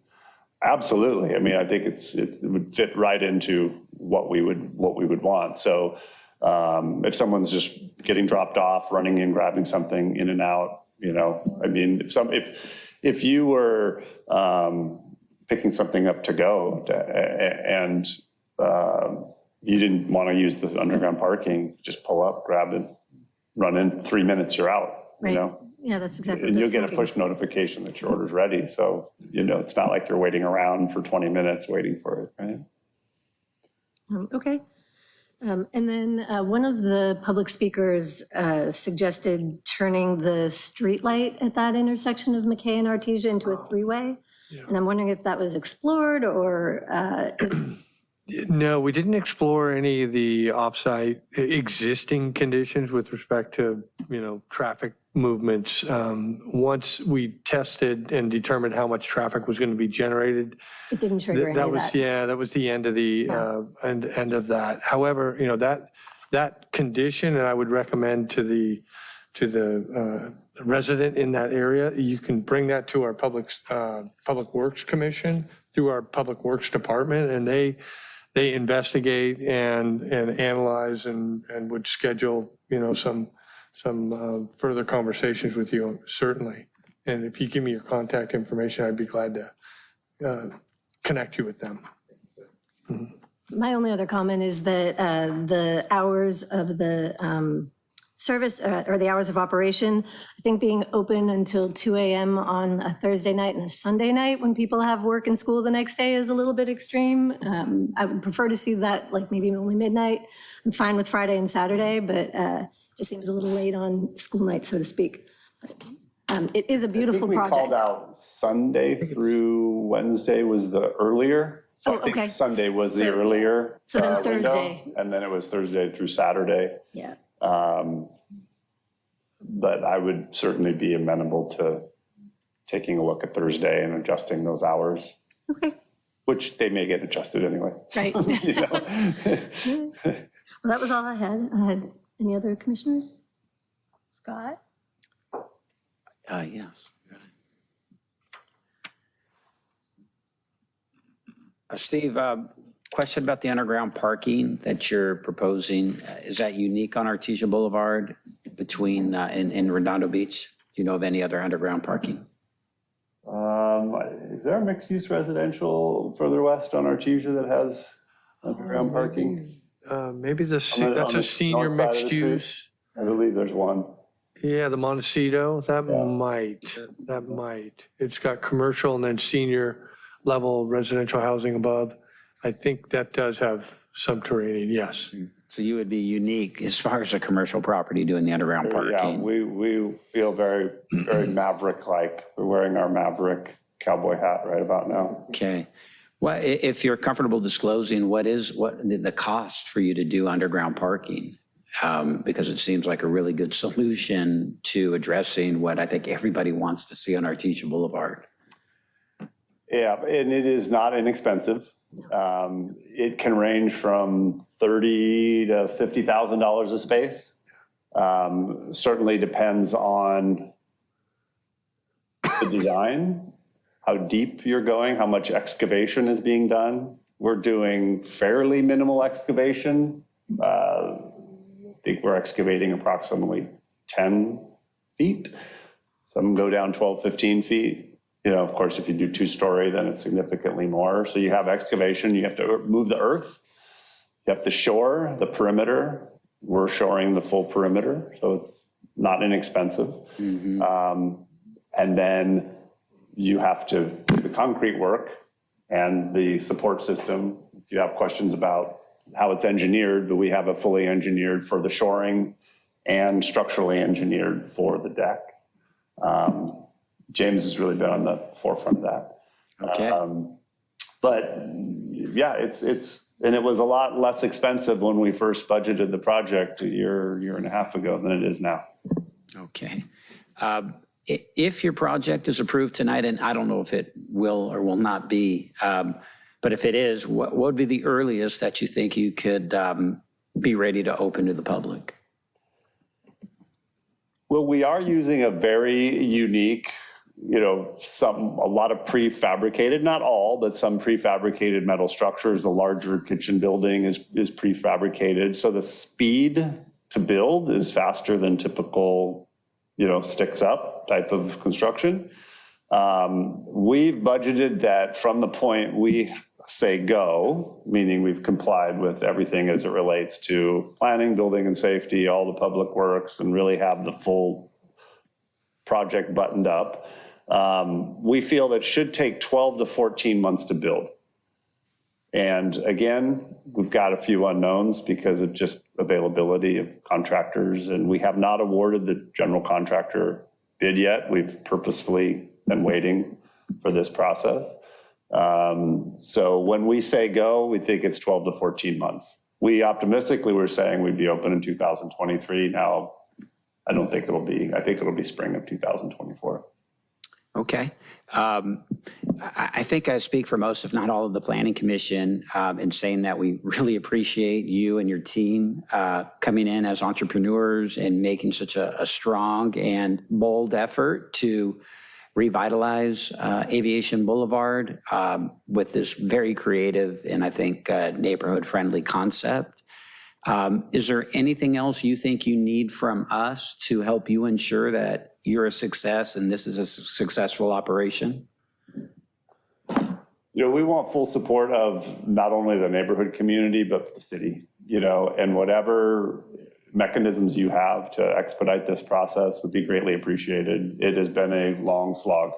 And I think a lot of other developers would have thrown in the towel and turned it into another fast food drive-through or gas station or something other than what the city really needs and the neighborhood wants. So I can't say anything specifically, but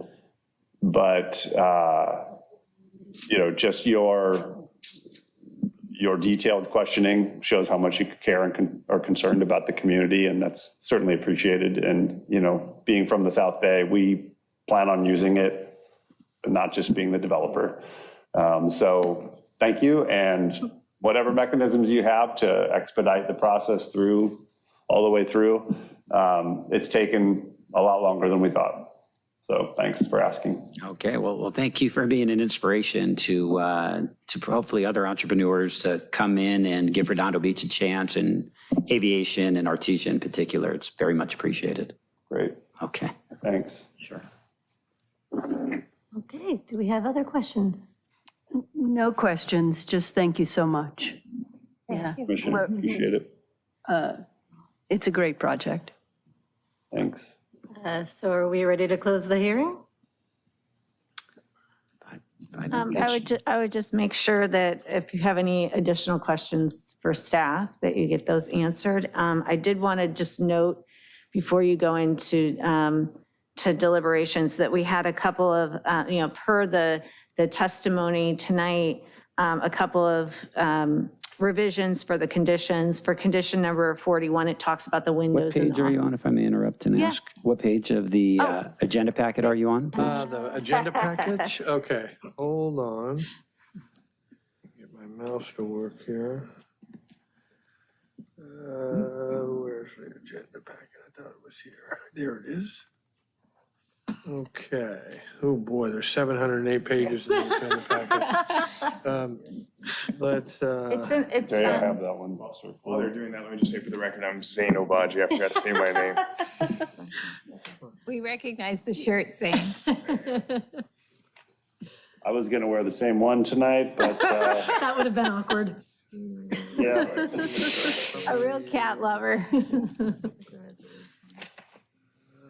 It's page 9 of the resolution, number 41. 41? I was going to actually, since she's, Hold on, we just want to. It looks like it may be on page 246, perhaps. Is that it? Is that? the second number from the bottom on that page. Yeah, So it's page, I can't read that. 254. 254. My experienced eyes can't read that. So on that page, condition number 41, to add at the end, and frosted/opaque, because they had mentioned that they expect those to be frosted. And that's for the windows. For condition number 42, right below that, adding it's additional landscaping that will grow above the height of the adjacent new wall, separating the public from the residences to the south to a mature height of 20 feet, will be added in the southeast corner of the project. And then adding the sentence, the landscaping at the northwest corner of the subject property shall be a raised planter and include a tree. And then the third would be adding a condition, per the noise study, the operators of the site are to be compliant, the operations of the site are to be compliant with the city's noise regulations.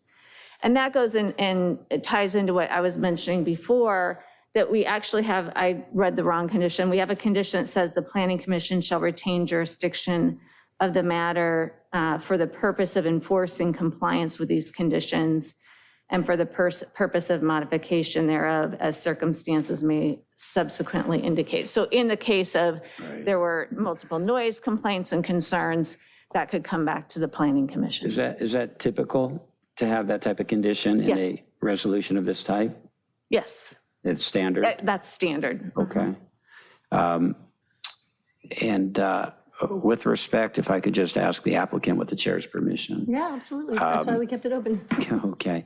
Do you have any comments or concerns about those proposed revisions, those proposed conditions, which? I do, thanks. Okay, I would like to hear from you. Number 41, we would not at all be opposed to having the addition of the frosted for that office window system.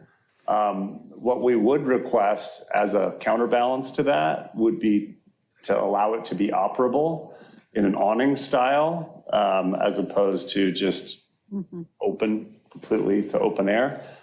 It is an office. It's one of the only ways for that office to get natural light and air.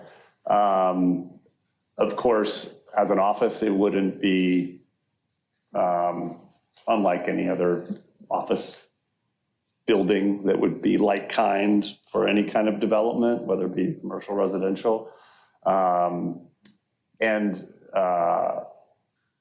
we'd be, if that would work for you, we'd be happy for it to be frosted to address the privacy and the sort of on-looking concern, south facing. But as an office, I think maybe a fair counterbalance would be allow it to be operable.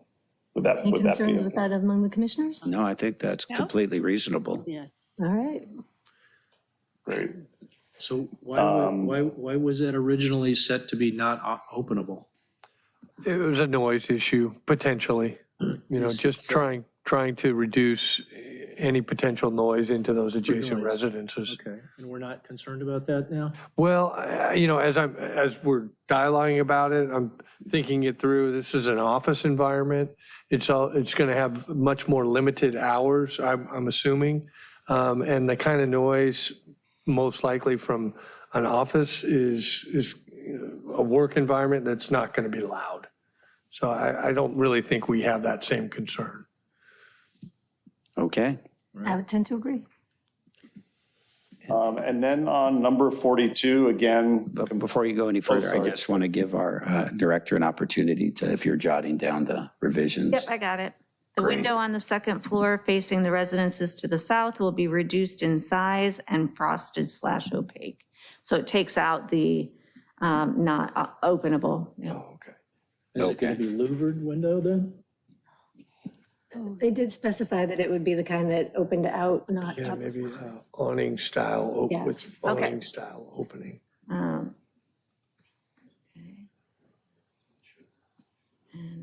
And we were just having a dialogue. We want to ensure the type of window you're requesting is an awning style.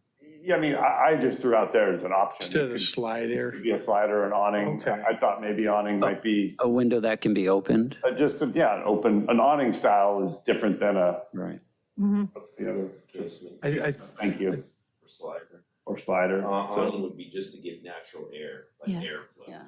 Whereas a casement, you Like might have opens up, somebody, yeah. And just, Out the window. yeah, just so we're clear, which one are you requesting? If do we feel we should specify at this Not point? necessarily. Then I don't Maybe think. just openable. Openable. Just kind of- Instead of not The part about openable. it not being Yeah. unopenable or being openable. Just so the part where it said it was non-op. How about I reread it?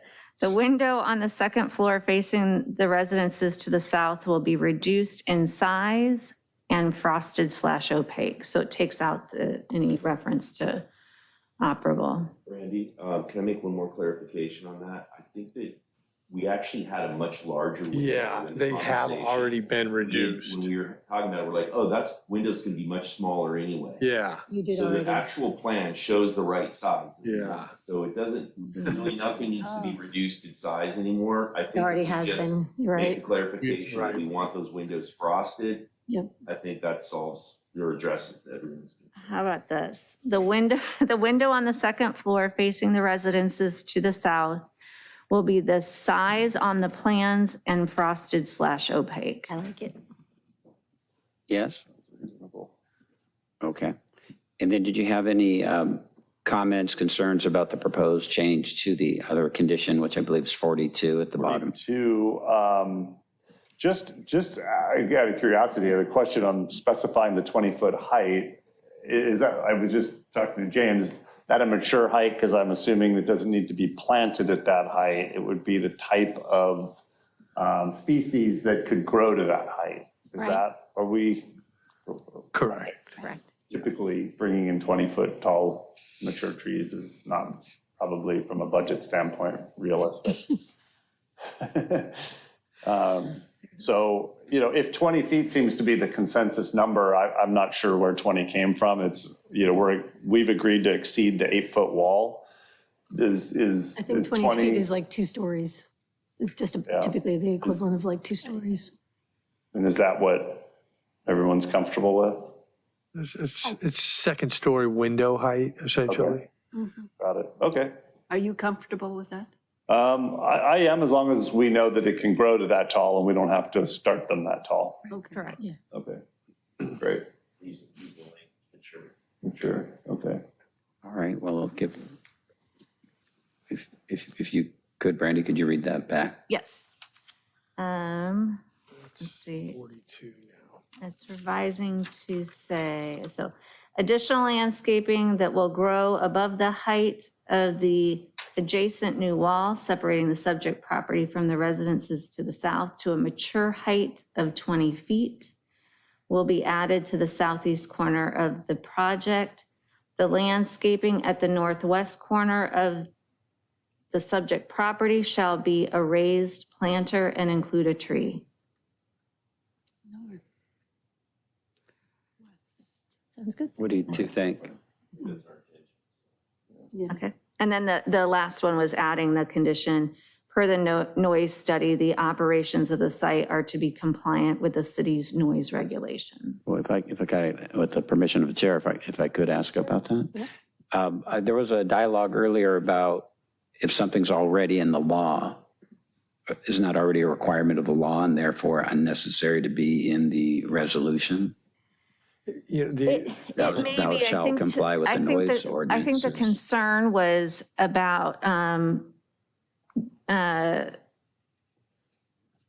because the condition number 49 that would relate to this, if there are serious noise issues with it, would be, as it says, the planning commission shall retain jurisdiction of the matter for the purpose of enforcing compliance with these conditions and for the purpose of modification thereof as circumstances may subsequently indicate.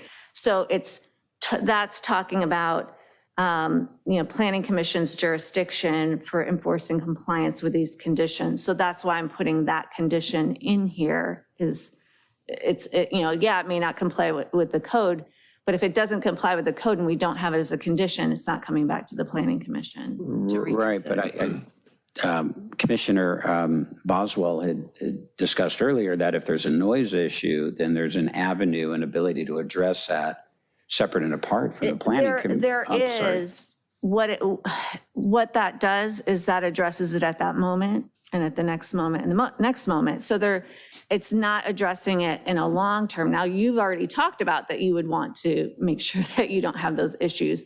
But I mean, if you're not the owner someday, hopefully you are.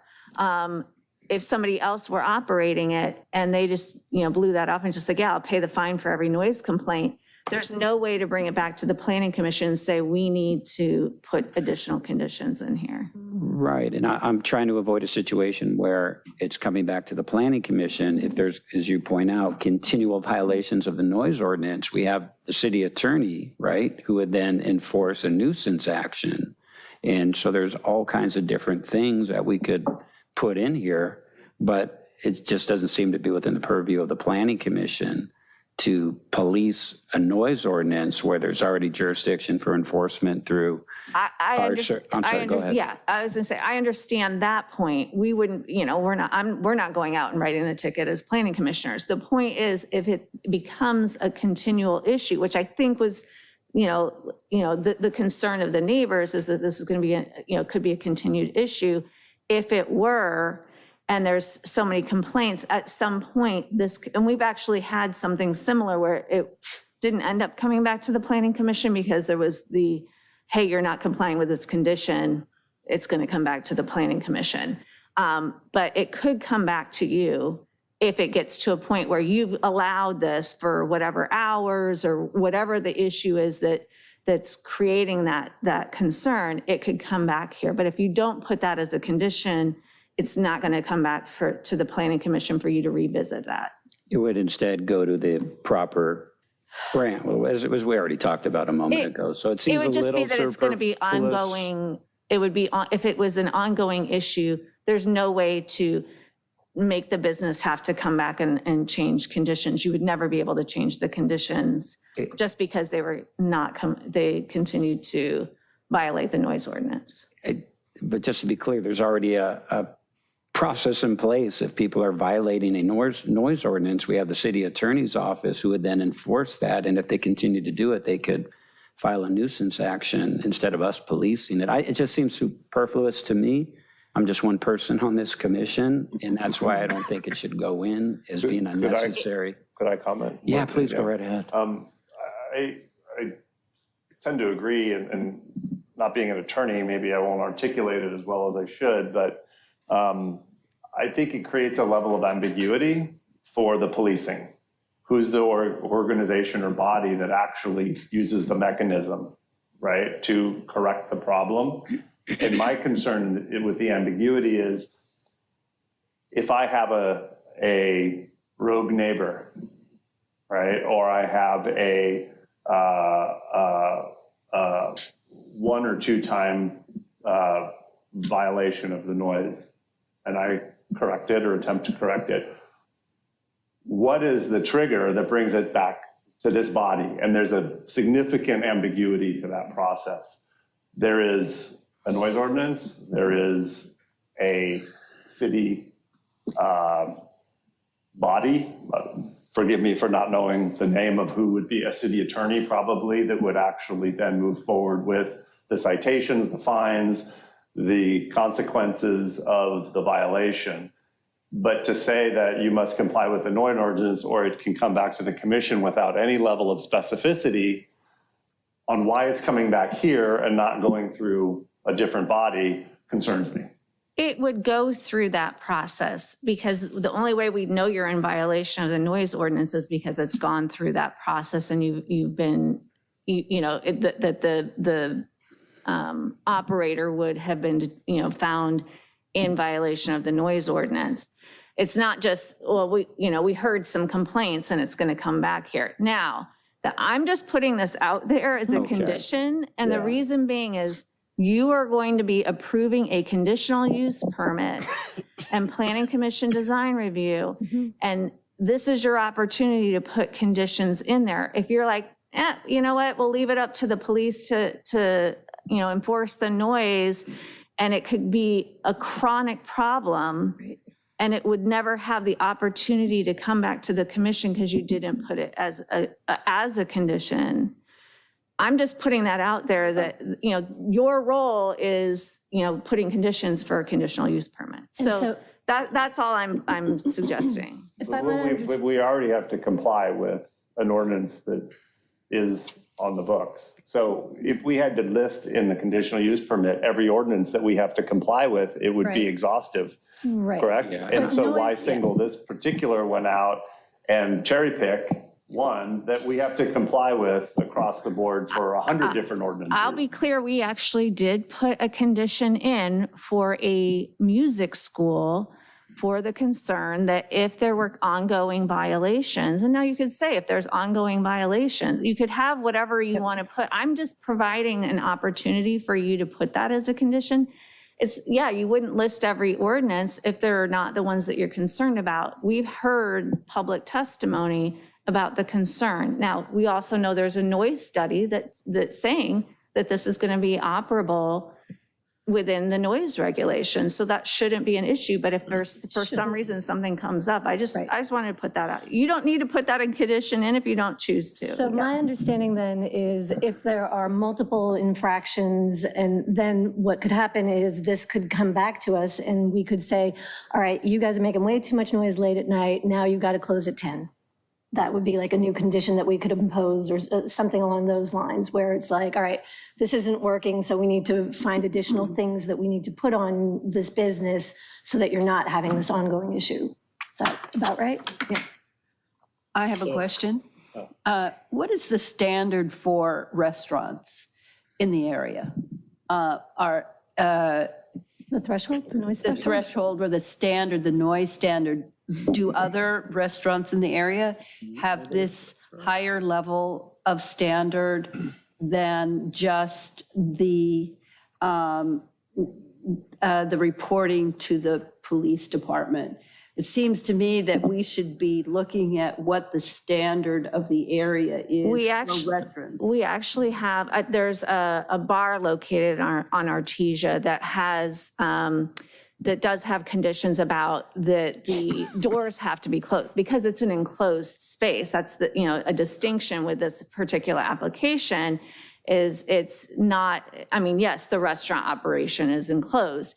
Where the patrons are is not an enclosed space. But there are conditions on certain sites, and there's one particular bar that does have that, the restriction that the doors do, a requirement that the doors do have to be, maintained closed unless somebody's entering or leaving, but not left open. But not a requirement to come back to the planning commission. Oh, if it's got a conditional use permit, it has that condition in there. The city of Los Angeles does it all the time, too. Oh, okay. Yeah. So it is a typical standard. Typical thing. Yeah, and I don't know, I know you wanted to speak, but I just don't want to follow what the city of LA does, and I know Buddy's here is trying to say that's a good idea. So I'm just going to put that aside. I guess my final thoughts on it for the time being are, if there are violations of the noise ordinance and they're repetitive, the city attorney is going to shut them down. So if they want to go home, if that happens, so it doesn't seem like that's within the jurisdiction of the city attorney's office. And we know from tonight, it's 11:30 at night. The last thing the planning commission needs is something else coming back to it on we had this really truncated J3 tonight, and because time is short, time is precious. So this is just something else that doesn't belong on our plate, in my opinion. I'm one person on the commission. I don't want to burden these people any further with having to come back if there's some rogue complaint. Let's let it go through the proper channels. In this instance, I believe the city attorney's office and they have a whole unit dedicated to this, and not do something here and certainly complicate this process and take up the time of staff and everyone else to have to do it. So I also had code enforcement under community development before it went to the police department, and I can tell you, this was a tool that we did need to have in a particular instance. So it's up to you. I just want to let you know that you have that capability. Is this the only way to get a 2 o'clock closing time down to a 12 o'clock closing time? You could To do come it. back to the planning commission? You could do it right now. No, I'm but saying, if you wanted to do it, if there was a ton of noise complaints, is that how it would happen? That we would say it would have to come back regardless of, in order to make it from 2 to midnight, it would have to come back to us? We So can't would have- impose new conditions unless it comes back to us. So how would it get fixed without coming back to us? Right. In Scott's example, how would it get fixed? Where, there's a bunch of complaints, okay, the time has to be midnight. How does that happen? Coming back to us, and that's the only way? It would have to be a condition. Well, then the condition has to be in there. I'm sorry, Scott. It's a standard condition. No need to apologize. If that's the only way, how do we get the time changed? If that was the only way. But Okay, it's, what is another way? well, just as we're discussing, and I don't want to keep us here too late, but yeah, if there's a continuing violation of a noise ordinance, the city attorney's office would be the one to prosecute that and ultimately declare nuisance, presumably, and that would shut them down. And their option would be, if they wanted to reduce their hours as a alternative to that, would be to come back before the planning commission and request that adjustment. So that's not the only way that it would happen. So there are other avenues, and I'm not going to exhaust all of them here tonight. But I don't want to follow the city of LA's example. I don't want to overburden this applicant. I think they're doing all of us a really great job of coming in here. And I don't want to discourage other folks and entrepreneurs from, putting it all on the line and helping us out on Artesia Boulevard. So, Secretary Godin? Speaker card, I believe. So we have a speaker who spoke earlier who would like to speak again with the commission's permission. I believe we can do Spoke that. prior? Yes. Can they speak twice? The other people also spoke twice. Yep. I have no problem with it, but whatever the rules are. Yes, I would like to have them speak again, please. Thank you, It's everybody. similar to, it would be similar to when you give someone a time extension, you could just, I make a motion to allow this person to speak again in a second. Do we have a motion to allow this community member to speak again? Move. Second. Okay, all in favor? Aye. Any opposed? Hey. Folks, Zane Obaji again. Sorry, this is important. We've been fighting at the city council level to try to get stronger enforcement of laws, conditions, et cetera. Now, in light of the fact that this is right next to a residential area, you want to keep the condition in there, because short of the city attorney shutting them down after they've invested millions of dollars, you want, as a planning commission, to have the ability to reel back that Thursday hour so that it's quieter on Thursday evening and have that flexibility. Whereas the city attorney is only able to put them in jail or assign a fine. Also, the city attorney is an elected official who's not exactly beholden to anybody except for the whole city and whatever he wants to do, up for election every 4 years, whoever it is, when it changes. So you want to retain the power here in this deliberative body to come up with a creative solution to address whatever issue comes out of this development. That's all. Thanks.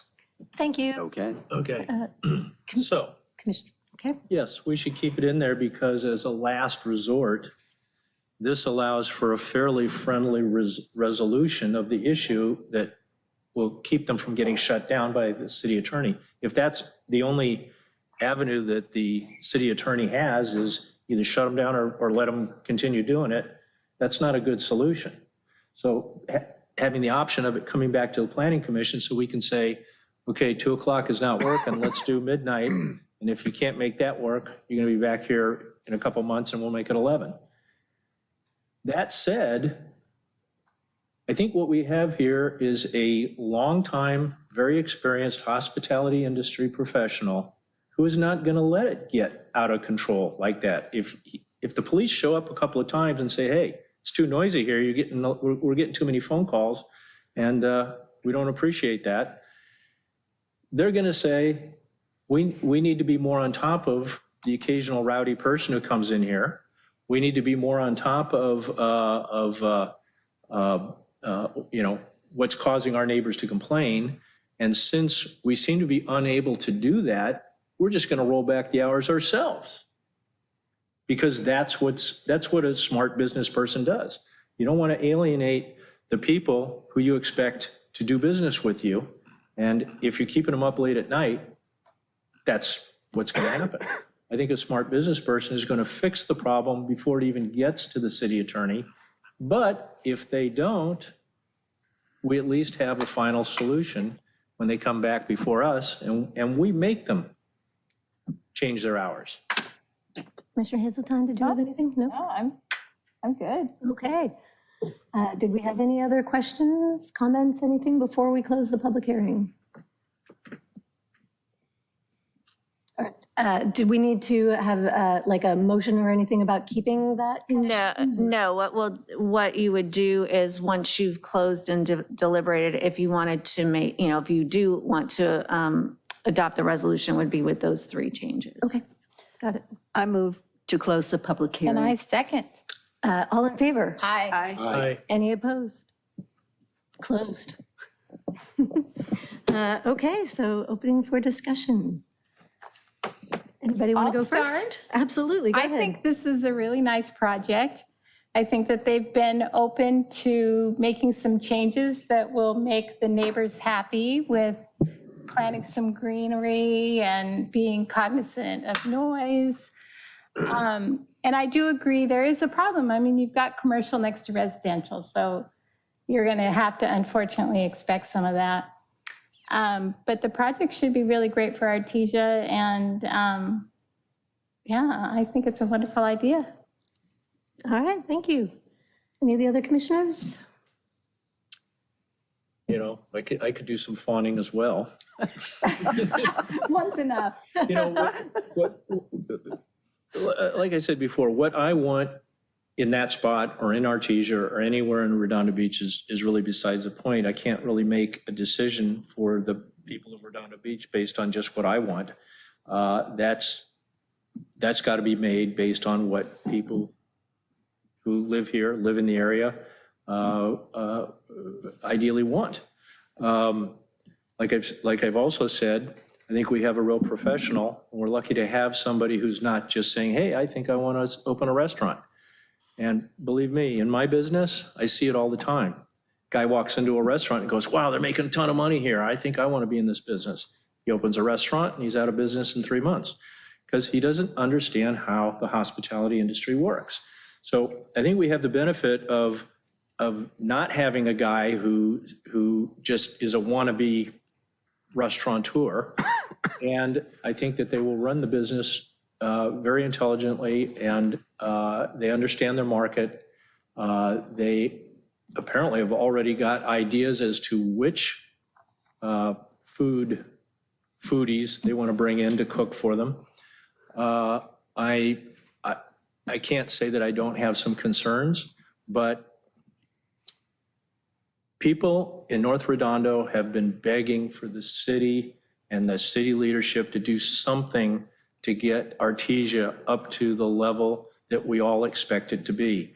It's way better than it was, 25 years ago, 30 years ago when I moved here, but it's got a long ways to go. And I think this business with that look coming to Artesia will bring other high-quality businesses that may well do the same thing. And I think what Artesia needs more than anything else is not someone who's going to lease an existing spot. We would like businesses, developers to come in, scrape the entire block, build subterranean parking, and put up something that there is a demand for, supply the demand. And this is I think a great launch to jumpstart that process that we've been waiting to happen on Artesia forever. All of the efforts that our various city council people over the years that have included this part of in their district have always had that goal, but it's very hard to get it started. It's like a flywheel. It's very hard to get it started, but once you get it turning, momentum and inertia keeps it going. And I think that could easily happen on Artesia when a smart, modern-looking, out-of-the-box thinking establishment shows that you can be successful on Artesia. I don't think developers are going to be looking at old video and saying, wow, the planning commission was really tough on them, we better go somewhere else. I think they're going to say, we're going to put on our game face and we're going to go to that planning commission and we're going to get our project approved and we're going to do whatever it takes to make it fit in that community. And I think 10, 15 years down the road, we're going to see an Artesia that we would not recognize today. And this is the kickoff to that progress. Thank you. Anybody else have any words? Just to agree with everything that Commissioner Boswell and Commissioner Hazeltine, Commissioner Lamb, Interim Chair Godek has said, I agree with you and thank the applicants. But, I'd be remiss were I not also to thank our staff, Planning Manager Sean Scully, for one heck of a job on this thing. Very well done. And certainly the wise and steady hand of our Community Development Director, Brandy Forbes. Where would we be without you? Thank you for being here tonight. So, yeah, that's it. Okay. And sorry about botching your job title earlier, Planning Manager Scully. Oh, no, that's fine. No problem. My bad. Okay, so then now we need to Put a talk motion about, forward. putting a motion forward to adopt the resolution with the amendments. I'd like to make a motion to accept this project.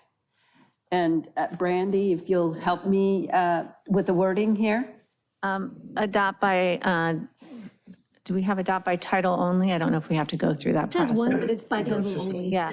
Adopt by title only. The resolution with the 3 amendments discussed. Adopt by title only, the resolution With the three three amendments discussed. 3 amendments. As discussed. As discussed. And I'll second that. All those in favor? Aye. Any opposed? Unanimously passes. Congratulations.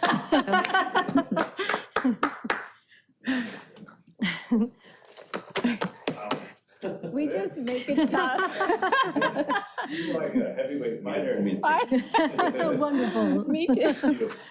Did we So make long it for tough Tom, that enough? was a really good presentation. Yep. It's a process. Yeah, and it's a beautiful design. Yeah, it really is. Oh, I'm putting my stuff away. We're not done yet. All right. You guys don't have to leave. I think, are you getting ready to go? I am. We have to. We still have a little bit more. So we still have We still have a little bit more stuff to finish up. It's just administrative stuff. We're quick. still have a few things. Oh, yeah. We're not done yet. Yeah, not done yet, everybody. To Sean trying to make a run for the door. Yeah, we're not done yet. Thank you. Okay. So then, speaking of K, moving on to item K, items continued from previous agendas. There are none. There are none. Item K, item L, items for discussion prior to action, also none. Correct. Right? Correct. And then items from staff. Yes, for, if, I'll guide them. So for items for staff, we circulated around the invitation for the housing educational session that the South Bay Cities Council of Governments is putting together. And they actually had additional dates. So, feel free to go ahead and register for that if you're interested. We just circulated that around housing education. And I'm guessing they're going to, as we get the additional registrations for the future events with the South Bay Cities, we'll circulate that around as well. Thank you for doing it. That's the January 12th event. January 12th, yep. Really appreciate it. And then in January, we had a referral from the city council to discuss and make any comments for the Metro C line. So we'll have that as an agenda item. Again, we'll have the inclusionary housing in January as well. I think right now, and the wireless, sorry. Yep. So those will be the 3 items for January.